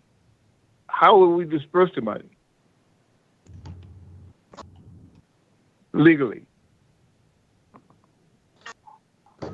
The same way we would disperse the money that we're working with the CARES Act. And I just want to make a point. Let's not. No. I'm not finished, Commissioner. I'm not finished. Okay, I asked a valid question. Who would handle the money? No, you did not. Well, are you the lawyer? Commissioner Robinson, hi, this is Christina Sanchez. I'm the one Just that's to making the answer your proposal, question, so I mean, Commissioner. I'm asking a question to our attorneys. Commissioner, I didn't interrupt you. I'm asking a question to our attorney. Commissioner Robinson, hi, good afternoon, Commissioners, County Judge. Christina Sanchez, Assistant County Attorney. So the question is, how would we expend legally the general fund money? And so the analysis that we have done and what is authorized by the Commissioner's Court is you have to find a public purpose in which to spend those funds. And as we had discussed at the last Commissioner's Court meeting when this issue was raised, is what the court has identified and what I am hearing from the members of the court is that there is a need as a result of the COVID-19 pandemic and the crisis that it has created with regards to individuals that may live in the county and who are experiencing any economic hardship. And so any administration of a program, and I'm speaking generally here because I do not know what specific program staff may come back with or have in mind if this proposal were to go through the use of general fund dollars, is that you have to ensure that it would meet any health or safety or to provide for those basic needs or for those needs that may be affecting the county residents. And so again, what I'm hearing from the Commissioner's Court is because of the pandemic, it has created a crisis, if you will, for some individuals who may have lost their jobs. And again, I'm speaking generally. We're speaking generally to anybody that resides in the county. This is not to exclude or include any specific groups, but to generally anybody. And so you'd have to ensure that it was for public health, public safety to address these issues. And so I think that what I'm hearing just based on conversations, the court could direct staff to develop such a program that would meet that specific criteria that's allowed by the law, at least in terms of any expenditures for general fund monies. There's still some nuances to that, the methods, whatever programs, and that would result in further evaluation and, of course, consultation between the county attorney's office and the department. But that's a general response, Commissioner Robinson, to your question. So we would have to establish criteria to determine eligibility for those funds, and as well as identify how many people that we are talking about. Yes, sir. The county would establish whatever criteria, again, to meet those public purpose guidelines as the court has explained earlier, and then come up with a program in which to track and to not necessarily track, but to come up with a plan that would then allow legally that disbursement of whatever program that may be. Okay. So now, by the same token, we have a deficit in our budget, and as far as revenue coming in and expenses, we're having to delay, defer, cut programs that our general population overall has been or is and has been expecting us to deliver. But because of the shortfall in our revenue, and this pandemic has caused a major problem for all of us, I don't want to shortchange or take away from those individuals that their plight to receive assistance, but I guess the question I would have to ask is, which some of the people that I talk with say, well, what about our programs? What about the services that you promise you deliver to us, but because we're patient in that we understand the situation as far as the pandemic, as far as the revenue expenses that we've incurred. So do we take away from one side of the budget to help another group? Do we tell our employees that we're going to have to lay you off because we have to defer, or we have to take away from the general fund to provide assistance to this group over here? It's a very challenging question.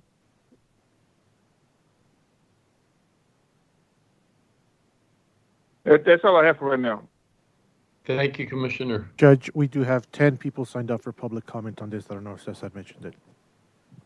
Judge, I just wanted to make a real quick follow-up comment. I want to make it I want to make it abundantly clear that I'm not advocating for reducing our workforce. I feel like that's kind of a red herring in this whole argument, but we're talking about taking it out of our emergency reserves. We're not going into our our general fund budget to try and take anybody's job or reduce any workforce. And so I just want to make sure that that's abundantly clear.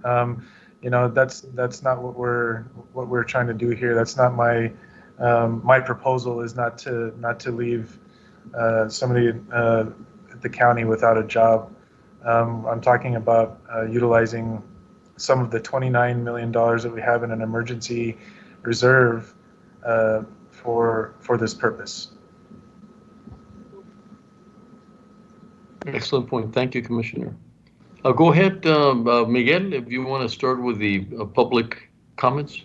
Okay, placing the first call to Father Pablo Mata.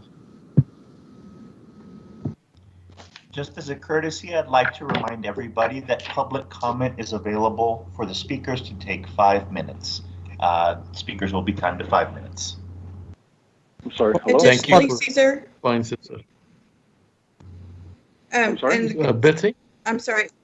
Additionally, I just wanted to remind you, Judge, the court can also ask if there's groups. You can also ask if they're sending the same message to collectively give their message if you'd like.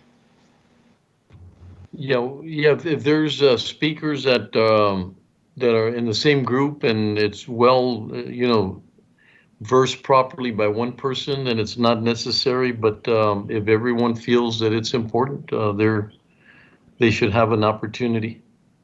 But that's a good comment, Betsy. If there's anyone that feels that they're part of one group and it's communicated properly, we'll be glad to do that as well. But everybody, if they feel they should be provide their own public comment, we're open to that. Okay, Father Pablo. Go ahead. Father Pablo Mata, you are on. If you can address the court. Okay. Good afternoon, Judge Samaniego and Commissioner's Court. I am Father Pablo Mata. I'm pastor of St. Paul the Apostle Catholic Church, member of the El Paso Interreligious Sponsoring Organization, or EPISO, and Border Interfaith. I come to you this afternoon to express our concern for the underserved. We know that working with these people marginalized in our community, especially in our county, in the colonias, those that are not currently working, who did not receive a stimulus check, and who are suffering. The number could be between 25 and 50,000.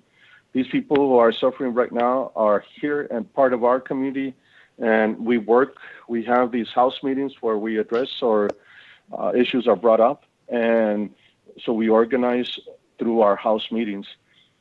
Thus, I invite you to hopefully consider to call this time this pandemic that has affected also financially our brothers and sisters out in the colonias and out in the county. to refer to it as an emergency situation. And it's not an exaggeration. Parents are wondering about such basic needs, apart from the food and also the shelter, all the other expenses that any family has. They have many more concerns and needs that I won't mention right now, but if there is a political will to do so, we can help these families. Last week we heard concerns from you regarding the possibility of having to reimburse the federal government and federal guidelines concerning the CARES Act, and if they're not adhered to. We understand your reservations and also that you're being responsible with the budget. And for these reasons, I am here today to ask Commissioners Court to set aside $3 million from the General Assistance Reserve Fund. It will give the county flexibility in assisting our most vulnerable, especially the most forgotten, usually the ones that remain in the shadows always in our community and the county also of El Paso. Again, this is an emergency situation for us, and I hope you can act quickly and decisively to use these funds to help these people that are part of us, part of our families. I thank you for your time, for the opportunity to state our position on this matter. Thank you very much. Thank you, Father Mott. Appreciate your time. Go ahead, Miguel. Next person we're calling is Eloiso de Avila. Go ahead, Mr. de Avila. The call is going through. Mr. de Avila, you are with the Commissioners Court. Please state your name and you can address the court. In the county also of El Paso. Miguel? Yes. You can, if you can turn down the YouTube feed, please. Okay, I'll be ready. Quickly and decisively to use these funds to help these people that are part of us, part of our Okay, family. if you want to turn down the YouTube feed, the broadcast. To state our position. I'm ready to. Yeah, can you mute the broadcast, please? Thank you, Father Mott. Appreciate you. Can I mute the broadcast? Yes. I can turn it off. Yes, please. Okay, you can go ahead and address the court, please. Okay. Good afternoon. Can you hear me? Yes, just turn down the TV feed, please, or the YouTube feed. Okay. Tone it down, please. Okay. Can you hear me? Yes, go ahead, sir. Okay. Good afternoon, Judge Samaniego and Commissioners Court. I have a formal presentation, and then at the very end, based on what the gentleman from the Office of Budget and Fiscal Policy, I'll talk about that a little bit. I am Eloiso de Avila from St. John Paul II Catholic Church and member of the El Paso Interreligious Sponsoring Organization, better known as Paso and Border Interfaith. Father Mata has very eloquently stated that we find ourselves in a bona fide emergency situation. Our organization has had meetings with each one of you individually, which we very much appreciate. You have met with us and listened to our concerns. We know you as upstanding, civic-minded citizens of our community, and we are pleased and proud to have you serve in our Commissioners Court. Having said all of that, now is the time to exhibit real leadership. We are asking that you set aside $3 million from the Emergency General Assistance Reserve Fund to help the underserved in our community. This money is critically needed to help our community. The people that we are talking about live here, work here, and raise their families here. They pay taxes, they fuel our economy, and deserve to be helped, just like other members of our community. We cannot forget them. We cannot let families and individuals suffer by themselves. They need help. Please consider this urgent request and show real leadership by using $3 million from this fund. It is an emergency. The need is critical. Doing this will show families that we care about them and that they are not forgotten.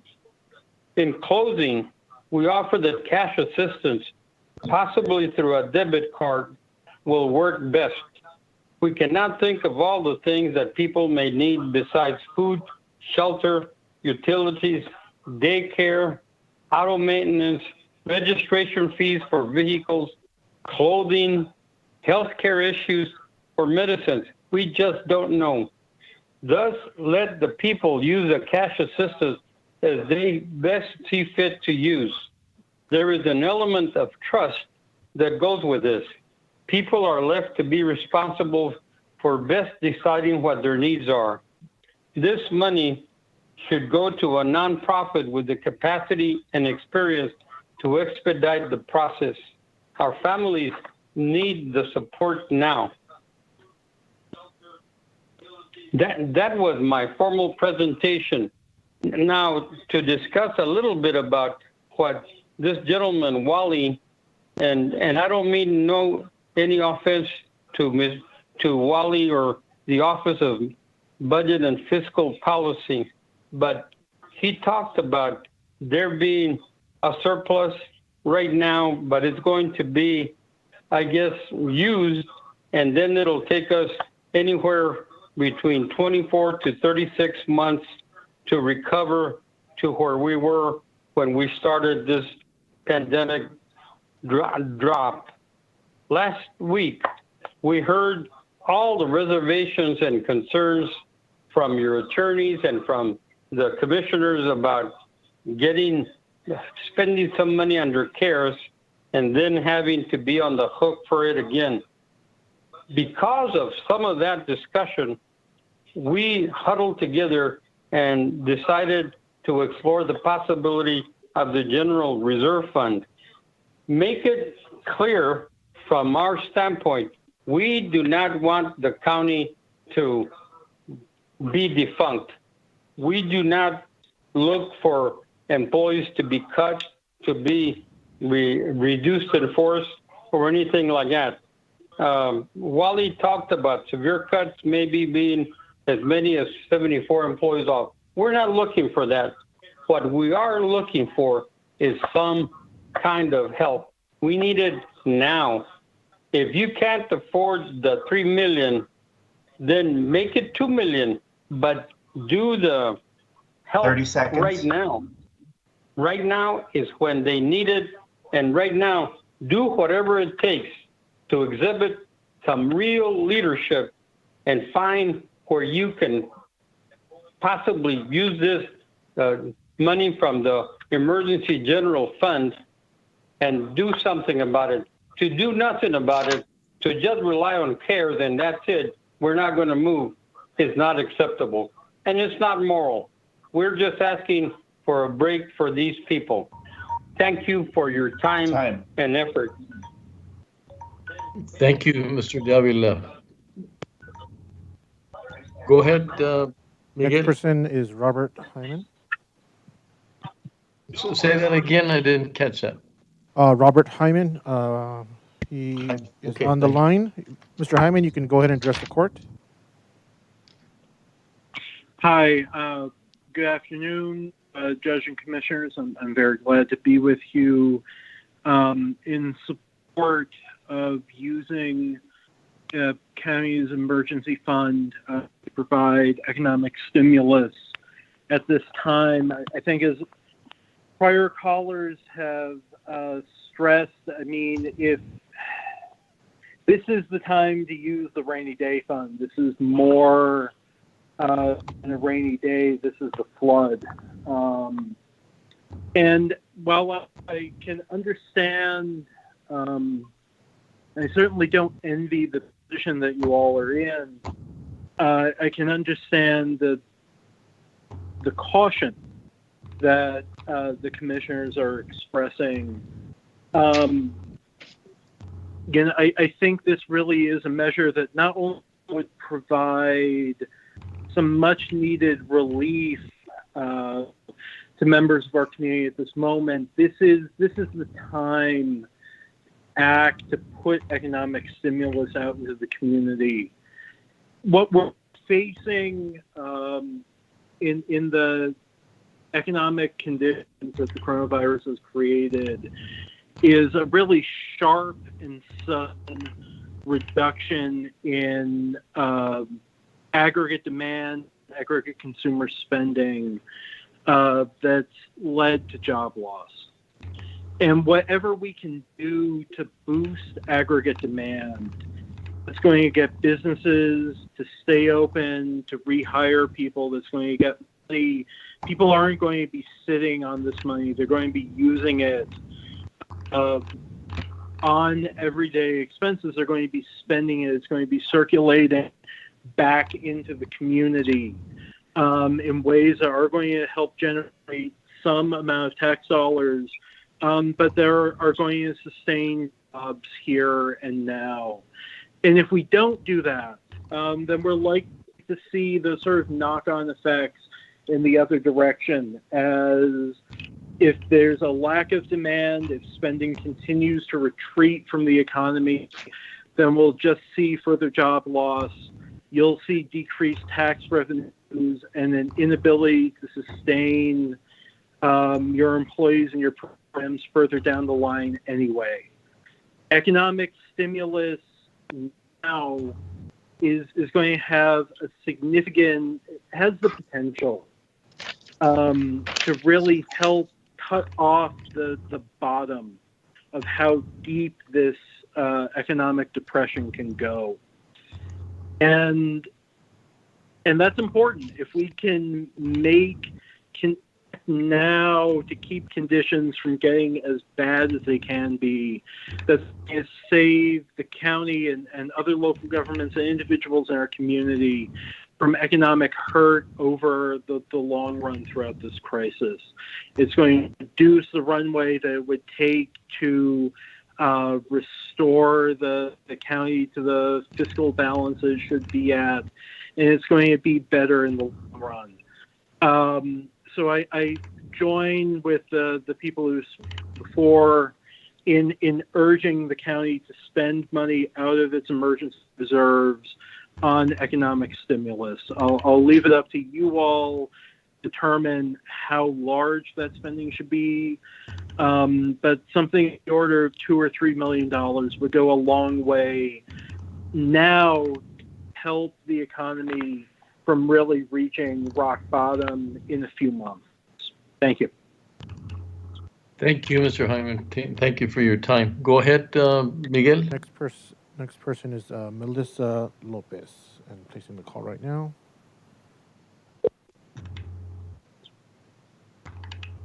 Hello, Melissa. Yes. Yes, you are. This is the Commissioner's Court. If you want to state your name and you can address the court, we are able to hear you. Thank you so much. Yes, my name is Melissa Lopez. I'm the Executive Director of Diocesan Migrant and Refugee Services here in El Paso. I'm calling in asking that the court consider using the money from the reserves. We have a lot of mixed families in our county, a number of them who have not been eligible and will not be eligible for any assistance through the CARES funding. As the executive director of an agency that employs more than 50 people, I definitely understand the concerns of the financial concerns of wanting to make sure that there's enough money to make sure that we can pay staff and that we aren't going to be putting ourselves in a position as a county where people have to be furloughed. And I can certainly understand that. But when you look at the amount that is being requested versus the amount that is currently in the reserves, I think it's a really small amount of money that can go a really long way and make a huge difference for a number of people in our community. As I said, I represent mixed status households, those U.S. citizens who are trying to legalize the status of their spouses at a time when the immigration system has virtually shut down. And so they're not in a position to move their cases forward. And I think that for us, being the largest binational county, which I think one of the gentlemen mentioned when talking about the budget, as the largest binational community in Texas, I think it's our duty to make sure that we're taking care of everybody in our county. So with that, I thank you for your time and for the careful decision making that you're making on a very difficult issue. Thank you, Melissa. Thank you for your time and also for what you're doing in your agency. Appreciate it. Thank you. Thank you. Next, we have Sanjay Mathur placing the call right now. Hello, Sanjay. Hello, Sanjay. Yeah. Yes, this is the Commissioner's Court. If you want to state your name and address the court, we are able to hear you. Okay. Go ahead, Sanjay. Thank you. Okay, thank you. This is Sanjay Mathur with the El Paso Community Foundation, representing Eric Pearson. I think the other folks that have given public comment have really stated the need very well. At Community Foundation, I just wanted to mention that we can work with the county in the same way that we're working with the city on a memorandum of agreement to administer the fund. And since we don't make direct, sort of payments of any type to individuals, we would look at using, let's say, the gift card, the debit card, or whatever's most appropriate that the county agrees with a nonprofit agency. And I've been participating on one or two of these calls earlier, and I know Project Bravo has come up. Whether that's Bravo or another agency, it would only be with a very experienced and capable provider who has the systems. So I wanted to make a note of this, and we've actually provided a draft MOA to Irene. We're also in conversations with the city on an MOA, as you saw announced in the paper last Friday.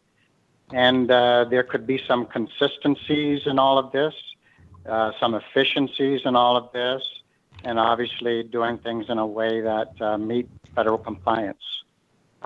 So this is something that we're willing to work with you all on as a mechanism to get out the assistance.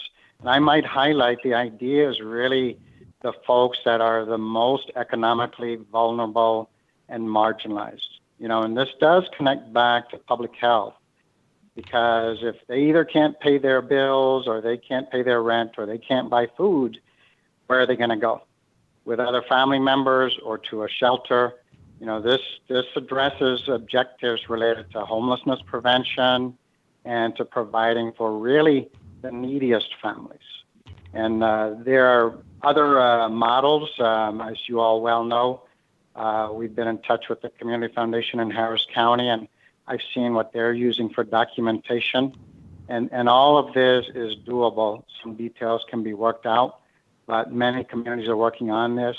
And we at Community Foundation really just stand ready to help and support. So thank you very much for your time and all of your positive, though challenging discussions on this topic. We're here to help. Thank you.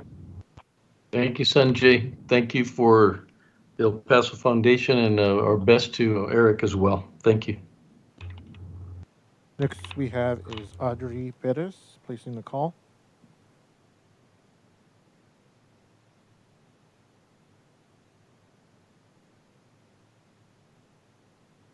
Who's on the call, Miguel? Audrey Perez. Audrey, okay, yeah, thank we're you. still placing the call.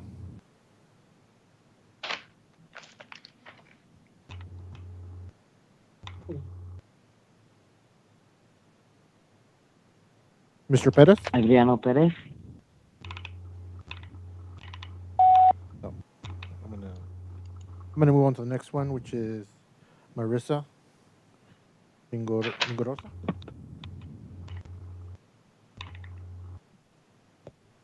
Go ahead, Marissa. Placing the call. 6. Oh, I'm sorry.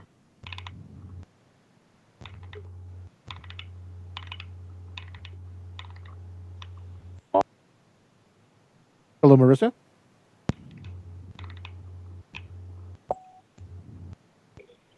Hello, Marissa. Marissa.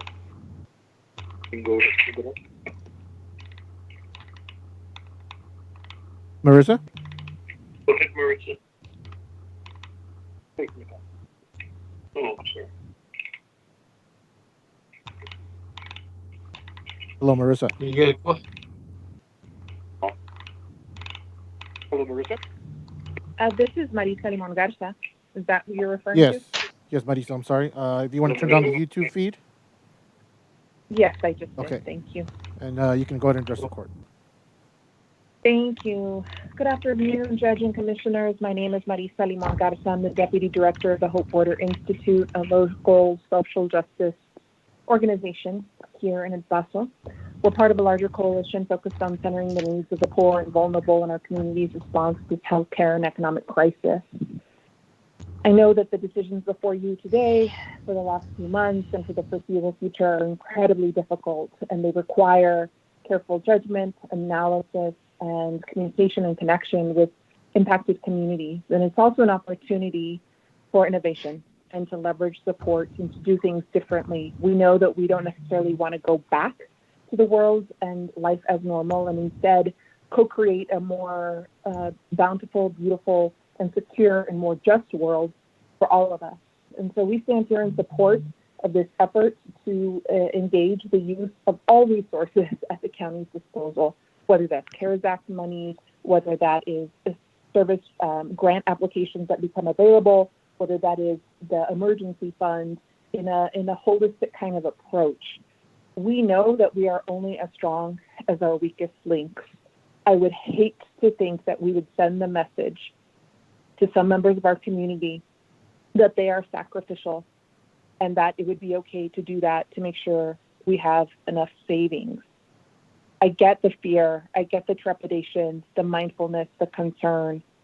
There is fiscal conservatism, and then there is neglect.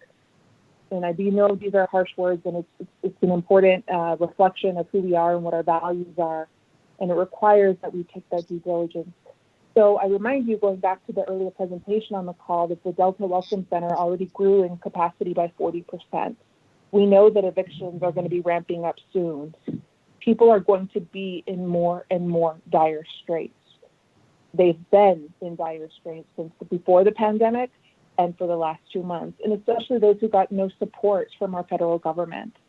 So we ask that you do and take a holistic approach.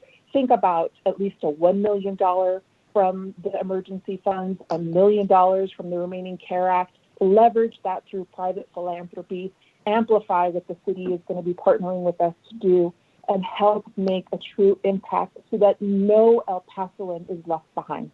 Thank you. Thank you, Ms. Limon Garza. Thank you for your work as well. Thank you. Next person I'm placing a call with is Gloria Amezquite. Hello, Gloria? Hello?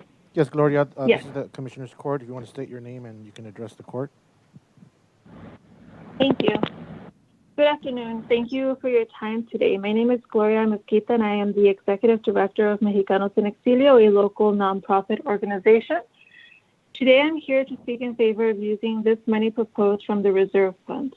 I think there cannot be a dispute over whether this pandemic has put our county in an emergency situation when we have thousands of people who are being put at risk of losing their homes, losing utility service, and being unable to feed their families.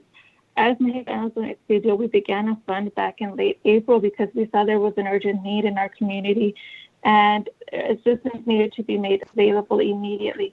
We began receiving messages from different families across our borderland who were in urgent need and were afraid of losing their homes or utility service. There are many people that have not been able to pay any of their bills since the COVID-19 closures in our county and our city, and they are likely to be unable to pay the next month's bills due to not being employed still. Unfortunately, many of these families are families that are not able to qualify for unemployment assistance and or did not receive the federal stimulus funding. We have even received referrals from different local organizations such as El Pasoans Fighting Hunger, United Way, local teachers, all who know somebody in our community who is in urgent need of this assistance but don't know where to help them or where they can refer them other than our organization. All of these are individuals that have been a part of our community for years. These are people that you should be considering when making this decision about this money. They are not families that can wait another month for money to be dedicated to help them. At the moment, they have to rely on donations made by the community to our fund, when instead they should be able to rely on their local representatives to help them during this crisis. They need you to act now. They need you to act today. Finally, we would like to remind you that there are still $1 million from the CARES Act money that can be made available for the same purpose. Our coalition, which is made up of organizations that have spoken before you and probably after me, such as the El Paso Community Foundation, Hope Border Institute, Las Americas, CMRS, are all ready to work alongside you to make sure that these resources and assistance is made available to the families that are in most need outside of their city limits. Thank you so much for your time. You're muted, Judge. You're muted. Sorry, Ms. Mesquita, thank you, and thank you for your work as well. Miguel, go ahead. And it was actually 9 people who signed up for this item. The last person we have is Xochitl Rodriguez. Xochitl, are you there? I am. Go ahead, Good Ms. afternoon. You can go ahead and address the commissioners. Thank you. Honorable County Judge and Commissioners, thank you for your leadership during these unusual times. We are facing great challenges, and the community appreciates the work you've done in response. My name is Xochitl Rodriguez, and I'm the Director of Community Affairs for the Office of State Senator Jose Rodriguez. The Senator's office has worked with a coalition of incredible community advocates to assess needs and identify gaps in resources to ensure our community is supported as we work to alleviate the effects of COVID-19 in our community. If ever there was a time to utilize emergency reserves, that time is now. The Senator supports Commissioner Stout's proposal to utilize emergency reserves to help tens of thousands of households who have been forced to figure things out for themselves at a time when many others got a no questions asked hand up from the federal government. We have the opportunity to fill in those gaps. We understand that the impact of this pandemic will be felt for years, and that it may take us 24 to 36 months to rise out of this. But we know that supporting our most vulnerable, many of whom are a part of our community's labor force, puts money back into our local economy. We cannot call the recovery complete if 29,000 families are left out of relief in the process. The Senator supports efforts to use local resources in a targeted way to assist members of the community who may not have been reached by previous waves of support. You heard from Sanjay Mathur at the El Paso Community Foundation earlier, and I want to echo that the foundation stands ready to work with the county and a designated nonprofit whose mission serves our most vulnerable to make sure that these precious resources go to those families in the most need outside the city limits. The foundation will also be able to help raise private funds, with a public partnership acting as a critical component to attracting other donations. These are certainly incredibly difficult questions and decisions, but the challenges our friends and neighbors face grow by the day. You have an opportunity to act swiftly and decisively. I am the Senator. Thank you for your time and your work. Thank you, Ms. Rodriguez. Thank you for your time and your work with the Senator. Thank you. Judge, the other Of person. course, Judge. Thank you. The person that we tried calling earlier contacted me on my personal phone. Would you like to still hear from Adri Perez? Yes, please. Placing the call.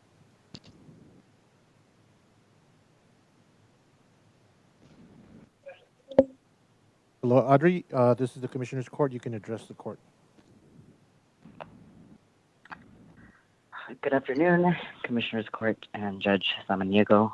My name is Adriano Perez, and I am the Policy and Advocacy Strategist for the ACLU of Texas, based out of El Paso. El Paso is a city where I was born and raised, in a family that wouldn't have received federal aid through the CARES Act funding.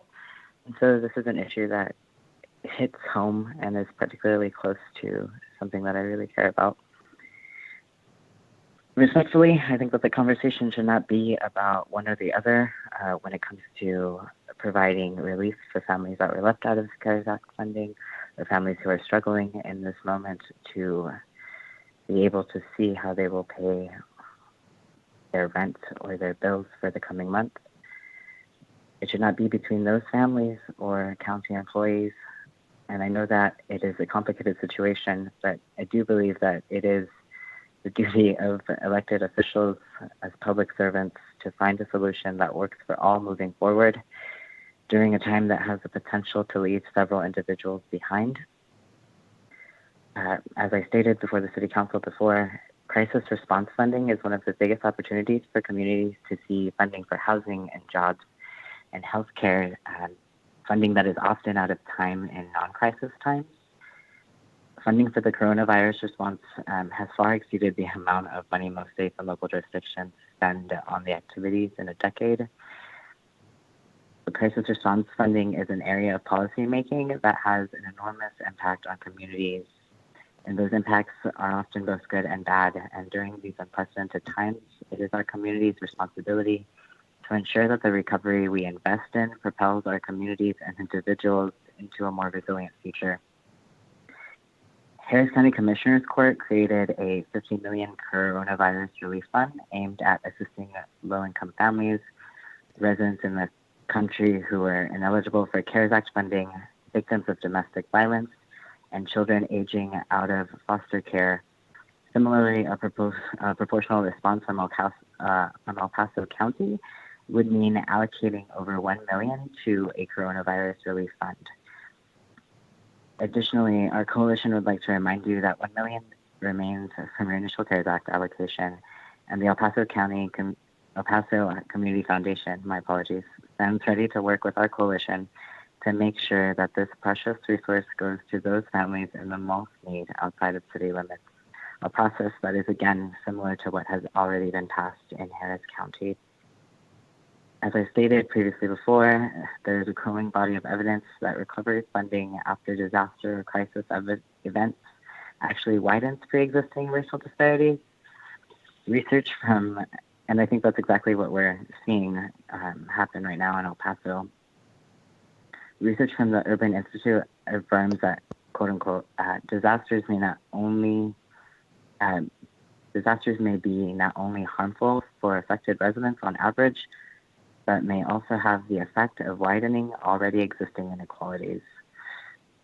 I believe the effects of that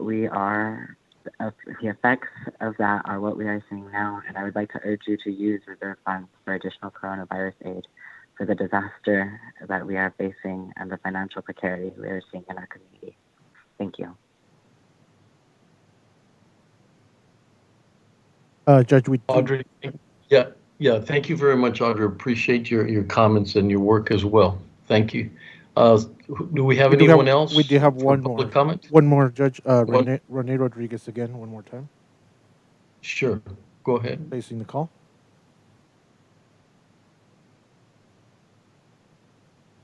Sure. Okay, Mr. Rodriguez, you can address the court. If you want to turn down the YouTube feed. Yes.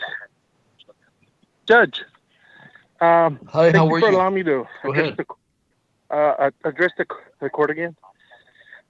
Sure, absolutely.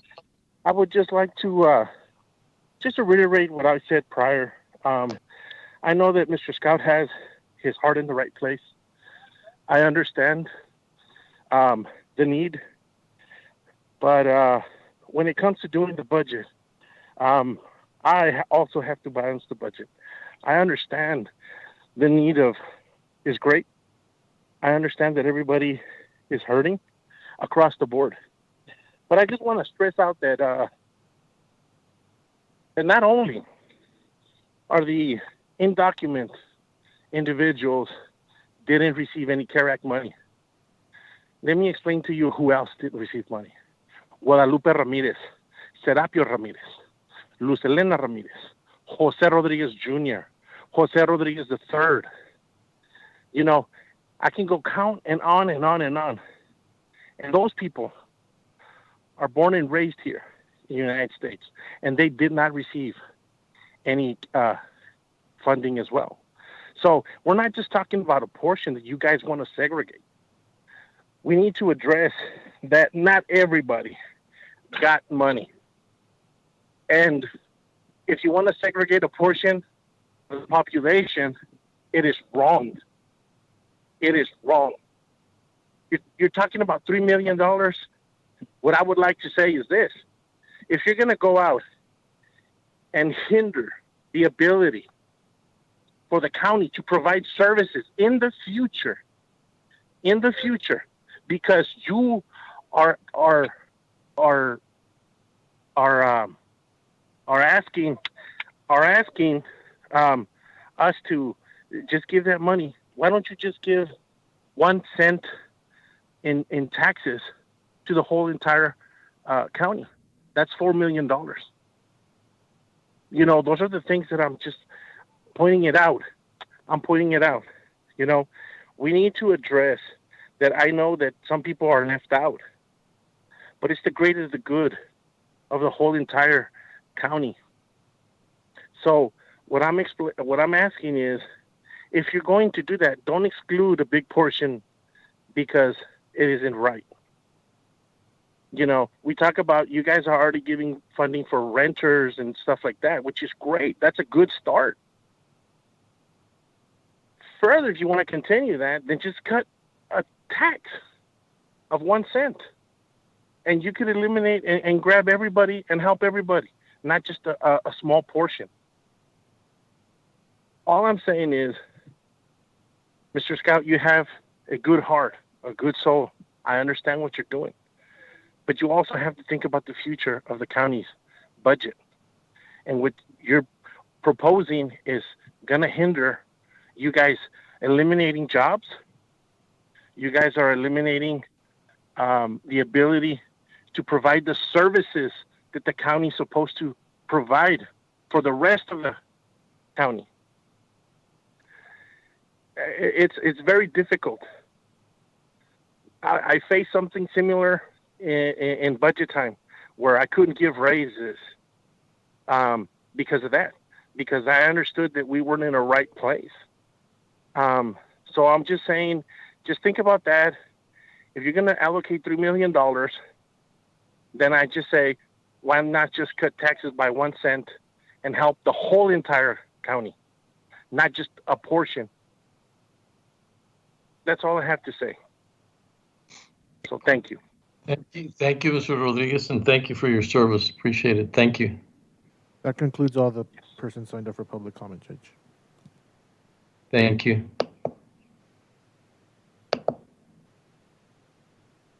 Commissioner Stout, one of the points that was made, are we leaving any, is it strictly for undocumented or could it go for people like Rodriguez said? No, I think Mr. Rodriguez is misunderstanding the purpose of this fund. It's not exclusive only to folks that may not have legal status. It's actually inclusive of everybody. So I mean, I beg to differ with his characterization of what the fund is for. You know, this is for the poorest of the poor, the most vulnerable, the folks that were left out of the stimulus. And so all of the people's names that he mentioned, you know, if they're in a situation where they didn't receive the stimulus and they're having issues, then they should be able to tap into this funding as well, right? I mean, this is for the folks that all of the people that may have been left out of the stimulus and are having financial troubles, and so, which of course includes, and it's meant to include folks that may not have status. And so that I want thanks for giving me the opportunity to clarify that, because you know, we're not making this exclusive to anyone. We're actually using, you know, my purpose for this is to include the people that were left out. And so you know, and I just think that you know, again, I feel like it's unfair to be trying to pit this to pit you know, the most vulnerable population, the people that have the most need in this community against what I consider is a red herring argument that you know, if we help these people, then we're going to have to somehow reduce our workforce. This money, I'm not advocating for it to come out of anybody's department or salary or you know, definitely you know, I would do everything in my power to work as hard as we can to make sure that we don't have to reduce any workforce at all.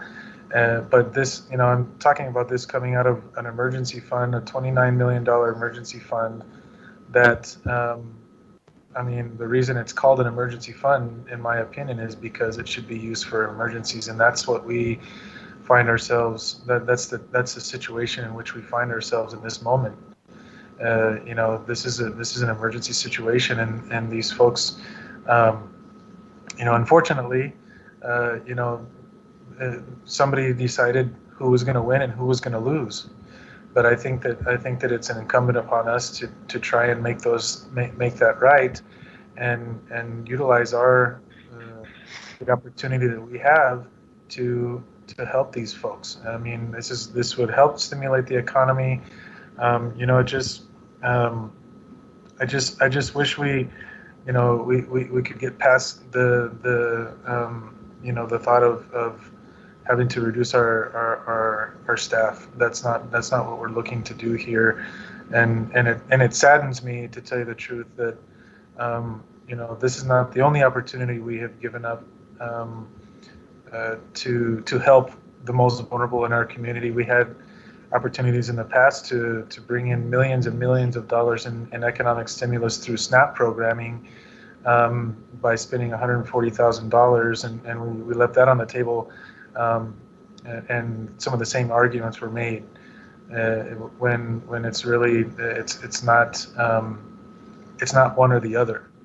It's not mutually exclusive, and I just hope people, in my opinion, I look at our budget as a value statement, and the way that I vote and the way that I look at the way we spend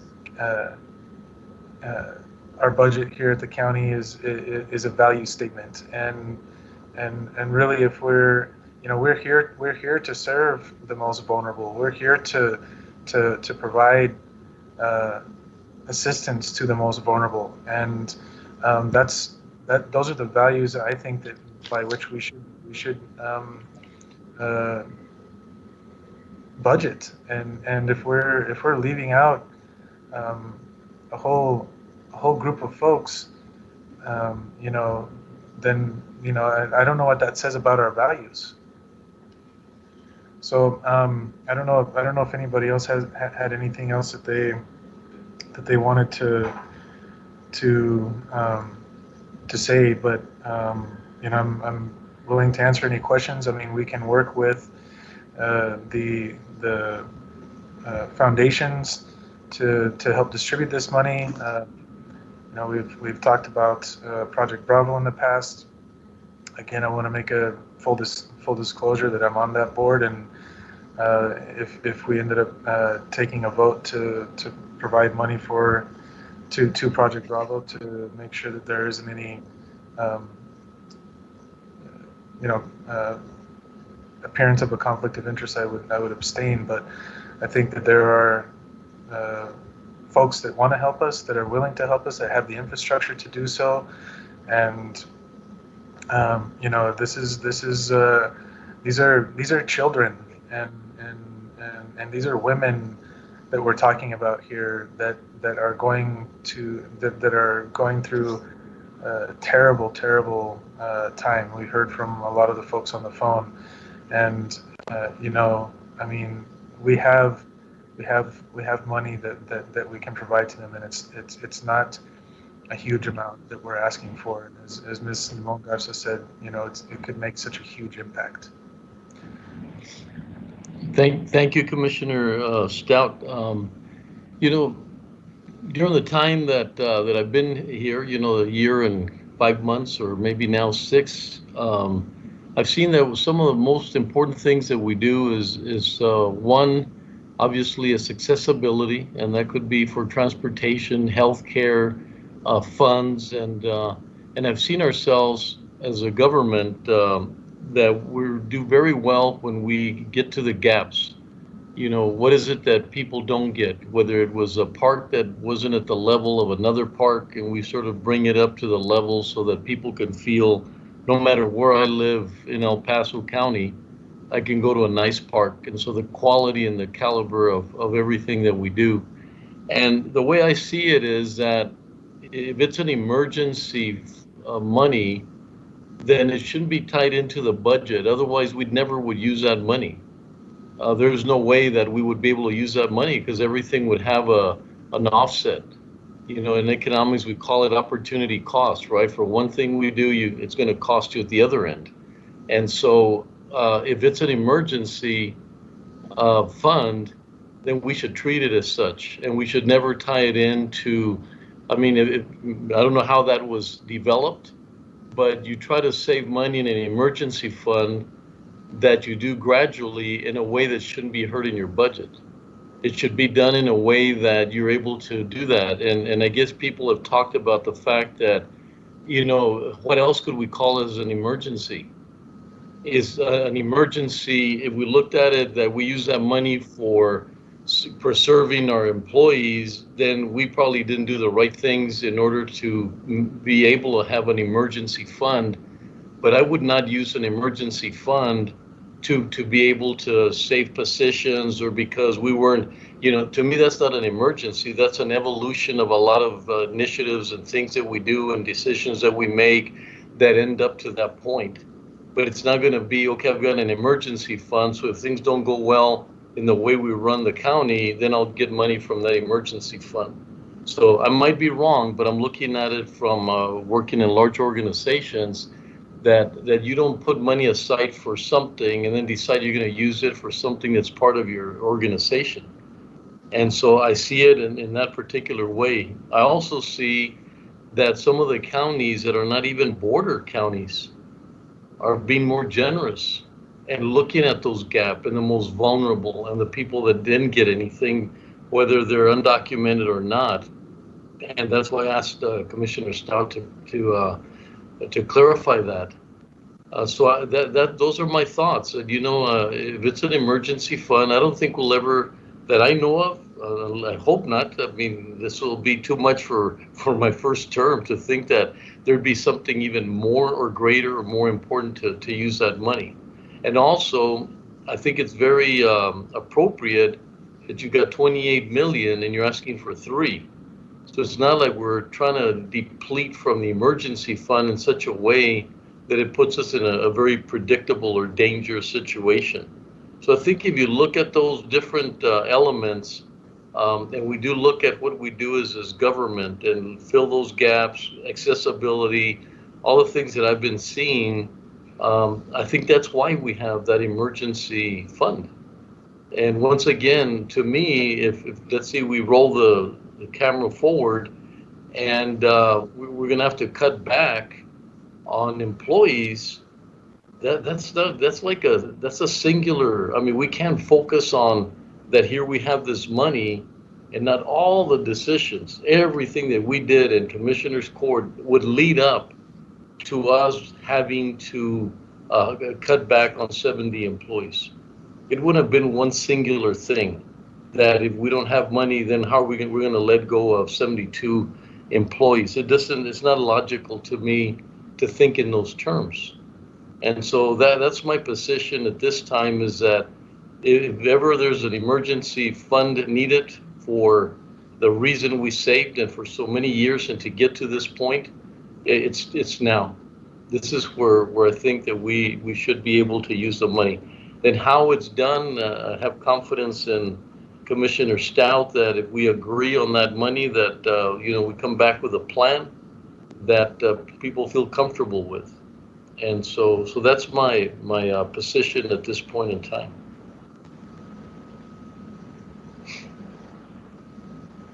Commissioner Stout, it was your item on the agenda. You want to make a motion? Yes, I was gonna ask legal. So do we need to make a motion or just have consensus to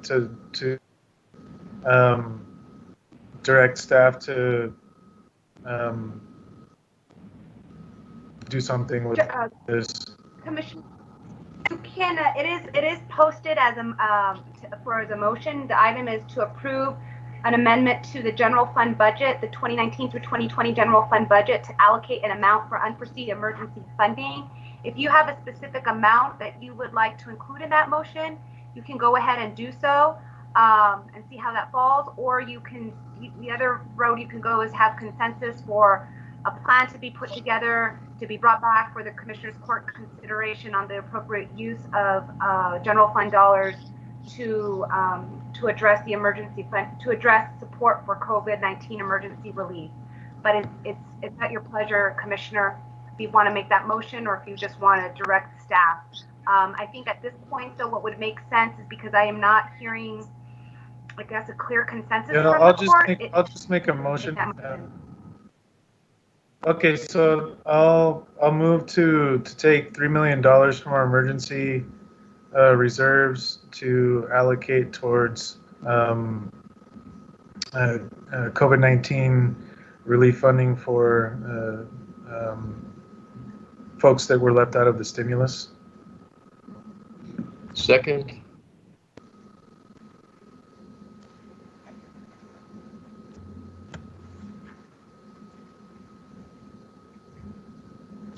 Commissioner Perez. Just very briefly, I just want to say that, I hear everything that the judge and the Commissioner Stout had said, but if that were the case about the $27 million, then that we were so confident it's about the integrity of that funding, why did we ask departments then to cut the $13.5 million from their budgets? And that's the problem that I'm having here, is that we're not so certain about that $27 million.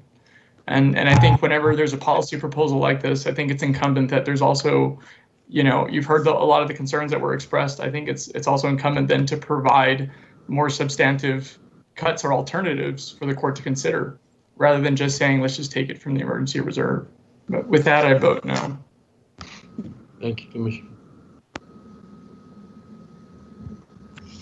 Commissioner Leon. No. Commissioner Stout. Aye. Commissioner Robinson.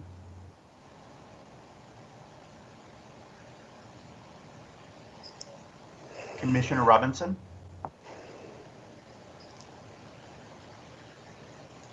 Commissioner. No. Judge Samaniego. Aye. Motion fails.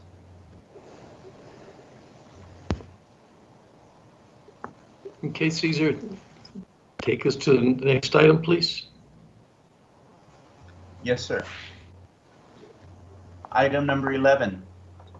Take appropriate action to reconsider the motion made on May 26, 2020, to explore one-time assistance options using a debit card for the distribution of $1 million of CARES Act general assistance funds, and discuss and take appropriate action regarding the distribution of funds for social assistance. We have 4 persons signed up for public comment on this, Judge. Thank you, sir. Go ahead. Judge.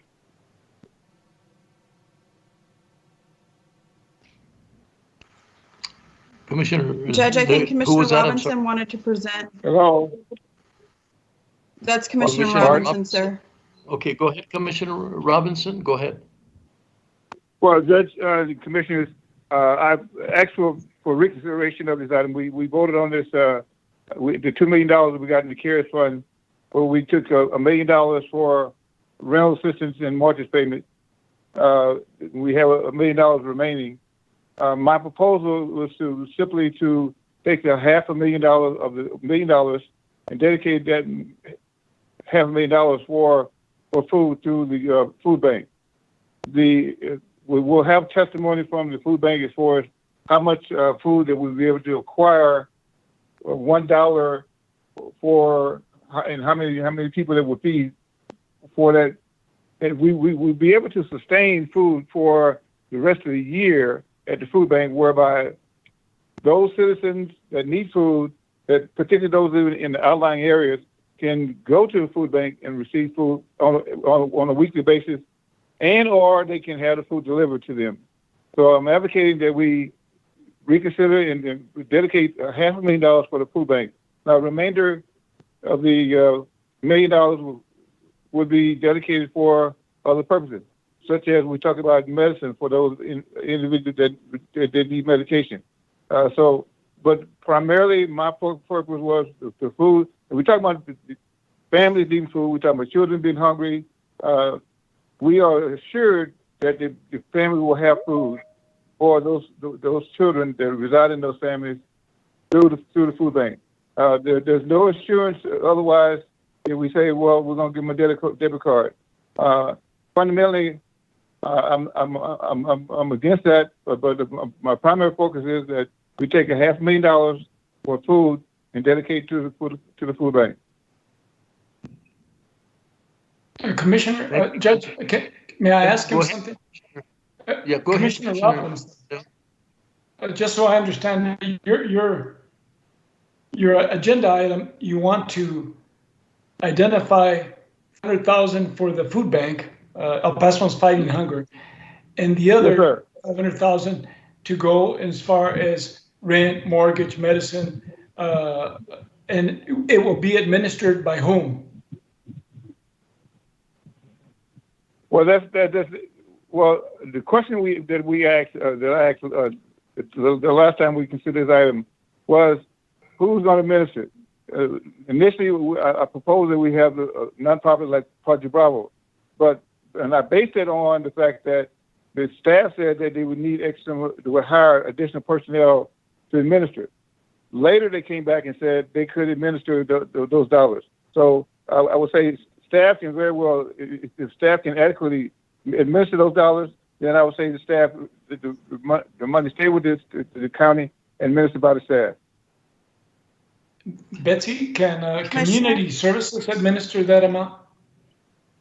Well, last week, based on your motion last week, which was basically $1 million for us to go explore the use of those restricted debit cards, Irene has been working on that, and she's on the call and can give some updated information to Commissioner's Court about how that would be administered, if it was $1 million or if it was $500,000.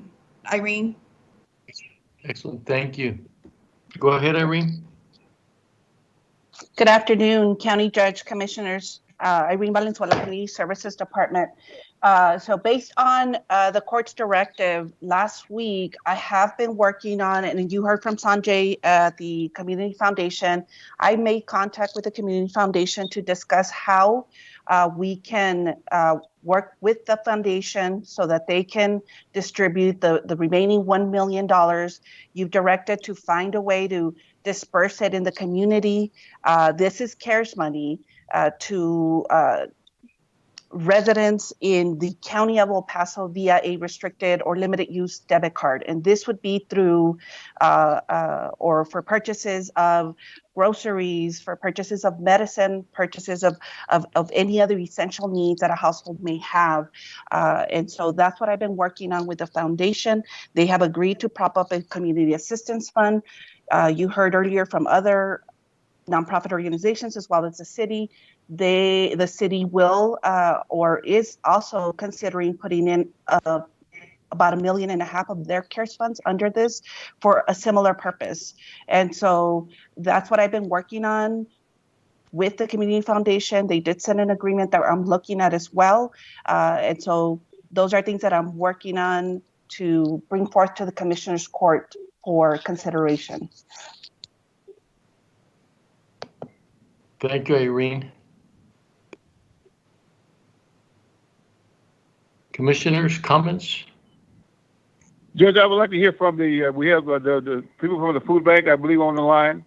Okay, perfect. Let me just one comment from Commissioner Perez. He was ready to comment or ask a question. Thank you. I had a question for legal regarding procedure. I mean, the way that the agenda item is written, it says take appropriate action to reconsider the motion made. The court took decisive action. I mean, it's you're essentially undoing a decision that the court has already made. I mean, is the item as written sufficiently worded for the court to continue?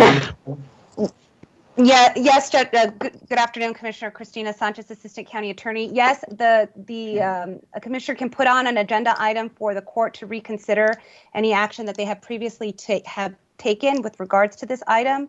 And so if it's the court's, I guess with additional information that has been provided today or anything else in terms of any additional information that Commissioner Robinson has provided today, that is something for the Commissioner's Court to consider, but there's no bar in terms of the court reconsidering a previous motion that you all had made. And so it's just depending what new action, if you will, or new direction that the court wants to go or not. You can still maintain whatever action you decided to do last week, but this is just a consideration for you all to look at another, I guess, funding plan that's being presented by Commissioner Robinson. Right, but since the court actually took action, is the word motion just sufficient to undo the action that the court took? So he has here, it says, take appropriate action to reconsider. That is fine, Commissioner. The way I interpret that language is that you have the ability, you being the Commissioner's Court, to go back and to decide whether or not you even want to entertain that. If you don't, then you don't reconsider it, and then your previous motion stands, and it would be a no action. The further language on this item says discuss and take appropriate action regarding the distribution of funds. The way I read that is CARES Act funds. And so that leaves it broad enough for you all to consider how you want to then use that second allocation of the $1 million or that reconsideration of what you've already allocated and took action on last Tuesday. Okay. And then also we don't have any established, per Robert's rules, this wouldn't be allowed because a member of the court who voted against the previous item that passed wouldn't be allowed to bring forth an item that I guess we don't really have clearly established procedures that prohibit something like that.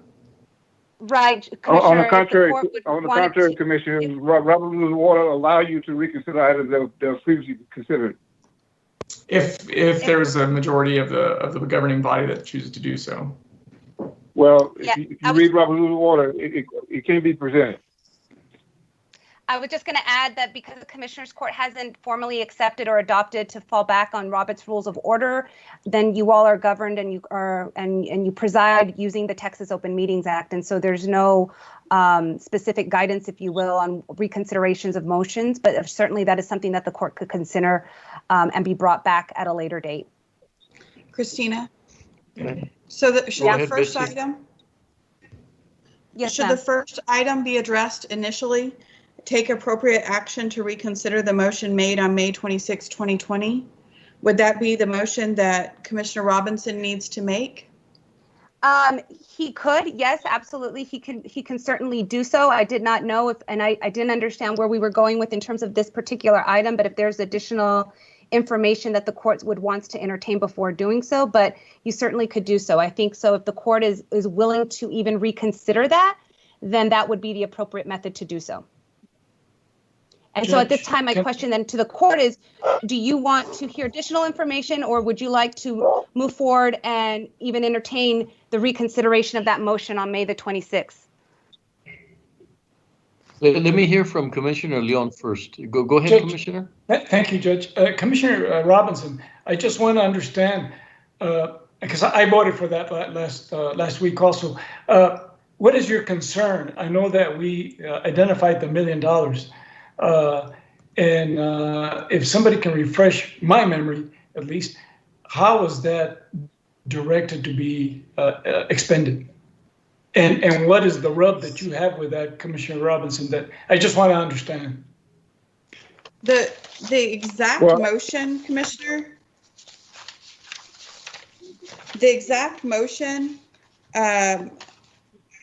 which was made by Commissioner Perez, was explore one-time assistance options using a debit card, flexible but compliant with CARES Act for anyone outside city limits. Seconded by Commissioner Leon. Vote 410. Commissioner Stout voted nay.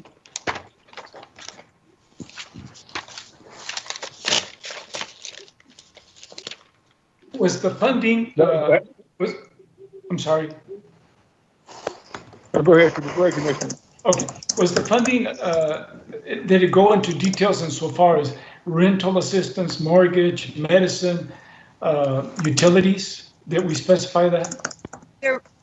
There was a motion right before, previous to that one, that was allocated the $1 million for rent and mortgage.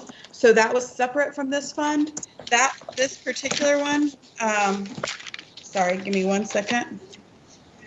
This particular one was for the other areas, such as food, medicine, items, household essentials.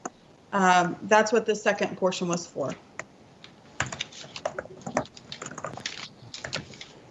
So the only difference I see in today's proposal as compared to last week's is that 500,000 would go to the El Pasoans fighting hunger. Is that correct?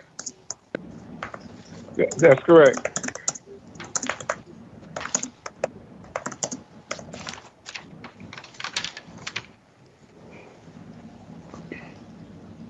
You know, that I think that as I just stated a while ago, I even seconded the motion that Commissioner Perez made last week.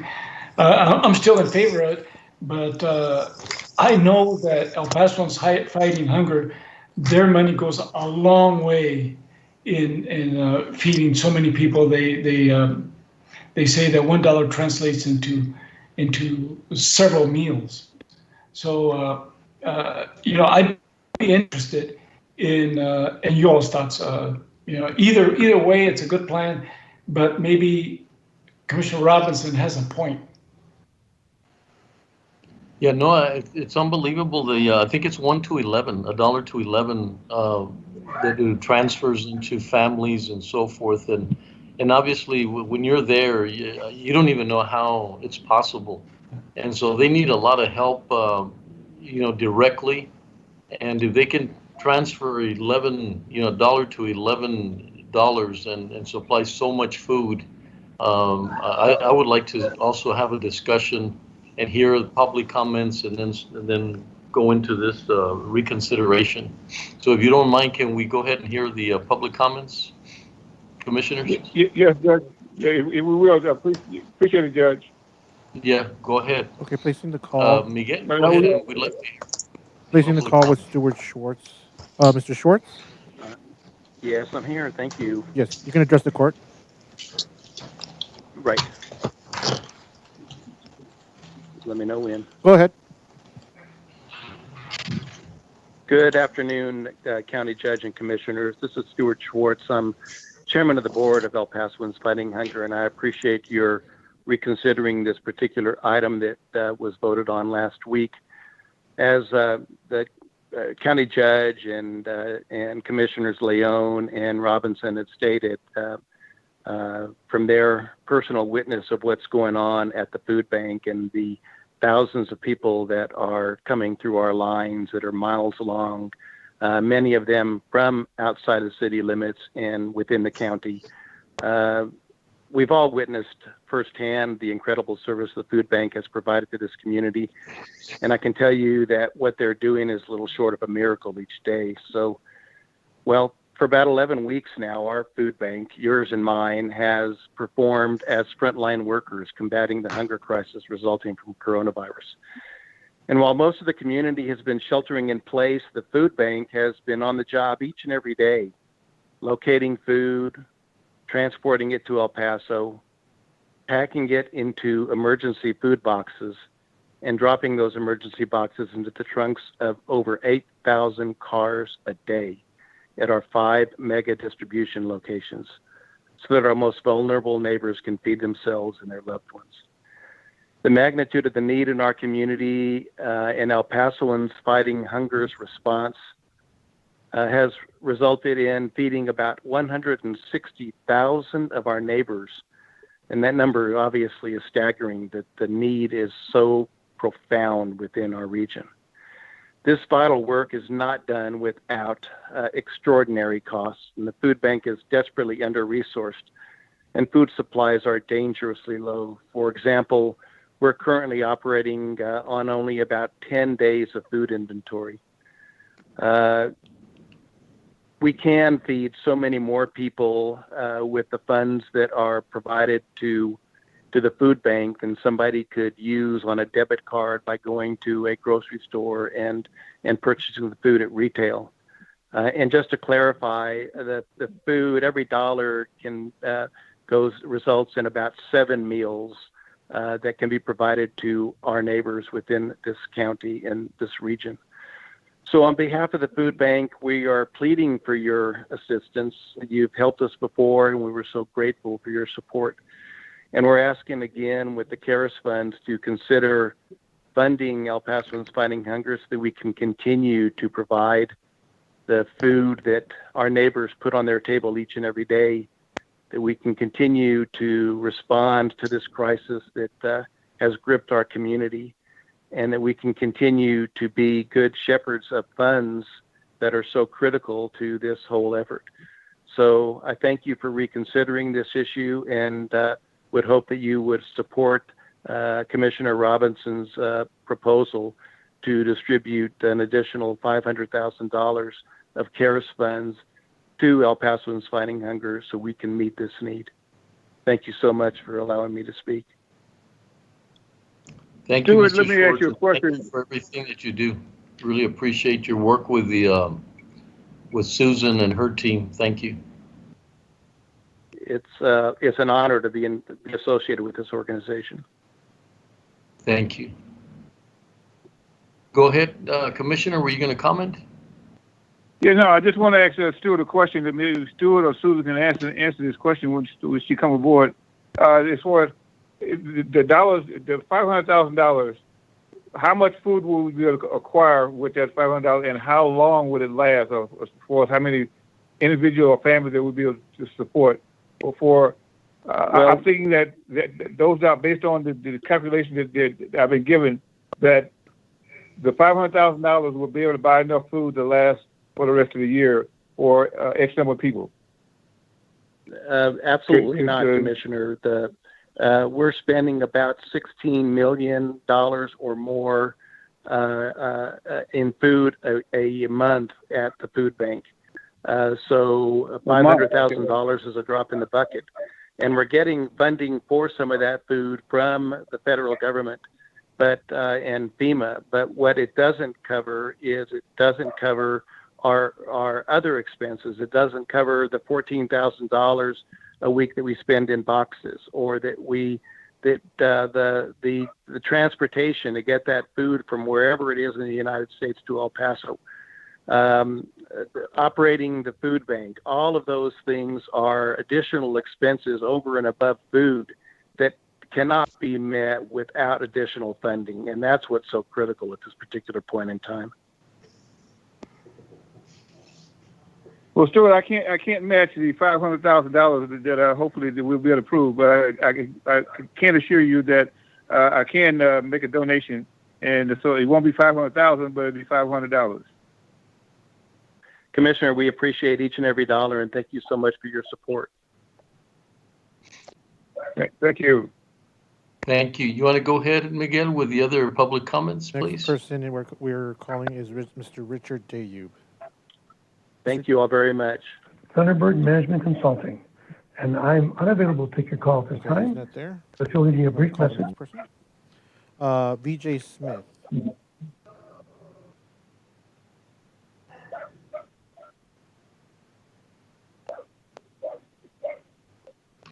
Placing the call.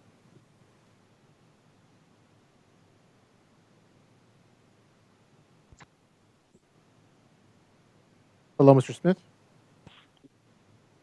Hello. Hello. This is the Commissioner's Court. You want to address the commissioners? Sir. Go ahead, Mr. VJ Smith. Go ahead.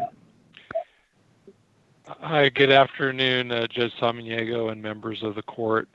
Appreciate this opportunity to come before you this afternoon and appreciate the decisions and the magnitude of those decisions that you face, and thank you very much for your deliberation.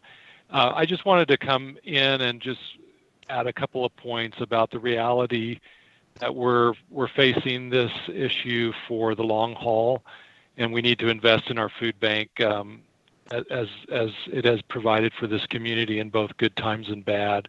So we're asking you to invest CARES Act general assistance funds in the food bank to ensure that the citizens of El Paso County have a reliable source of healthy food today and in the challenging months to come.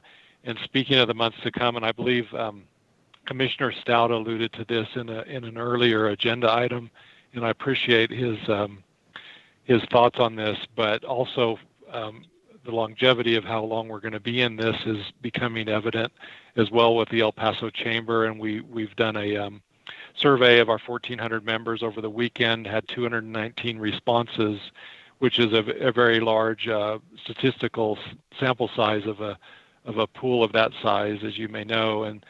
And the couple of questions that were asked on there that I think are relevant here is when do you expect the economy to return to pre-COVID levels was number one, and another question was when do you expect your particular business to return to pre-COVID levels? And the majority of the responses, or the biggest segment on those two questions, were that they expect business owners expect second quarter of 2021. So we're looking at a year out. And along with that, we have the job losses, and Forbes says that according to Forbes, 42% of job losses are permanent right now. So even those that are lucky enough to get a new job and claw back a job, they're gonna require 6 to 18 months of steady employment to regain stability. So we're looking at tough times in the long run, not just in the short term. And so we appreciate your consideration on that basis as well for considering these funds. Thank you. Thank you, Mr. Smith, and also thank you for what you do. A lot of different areas here in our community, but especially what you do there at the food bank. I appreciate all your help and your service. Thank you. The next person we have is Susan Goodell. Go ahead, Susan. Go ahead. Good Ms. afternoon. Goodell. Good afternoon, Judge Samaniego and commissioners. This is Susan Goodell. I'm the CEO of El Pasoans Fighting Hunger, and I'd like to be very clear in my request today. We are asking for your help. In fact, we're begging for your help. There is a rumor in town right now that the funding that we've received from FEMA will cover all of the costs of the food bank, and this is absolutely not true. The FEMA dollars that we have received are exclusively for the purchase of food for a 30-day period. These dollars do not underwrite in any way the operational costs of distributing that food. It does not cover manpower, diesel, electricity, gas, boxes, packing. Any of that is not included. In fact, the FEMA dollars that will help us buy that desperately needed food will actually increase our operational costs. Our food bank has stepped up from the beginning of the pandemic, beginning mass distributions on March 17th. The Boardaplex presentation earlier today was fascinating to me in that it mirrors our experience here at the food bank. 81% of the job losses are hitting people on the lower end of the economic spectrum. And these are the folks that we're seeing in the lines every day here at the food bank. We're seeing people 2 and 3 miles long car lines, people from throughout the community, and we turn no one away. Everyone here at El Pasoans Fighting Hunger Food Bank who presents receives a box of food so that they can make it through, regardless of whether they're a native El Pasoan, or if they are undocumented, or if they are coming in from Juarez. Everyone here receives food regardless of whatever their background might be. El Pasoans Fighting Hunger is the hardest hit food bank in Texas, perhaps even in the nation. We have seen an increasing amount of people in the lines needing food. Many days, 8,000, 8,700 families in the lines to get food. Compared to pre-COVID, we're currently distributing food at 520% over and above what we were doing pre-COVID.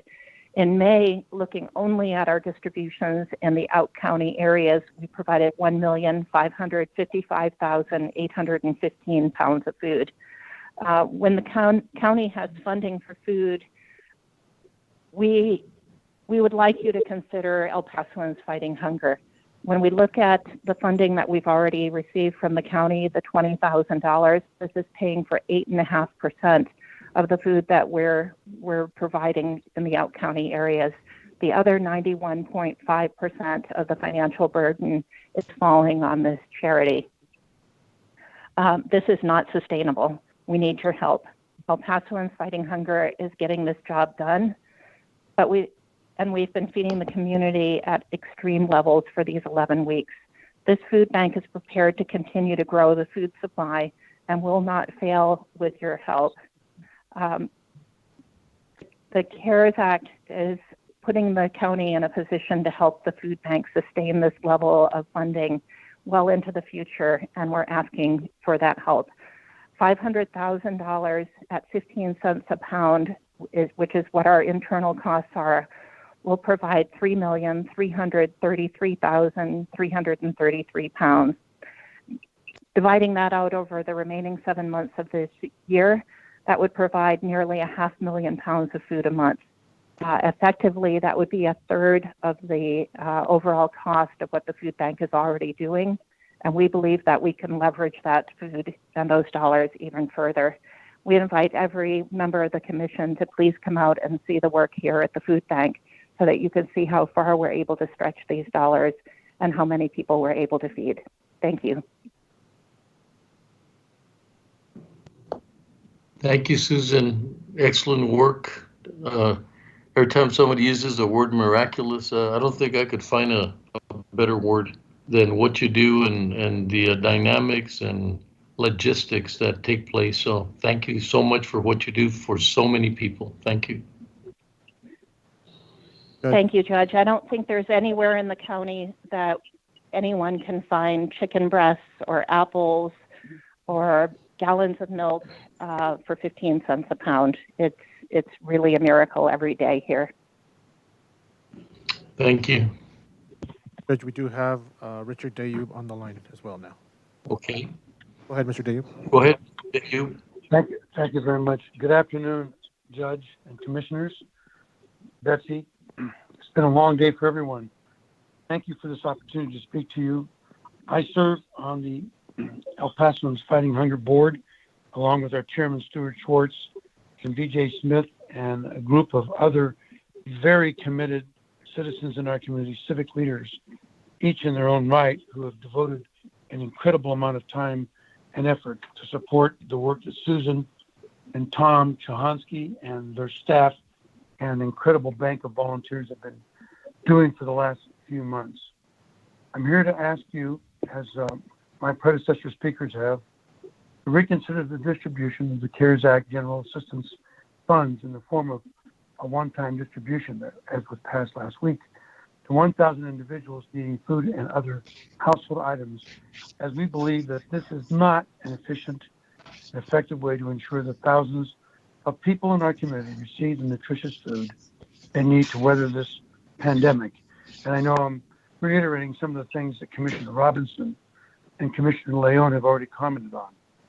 My wife and I and a group of her friends have personally witnessed the 2 and 3 mile long lines of cars at our food bank waiting to get emergency food. We've been volunteers out there periodically when we've been able to shake loose. Our community is in a crisis. We all know that. We spent most of the day talking about that. And we must strategically use every dollar to meet the needs of our people possible. There is no doubt that El Pasoans Fighting Hunger is the most cost-effective way to feed this community. And Susan pointed that out to you with numbers a moment ago. Where else can this county get chicken breasts or apples or milk for only 15 cents a pound? The answer is simple. There is not another entity in El Paso that can feed the 40,000 families that come to our door each week as cost effectively as the food bank. It's 40,000 people a week. Please invest in our community's food bank. The food bank has been providing healthy foods for the past 11 weeks of this pandemic, and they are prepared to continue this incredible work as long as they have the resources to do so.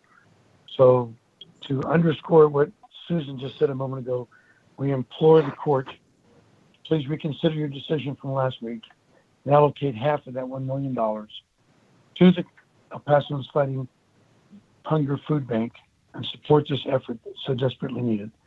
Thank you for your time and your consideration. Richard, thank you. Appreciate your comments. That is all the Yes, public sir. comments, sir. Thank you, Mr. Dave. Thank you, sir.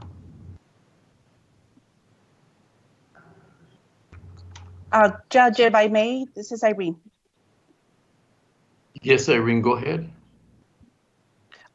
Judge, I just wanted to make a comment. The city issued a NOFA last week, and they are dedicating $1.5 million towards, I beg your pardon, $1.2 million to food security. 700 of that is going to come from the CDBG CARES City Fund, and then $500,000 of that will come from their treasury appropriation. So I wanted the court to know that $1.2 million will be appropriated through a NOFA. Actually, they've already issued it. And so there's an opportunity there for the food bank as well. Thank you, Irene. So Commissioner Robinson, we're back to you. I guess, Christina, we have to go back, undo what we did last Tuesday, or can we modify it? Sir, my recommendation, so that we can make sure that the record is clear, is it's going to be a two-step process here. If this is the direction of the court, your first step would be, if you want to entertain a reconsideration of that motion, it would be an action, and it'll be 2 votes. So one would be a motion to reconsider the motion made on May the 26th, 2020, to explore one-time assistance options using a debit card option for the distribution of $1 million of CARES Act General Assistance Fund. If this is what you do, this doesn't undo that $1 million allocation that you've already previously provided for with regards to your rent and your mortgage assistance. This is just on that additional $1 million that motion that Commissioner Perez had made to direct the staff. So at this time, would the court like to entertain that motion to reconsider? First of all, there's a comment from Commissioner Perez. Go ahead, Commissioner Perez. Yes, Judge. Well, I thank all the speakers for speaking in their public comment. I think the intent of what we were trying to do last time was diversify the range of assistance that we're providing.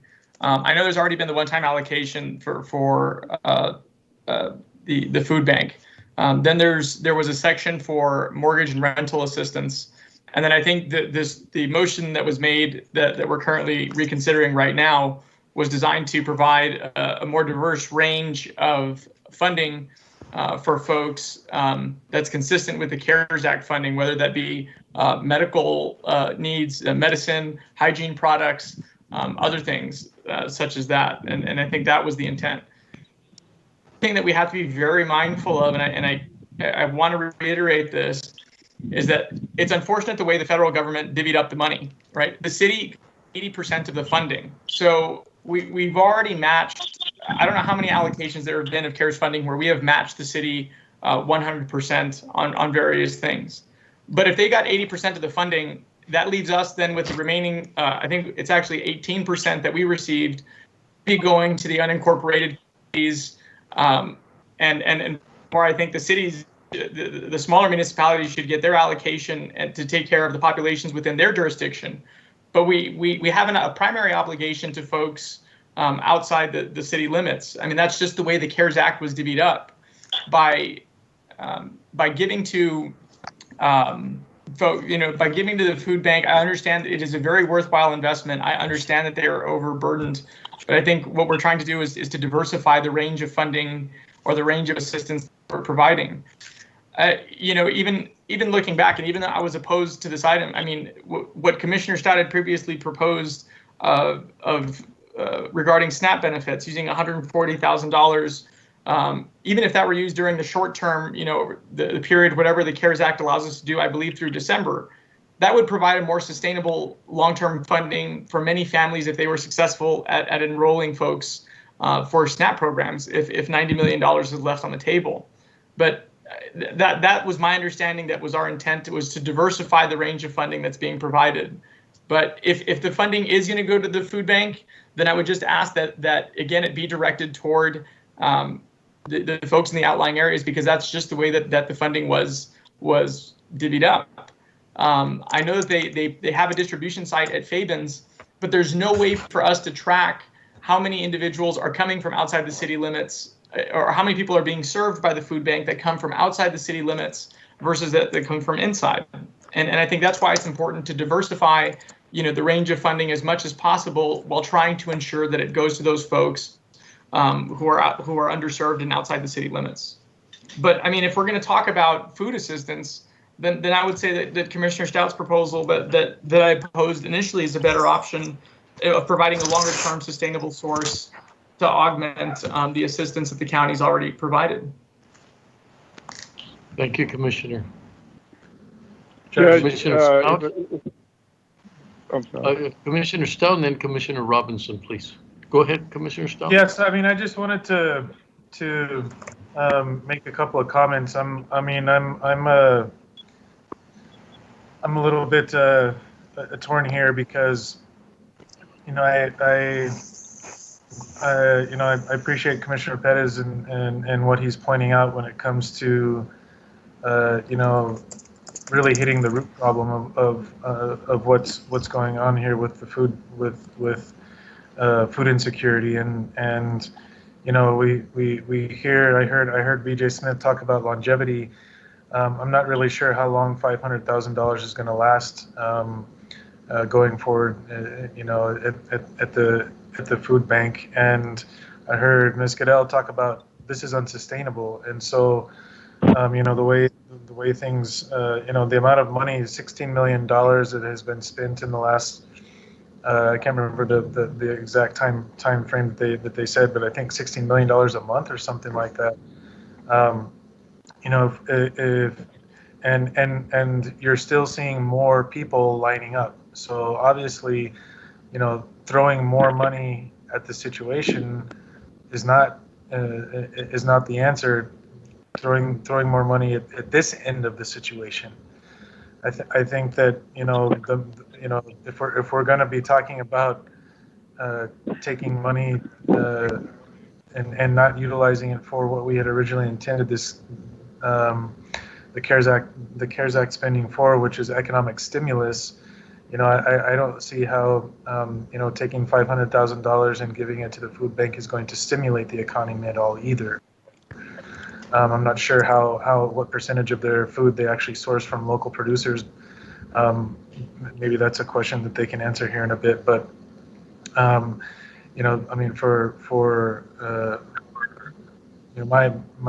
purpose for asking for the $2 million from the CARES Act was to help also stimulate the economy. And so, I'm torn because, I think that. If we took $500,000 and spent it on SNAP coordinators, I would hire 10 SNAP coordinators. Each of them could sign up 600 families for SNAP. Each of those families would be getting more than $600 a month, and that tabulates to $4.6 million a year. That each SNAP coordinator would possibly be able to generate, that would be infused into our economy, and if you have 10 of them, that's $46 million a year in an economic boon to our economy, and you're taking 6,000 families possibly off of the or out of those lines at the food bank, and then the food bank can serve the population that really needs it. And it seems to me that taking an approach looking at the root and attacking the root and at the same time, bringing so much money into our community instead of sending it out of our community would be a better answer. That being said, I understand that this money was also meant to try to help the most vulnerable in our community, and it's if it went to the food bank, then it might do that. But I'm kind of torn here with what to do. I voted against this last week because I thought folks should have the opportunity to first of all spend their stimulus. The stimulus money, just as everybody else who got the stimulus money from the federal government, as they felt that they needed to empower folks. But I also wanted to be able to empower folks that don't have status, and we didn't get to do that. And so, after today's vote on the last item, it's difficult for me to not You're want breaking to up. do this. Am I breaking up? You're static in the line there. That's better. Anyways, I would advocate for if we're going to spend it on on the food insecurity issue. Static in the line. I'm sorry? Static in the line. I was just saying that if we're going to spend this money on the food insecurity issue, we should use it to its deepest impact, and I think that would be through working through the SNAP program. Judge, we do have Marisa Limon Garza, who spoke earlier. She did sign up for this one as well.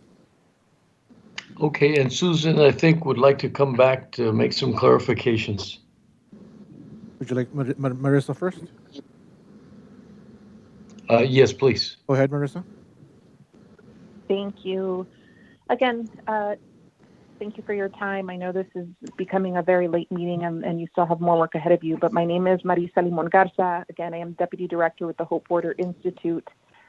Food is certainly one out of many needs that families have these days. During the last 6 weeks, I personally volunteered and delivered meals to families in various parts of our community on 2 different occasions. Certainly a sobering experience. That said, while I have tremendous respect for El Pasoans fighting hunger, emergency food does not pay the car note. It doesn't pay the electric bill. It doesn't pay for medical essentials. It doesn't pay for clothing, and it doesn't pay for diapers. Again, I urge you to look at your resources and levels of support holistically. There may be other forms of support available regarding food insecurity. Take those into account. More often than not, additional aid will be made available for those kinds of critical services. The limited flexibility provided by the CARES Act is best used for cash assistance through a debit card or money order. By investing the remaining $1 million in federal CARES into a common fund with the city and the El Paso Community Foundation, you can ensure that the monies will go further. Do not skimp on this tremendous opportunity. Thank you. Thank you, Marisa. Appreciate it. Thank you. Go ahead. If you could call Ms. Goodell, please. Judge, can you hear me? Yes, we can. Go ahead, Susan. Great. I would be happy to answer questions, but I just want to point out a few things that were said. Commissioner Perez mentioned that I said that this is not sustainable here at the food bank. It is not sustainable without the financial support. We are exceedingly good at finding food. We're effectively a trucking, logistics, and warehousing business with a charitable mission. We are incredibly lean and efficient. And we had, when I came to work this morning, I had a difficult time getting to the food bank, partially because the miles of cars that were already lined up trying to get food, and partially because there were 14 tractor trailers blocking the streets, bringing us 588,000 pounds of food into the food bank. That was early this morning.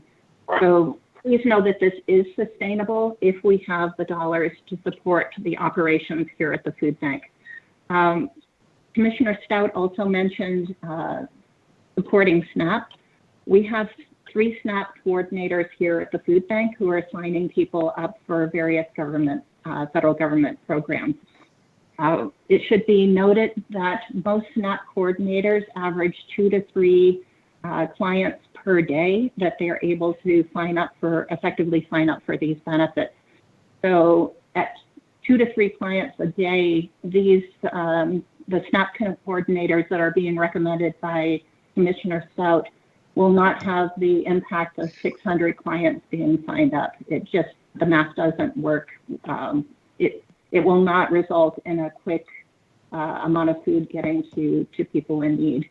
And one of the recent callers mentioned that the remaining $1 million, the first $1 million of CARES Act for the county went to rent and mortgage. A caller suggested that the remaining $1 million should go to a fund to support food, medicine, and other household items.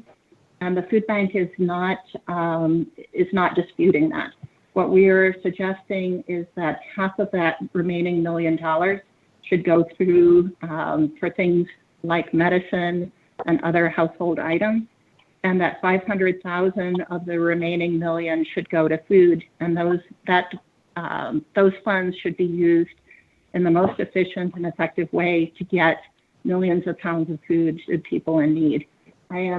We advertise that our offices are open here our lines are open from 9 a.m. to 3 p.m.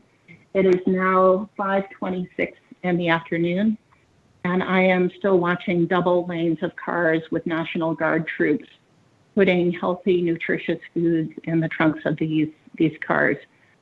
We are asking for the funds to continue operations to make sure that the folks in these lines continue to get the nutritious food that they need. And by the way, the funds that were already provided by the county to El Pasoans Fighting Hunger only account for a little over 8% of the resources that we're expending in the out-county areas. So the other 91.5% of that financial burden is falling on the charity to feed people in the out-county area. We're asking with this $500,000 for the county to pay for 1/3 of the cost of feeding the people in the out-county lines. And I'd be happy to answer any questions. Thank you, Susan. Commissioner Stout, please go ahead. Yeah, I just want to say thank you, Susan, for all that you all do, and thank you for the clarification. You're right. I wasn't trying to insinuate that from tomorrow from now to next week we're going to have 600 families signed up, but if we ended up going hiring SNAP coordinators, but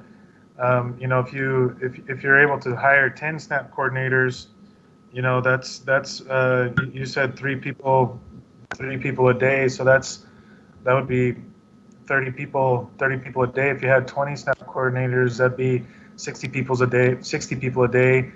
And you could sign up between 1,200 and 2,500 people within a couple of months, and that would drastically reduce the necessity for folks to be going to the food bank, and it would make things more sustainable, in my opinion. And I'm not, I think that it's important to help the food bank. I think that we've put our money where our mouth is in the past, and I'm not saying that that's not what I don't want to do. That's not what I want to do, but it seems to me that as we're looking at this in a holistic, we need to look at this in a holistic fashion and look for ways to also reduce the burden upon your operation, and we can do that. We can do that very easily, and it seems to me pretty quickly. I mean, within 2 months, if you're able to sign up 2,000 people, that's going to reduce your burden by possibly that many people. And so, you may not have to come back again and then again to the county or to the city to continue to have this conversation every couple of months. Commissioner Stout, can I give you some statistics on that? Sure. 173,000 people in El Paso are already on SNAP. Those people are in our lines every day. And the reason that they continue to rely on the food bank for emergency food is that SNAP benefits typically pay for 10 days worth of food in a month. The other 20 days, these folks rely on the food bank. So I'm not opposed to more people being signed up for SNAP. I think that's an excellent thing. But when we look at where the majority of the food is coming from to support these folks, it's coming from the food bank. So do you have the numbers of how many people that are on SNAP on a monthly basis use the food bank? I don't have a one-to-one correlation, but we have 163,000 people that we're feeding on a monthly basis, and they're in our lines on a weekly basis.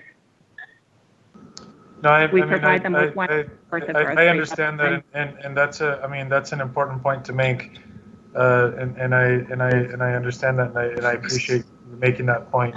But I mean, I think it's better to have folks that have 10 days worth of food from SNAP, and they're showing up for, or for 20 days worth of food, or 10 days worth of food with you all, than having somebody showing up for a whole month's worth of food for you all, from you all.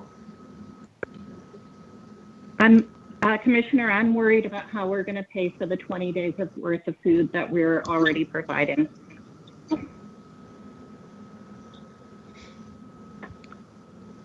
Judge, this is Commissioner Robinson. Go ahead, Commissioner.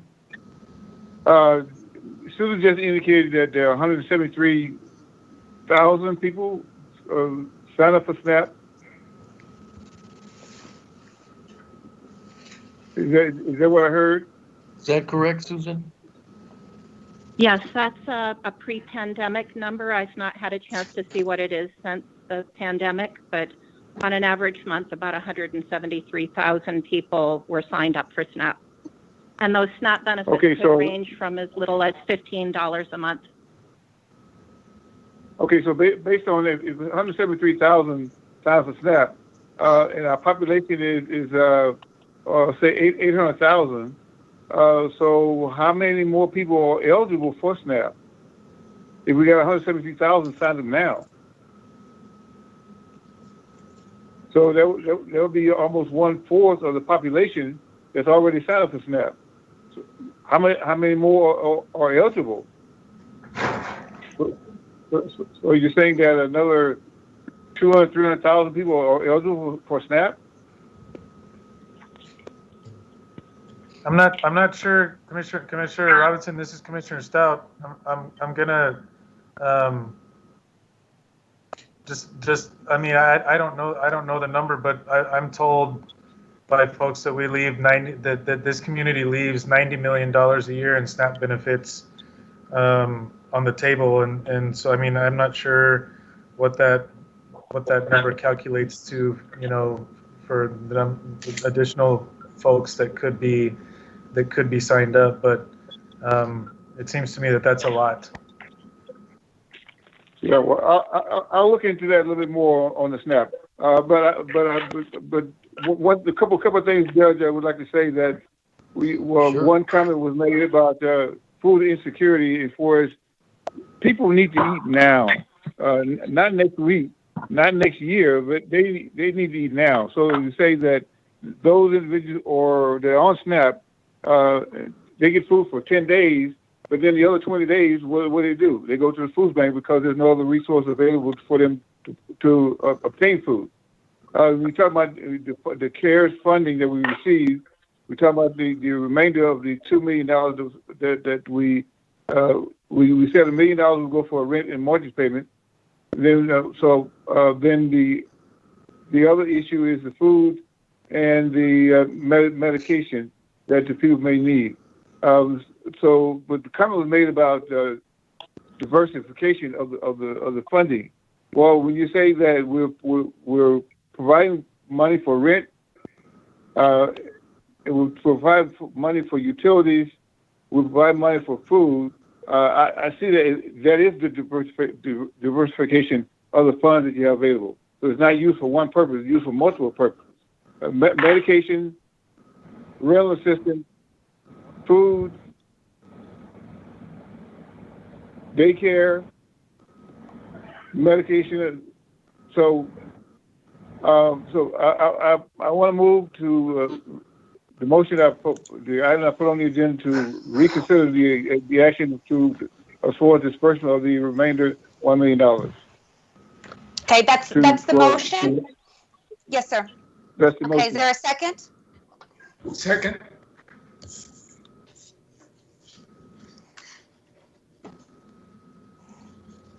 Commissioner Perez. I missed the motion. I had internet connection problem. What was the motion? Commissioner Perez, Commissioner Robinson made the motion to reconsider the motion that was made on May 26, 2020 to explore one-time assistance options using a debit card option for the distribution of $1 million of CARES Act General Assistance Fund. And that's what you're voting on. There was a second by Commissioner Leon. And I'm sorry, the 1 million. I'm sorry for the breaking up part. The 1 million allocation, which is all of it's to the food bank. Well, no, this motion right now, Commissioner Perez, is only to reconsider. We haven't gotten to the second part yet, sir. It's just to reconsider that motion from last Tuesday. I see. Okay. No. Commissioner Leon. Aye. Commissioner Stout. No. Commissioner Robinson. Aye. Judge Samaniego. Aye. Motion carries.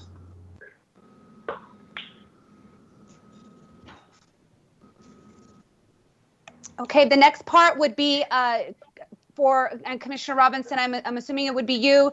Would you like to make a motion with how you would like then that $1 million in funds to be used, or if you have a different amount? No, the remainder of the $1 million is $500,000 going for food to be distributed by the food bank.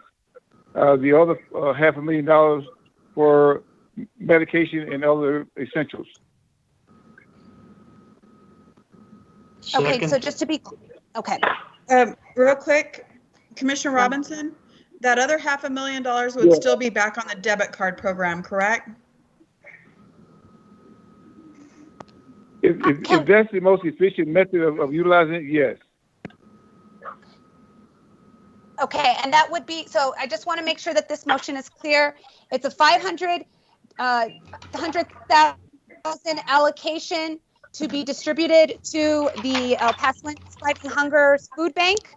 And then the other 500,000 is, yes, sir. Okay. And then the other 500,000 for distribution for other means, to include a possible debit card option for medicine or other needs for individuals in response to the COVID-19 crisis. Yes. And is there any way to guarantee that this particular allocation of $500,000 goes to folks in the unincorporated territories? Because from my understanding, there's one distribution site in Favens, once a week. And again, if it's just to emphasize, it's just the way that the funding was divvied up. You know, we've got to pull our resources together to ensure the city has taken care of the population within the city limits, and then we're doing our best to protect the folks and the vulnerable that are outside the city limits. Is there any way to guarantee that this particular $500,000 allocation, or at least 80% of the $500,000 allocation, is going to go to that population? Commissioner Perez, would it be just the site itself, or would you like Susan to sort of figure out how to do that? Are you saying just go ahead and have it at the Fabian site, or is there something she could do internally to make sure it's for the county? Right. Is there going to be some sort of reporting mechanism to ensure that 80% is allocated to folks outside the city limits, or is it just getting mixed up with just the their general operations?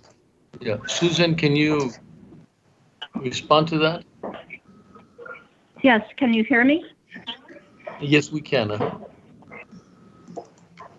Commissioner Perez, I will guarantee you that those funds will be expended in the out-county areas. We are already providing millions of pounds of food in the out-county areas. It is absolutely not just Sabins. Sabins is one of the newest sites, but we have been in Vinton, Canutillo, we have been in San Eli, we have been in many, many out-county sites.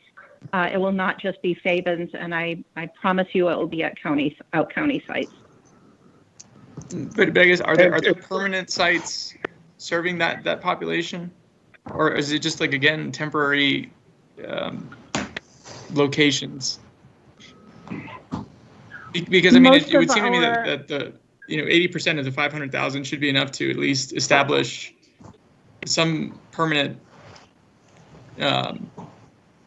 setup, for the food bank, or distribution site for the food bank in the unincorporated areas versus just the once a week as currently has been. Fabens is the one I'm aware of.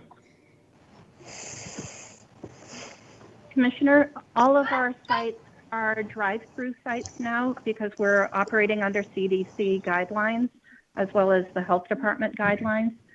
So we do not have bricks and mortar facilities that the food bank is operating at this site. There are pantries that are reopening. About 60 of the 132 pantries are in the process of reopening now, and many of them are in out-county sites. But we are focused heavily on the drive-through sites because of the need to not spread the contagion. So we are keeping social distancing, masks, gloves, and these drive-through where the people pop their trunks and we put the food in their trunks. Right. So, I mean, is it possible to have a drive-through site in the permanent drive-through site, just like there is in the city limits? The biggest one we have is Vinton. It's right on the Vinton-Canutillo line. It's at Childress Elementary. It has been there for about a month now, open every Monday and every Friday. We provide about 1,000 people on each of those days, every Monday, every Friday, another 1,000 who are going through the lines at that elementary school. So yes, we would love to have more permanent. In fact, we've been approached by several locations. One of them is the County Coliseum that we've not yet been able to add because of lack of resources, but we do have a lot of these out in the out-county areas. I mean, I'm glad to hear about Fabian or Vinton, but 95% of folks in the unincorporated territories live east of Loop 375.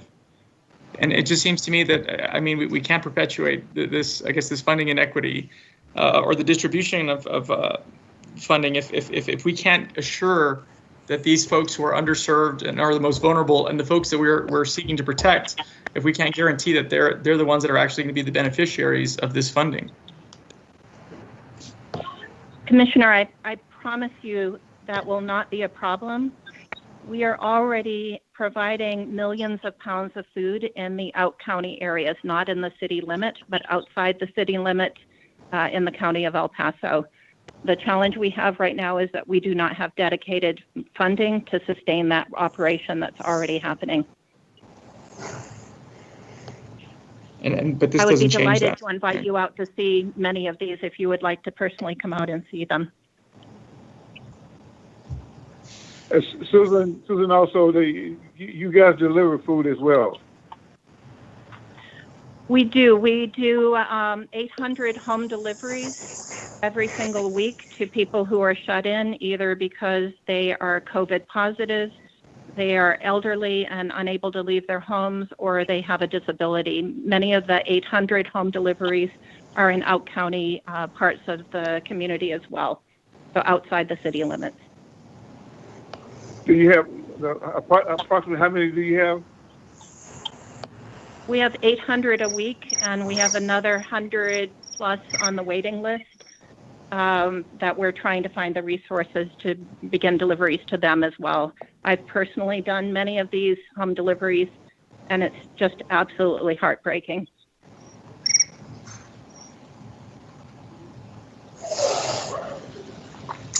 Thank you, Susan. Well, Judge, again, my motion was to appropriate $500,000 to the food bank for food. The other $500,000 will be for medication and other expenses.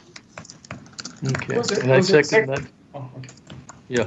I think Commissioner Leon had already seconded that motion earlier. And then in terms of the $500,000 for the food bank distribution, I would also ask that you authorize staff to negotiate an agreement with food bank just to memorialize the distribution of those funds, please. That would also be included in that motion. Thank you. Christina? Yes, ma'am. We do need clear guidance from the court before we go into that. Okay. Whether or not, do they want us to require documentation or reporting on that distribution? Okay.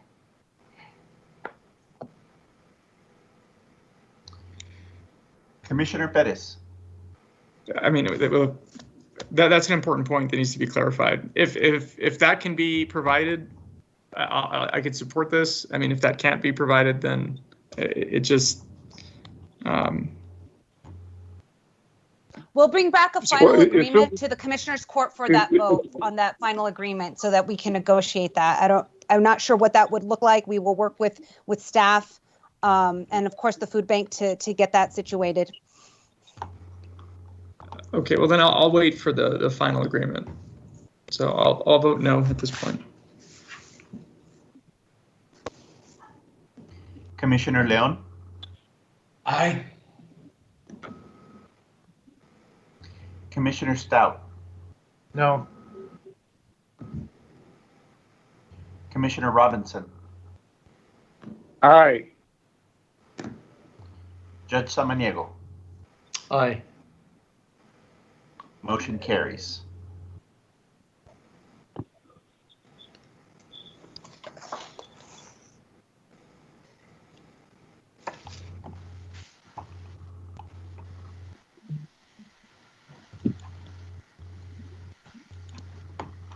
This brings us to item number 12 from purchasing. Item number 12, approve the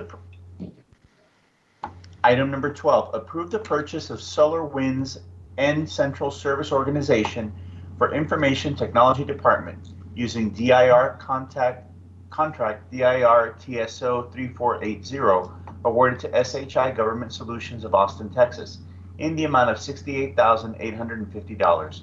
Purchasing approved on April 29, 2020. Funding is available in General Fund, ITD, Maintenance and Repair Software. Good evening, Judge Samaniego, Commissioners. Today I'm requesting that you allow me to let IT purchase this from SolarWinds N Central. This product actually allows the county to track, monitor, and control all the devices on the network, which is incredibly important right now considering our remote situation. It also includes the reporting module, and there's a 16% discount from retail by using the Department of Information Resource State of Texas contract.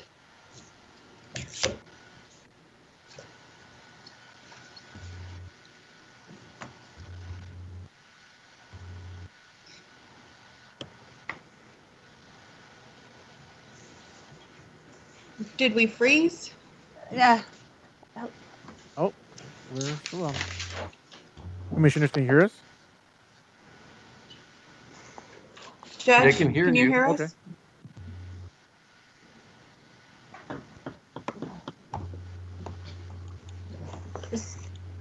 Is there a motion to approve this item? I'll move approve. Or second, either one. That was a motion by Judge Samaniego. Who was the second, please? It was a motion by Commissioner Leon, a second by Judge Saniego, right? That's correct. Thank you. Commissioner Perez? Aye. Commissioner Leon? Aye. Commissioner Stout? Aye. Commissioner Robinson? Aye. Judge Samaniego? Aye. Motion carries. Item number 13, approve the purchase of bus wraps for all county transit fleet vehicles using Region 19 Cooperative Contract 16-7198, awarded to EP Big Media Incorporated, doing business as Big Media G&A Print and Label Incorporated of El Paso, Texas, in the amount of $103,248. Purchasing approved on April 17, 2020. Funding is available in Special Grant Rural S20 Operating Expense, Special Grant Fleet Replacement Cap Outlays, and Special Grant G5339 Bus 19 Cap Outlays. Good evening, Deborah Correjo, Troll County Purchasing Agent. For this purchase, we're requesting that you allow us to use the Region 19 contract to get the bus wraps. We understand this will basically renew the entire bus fleet, and if there are available funding or if there's funding available, additional quantities may be added at a later date. Please note that by using the Region 19 contract and this local vendor, we're obtaining a 10% discount not only on the high performance wraps, but on the removal of the existing wraps. Move to approve. Judge, I've got a quick question. Okay, go ahead. I'm sorry. No, we've got a comment from Commissioner Leon. Go ahead. Thank you, Judge. Deborah, in my being consistent in my thought process, that $103,000, again, is something that I think can wait. I don't know if it's too late, but my other question is maybe for Wally, is that money coming out of some grant funding, or is that coming out of our capital? Jose can address that, Commissioner. Yes. Good afternoon or good evening, Judge and Commissioners of Sedonderos Planning and Development Department. So this is coming specifically out of the transit funds that we received for the purposes of rehabbing the buses. So this is part of the funding. Part of this is actually funding that was saved because we didn't have the buses wrapped from the vendor before ordering them. We decided to see if we could identify funding within the grant to completely rewrap the entire fleet. So we would have a consistently new rebranded product. And if the court would like, I have a few of the options that, including the one that we're recommending to move forward with, if the court would like to see what exactly the wrap might look like. Well, thank you, Jose. No, that's what I was interested in. Where is the funding coming from? And it's coming from a grant. I'll second the motion.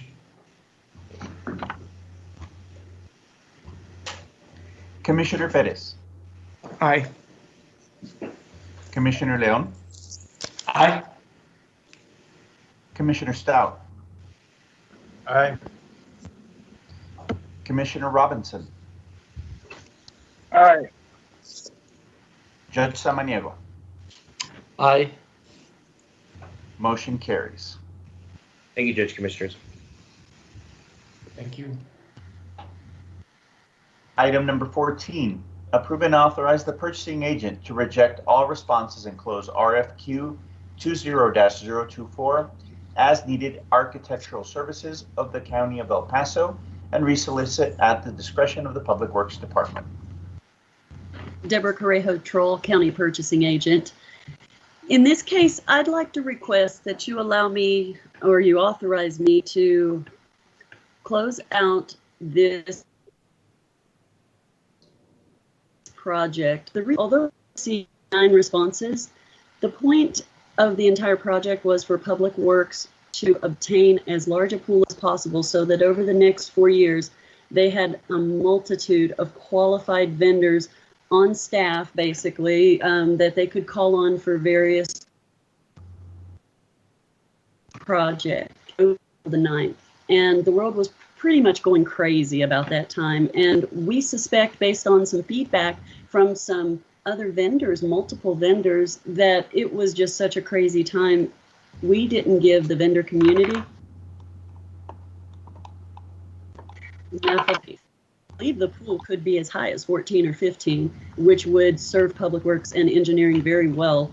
And if you authorize me to do this, Public Works is standing by to go out immediately, and we've notified all the vendors so that now that there's some semblance of calm related to our bids, we can take care of this much faster. Move to approve the rejection. Yeah, second. Second. And Judge, is the department? I mean, does the department concur with that? Or I mean, or does this have any delays that this would cause? What the department's yes, attention was? The department requested it because we were noticing that there were some pockets of expertise missing. And when we queried the vendor community, and then we received some requests to accept late bids, which we can't do. There's no way you can ever accept a late bid. We realized that perhaps the vendor community wasn't able to mobilize. Thank you. I think, So, and Deborah, I think thank you. part of it was Anytime you limit, I think what you're looking at is there were some limitations that are now can be expanded, and that's always a good thing, and especially if it's being supported by Public Works. So, but Betsy, you're going to comment on something? I think it was also part of the timing of when these were due is when we were in the midst of going to teleworking. And so some vendors, I think, said that they weren't able to deliver packets. I don't know all the details, but when Deborah proposed this to Public Works, they were supportive to reopen and allow for more options. Okay, thank you, Betsy. Commissioner Perez. Aye. Commissioner Leon. Aye. Commissioner Stout. Aye. Commissioner Robinson. Aye. Judge Samaniego. Aye. Motion carries. Thank you. Item number 15, Economic Development. Receive a presentation on the funds awarded to local small businesses through the El Paso Small Business Emergency Relief Fund. Judge, Commissioners, I believe Andrew's on the line, but if you all would like to postpone this item, we'd be happy to do that if it would help with agenda management. I think that'd be better. This is a very important topic that I'd like to hear about, but not at 5:57, and we still have some ways to go. What's the pleasure of the court? Do you need a motion to postpone? Yes, please, sir. When will you postpone this to, Betsy? Or do you want to just delete it and you put it on next meeting? If you delete it, and then that way too, if there's an opportunity to have a special meeting, which maybe we could talk about after this meeting during this week, that would be appropriate. You can take no action, and we can do either. Okay, for a special meeting. Okay, no action, and then you can go on to the next one, Caesar. Item number 15, no action. Item number 16, Human Resources. Approve and authorize the revisions to the County of El Paso's sick leave pool policy. I think we already went over that. This is a different item, and it's another one that we're asking that we take no action, and we'll bring it back. Item number 16, no action. Item number 17, Public Works. Discuss and take appropriate action regarding participating in the Sun Metro Helping Obtain Property for Everyone Rural Transportation Grant Submission in the amount of $24,200 in fiscal year 2021 if awarded. Contract number 2020-0437. Good afternoon, good evening, Judge and Commissioners. Jose Landeros of the Planning and Development Department. This item before you this evening relates to the county partnering with Sun Metro for a grant opportunity. Specifically, Sun Metro approached the county about developing a fair analysis study. We've done these in the past, but this is building on all of the work that has currently been ongoing in relation to expanding and improving our transit service, especially as it pertains to coordination with Sun Metro. What the study would do was actually evaluate how transfers can be improved between both entities.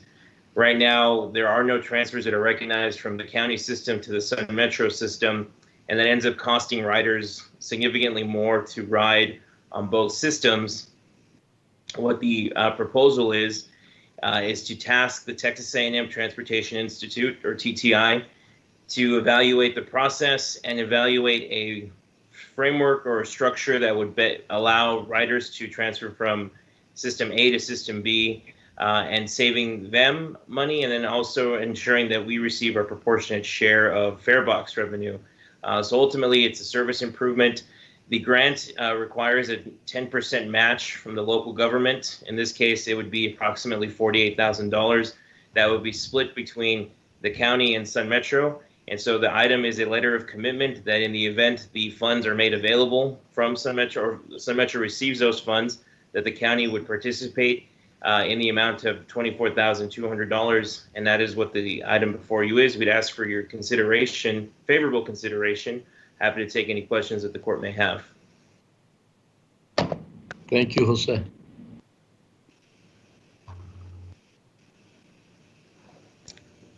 Move to approve. Second. Commissioner Perez. Aye.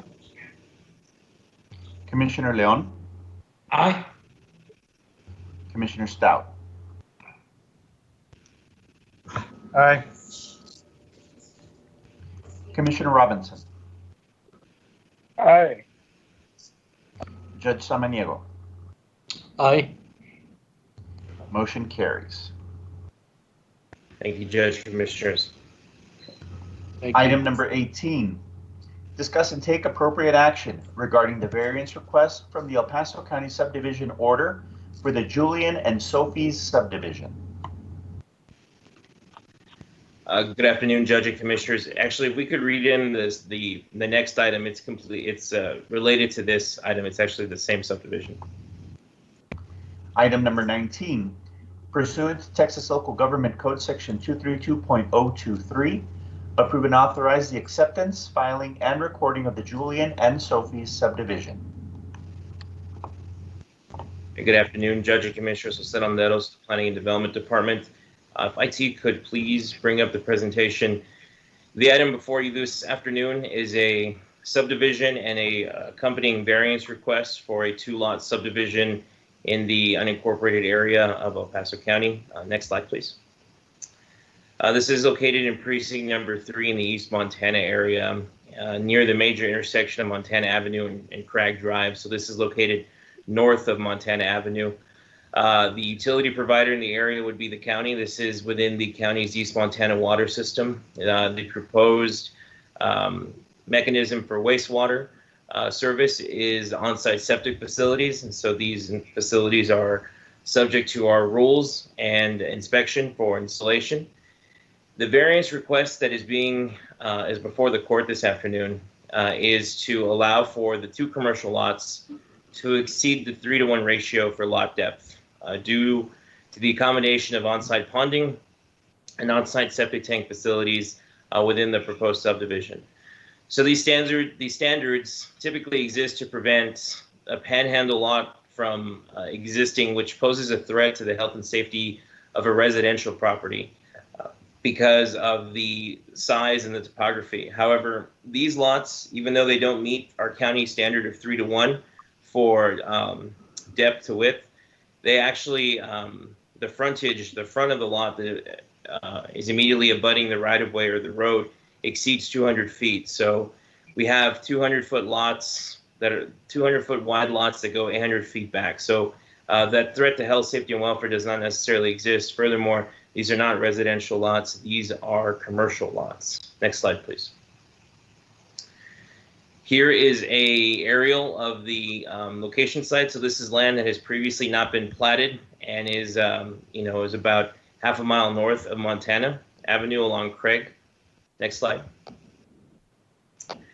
And here is the proposed subdivision. And so you can see there why you have those long lots, those long shotgun style lots. But again, the width of both of those is 200 feet. Our minimum width standard is 60 feet, so over 3 times the width of our typical standard. So that is the reason why we are recommending approval of this variance. Next slide. So we're recommending 2 things, and the court can take them in one action or separately if you would like. But we're recommending approval of the variance request from the county subdivision order for Julian and Sophie subdivision in accordance with section 2.9C of the El Paso County subdivision order, and that would be to approve the variance. The second item would be to, if that variance is approved, pursuant to Texas Local Government Code 232.023, approve and authorize the acceptance, filing, and recording of the subdivision. With that, happy to take any questions that the court may have. Motion to approve. Second. Commissioner Perez, That is muted. It's for both 18 and 19. Yes. Yes. Mhm. Okay. Aye. Commissioner Perez. Aye. Commissioner Leon. Aye. Commissioner Stout. Aye. Commissioner Robinson. Aye. Judge Samaniego. Aye.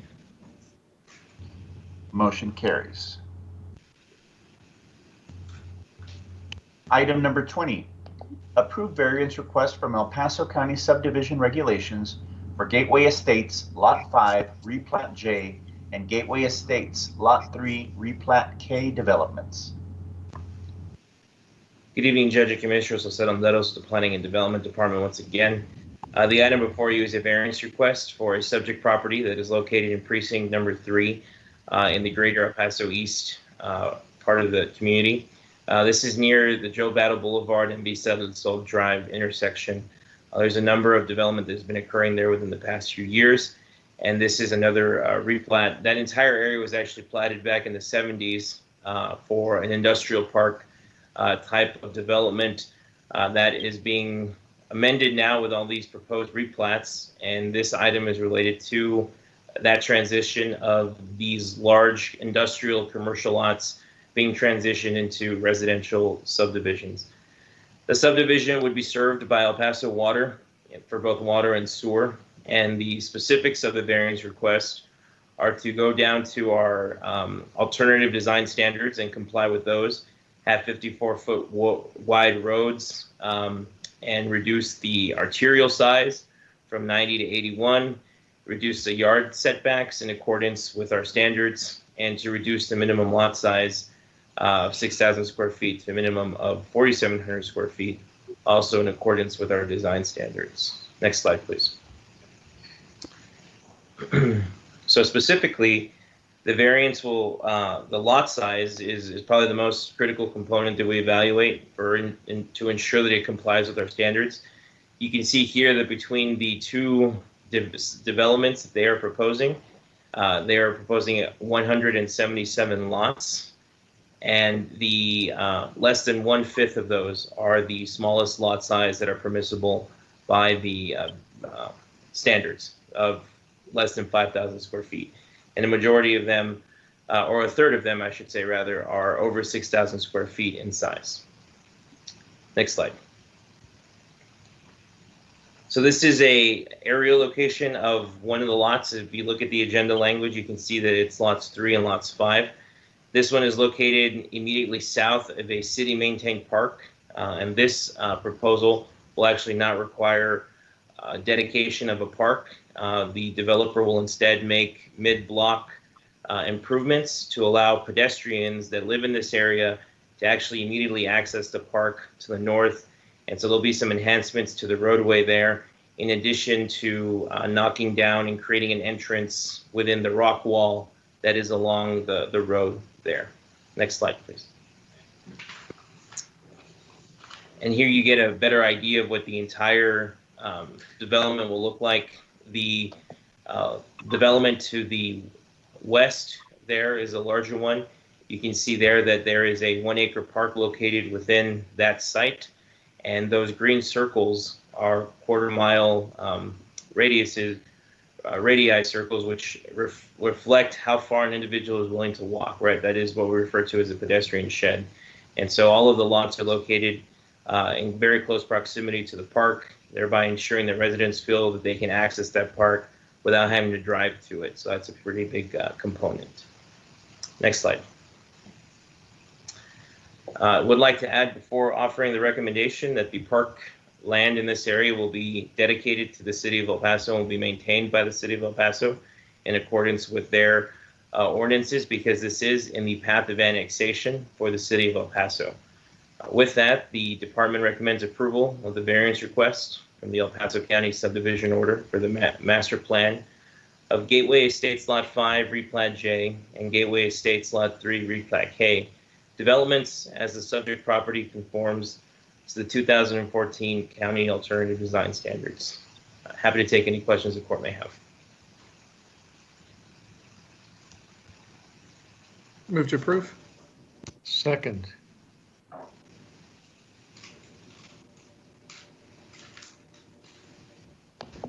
Commissioner Perez. Aye. Commissioner Leon. Aye. Commissioner Stout. Aye. Commissioner Robinson. Aye. Judge Samaniego. Aye. Motion carries.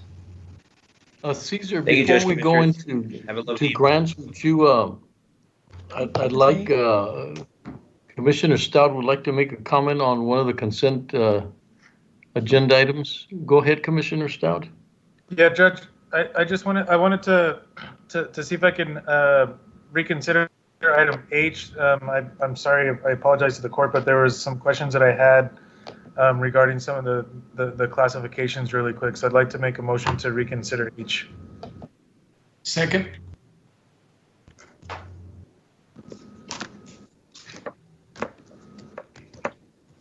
Reconsider item 4H. Commissioner Perez. Aye. Commissioner Leon. Aye. Commissioner Stout. Aye. Commissioner Robinson. Aye.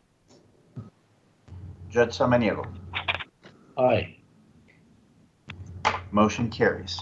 And one moment, let me pull up item H. And in the meantime, I'm also getting staff online to answer this. Thank you. Item number 4H. Approve and authorize the approval of the recommended classifications submitted by the Prevailing Wage Committee for use in the 2020 Prevailing Wage Rate Survey.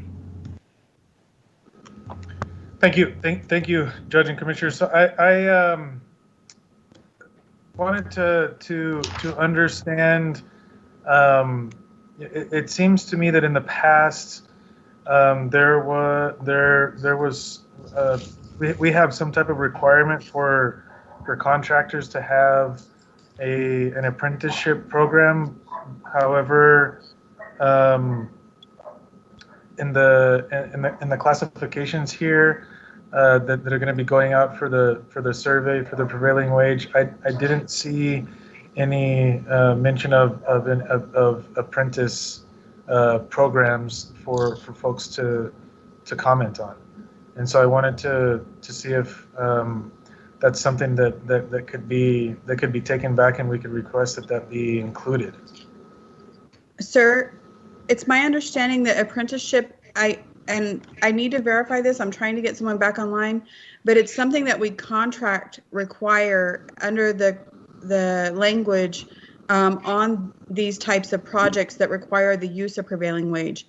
I don't know if there's someone on legal who can respond to this, but I believe it's an element underneath the contracts for projects that do refer to the prevailing wage. I don't know if Eric is on the line and he could speak to this. Eric Morales.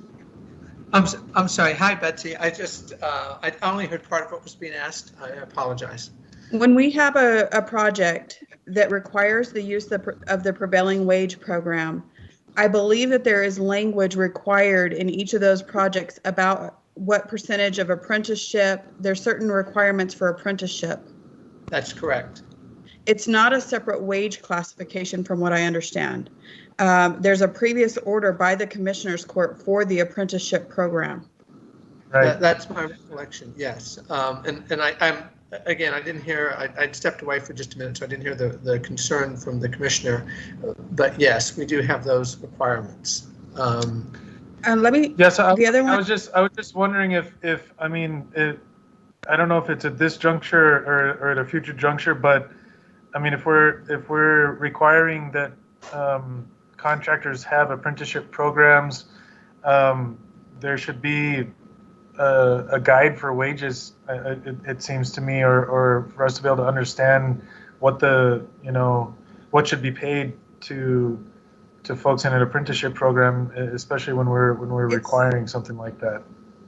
It's separate from the prevailing wage rates. We can bring that item back, Commissioner, or bring it forward, the order on apprenticeship.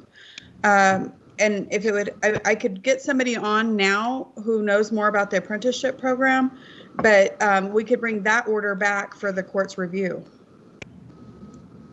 Okay, that's fine. I'm not worried about the order itself. I was just worried about not seeing the wages for apprentices being included in the study, or and at this juncture.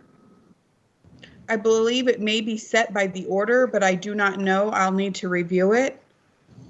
But you could also set it by the order. Mr.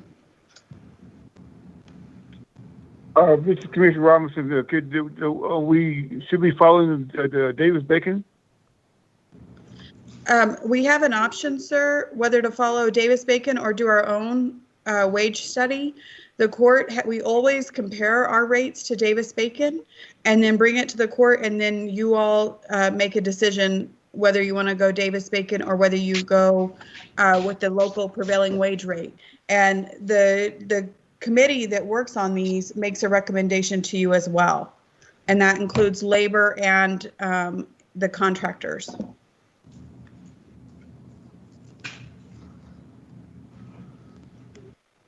So was our recommendation that we approve, was it higher or lower than Davis-Bacon? You usually go higher. I am told that the apprenticeship program has a specific wage rate that is paid by time of their apprenticeship. That's correct. Okay. And Fernie from infrastructure is more familiar with this program, but it's definitely something, if you want to review what wage is set, we can bring that back for the court's review. Yeah, that would be good. I just don't want this to be overlooked when we're doing this study, since we do have a court order that requires contractors to provide an apprenticeship program. I think it's important for us also to make sure that that wage is set out in the study. And again, I think you set that wage separately. Okay. I would be interested in that information as well. Good afternoon, Betsy. This is Judge Commissioners. This is Joanne.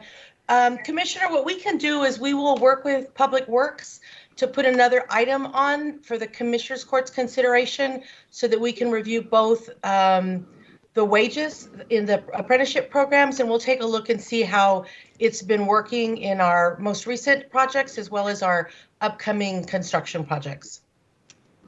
Okay, that would be great. I appreciate that. Yes, sir.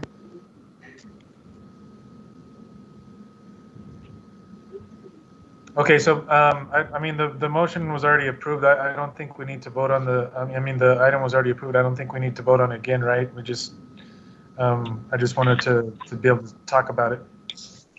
Right, sir. Yeah, the motion still stands. You just opened it up for discussion. Okay. Thank you all very much for indulging me. I know it's late. No, that's fine, Commissioner. Thank you. This brings us to item number 21 from grant applications. Approve the submission of county grant applications as listed and described. If awarded, all grant award agreements will be brought back to the Commissioner's Court for final acceptance and approval. Item number 21, approve and authorize the Sheriff's and Constable's offices to apply for the Bulletproof Vest program with the Department of Justice, Bureau of Justice Programs in the amount of $68,372.43 with a 50% required cash match of $34,186.22. Matching funds have been confirmed with the Budget and Fiscal Policy Department and will be budgeted for fiscal year 2021. Contract number 2020-0435.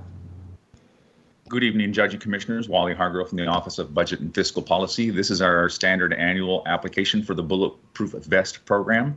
It is a 50% match. We would ask for your favorable consideration. Motion to approve. Second. Second. Commissioner Perez. Aye. Commissioner Leon. Aye.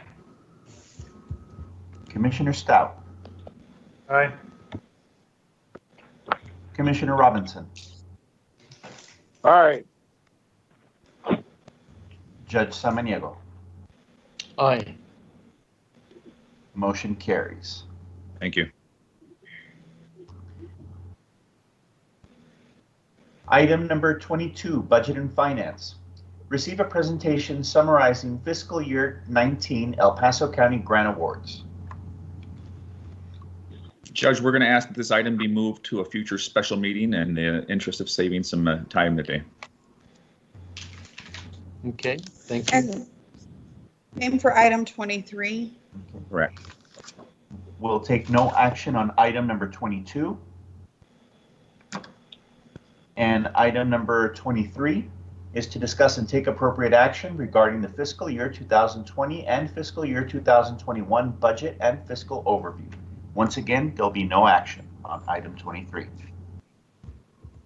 Item number 24, approve amendment number 33 to the County of El Paso's 2019-2020 operating budget.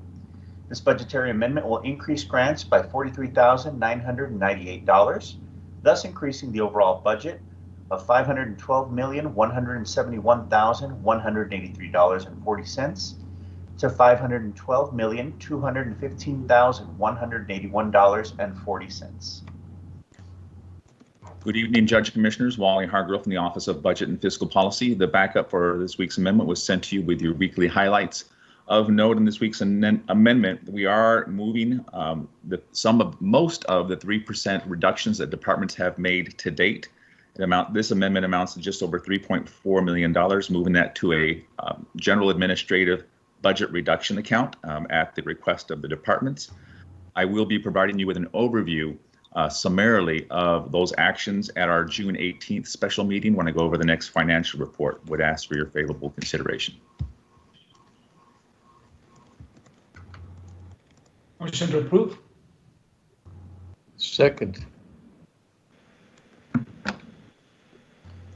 Commissioner Perez. Aye. Commissioner Leon. Aye. Commissioner Stout. Aye.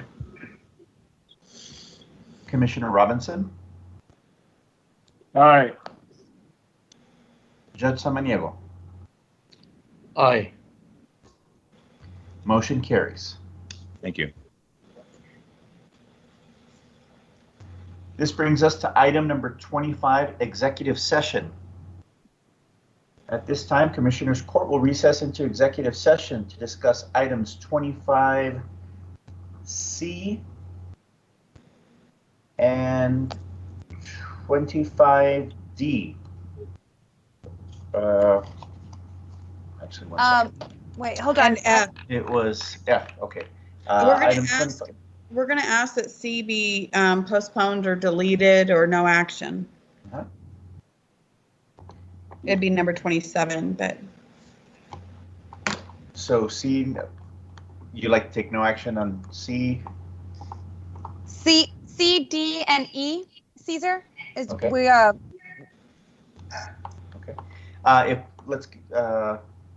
We'll take no action on item number 25C, which is pursuant to Texas Government Code Section 551.025. Discuss contract negotiations with Life Ambulance Service Incorporated for ambulance services in El Paso County. Item 25D, discuss pending matters related to El Paso County's litigation regarding the opioid epidemic. County Attorney's Case Number 024417PL.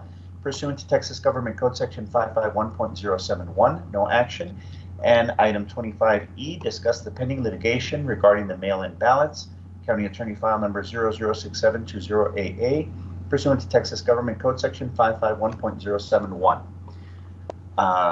So we will go into executive session for item number 25F, pursuant to Texas Government Code Section 551.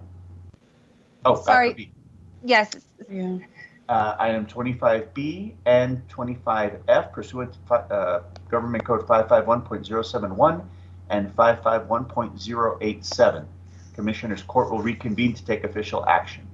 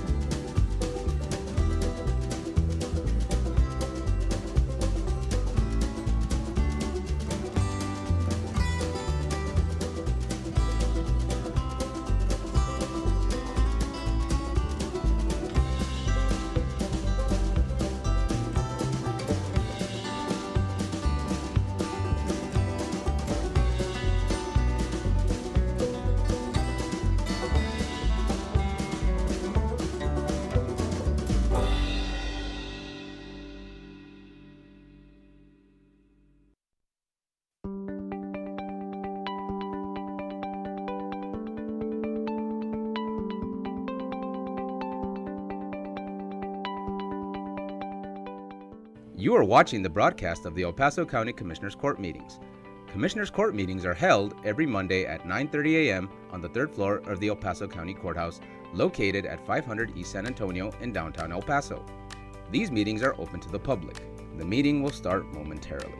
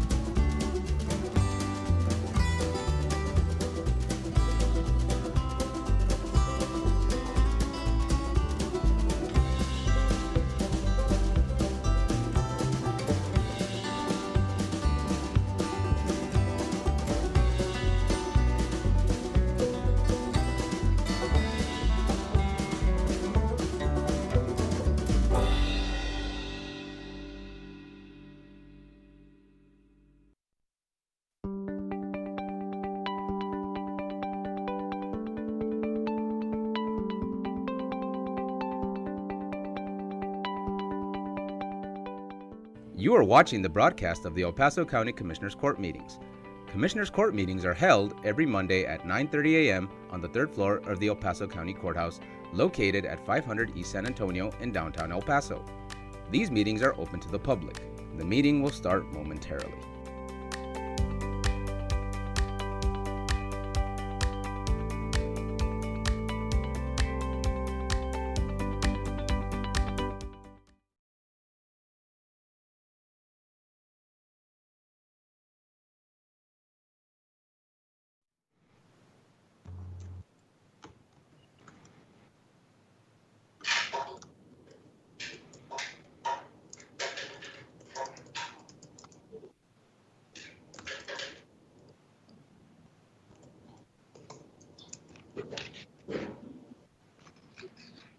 Go ahead, Caesar. Thank you. Commissioners Court has reconvened into regular open session. Item number 26 from regular session. Discuss and take appropriate action related to the management agreement between El Paso County and the El Paso Sports Commission. There'll be no action on this item. And item number 27, discuss and take appropriate action regarding the contract with Life Ambulance Service Incorporated for ambulance services in El Paso County. No action on this item as well. And that wraps up all of our items on today's agenda, Judge. Thank you, Caesar. Okay. Did I hear something? Oh, okay. Meeting adjourned, and thank you all. Have a great week. Appreciate everything. Long session, but very productive. Thank you. Thank you. Thank you. Thank you. Thank you. Take care. Bye-bye. This Thank you, concludes Betsy and today's company and meeting legal. at 7:01 p.m.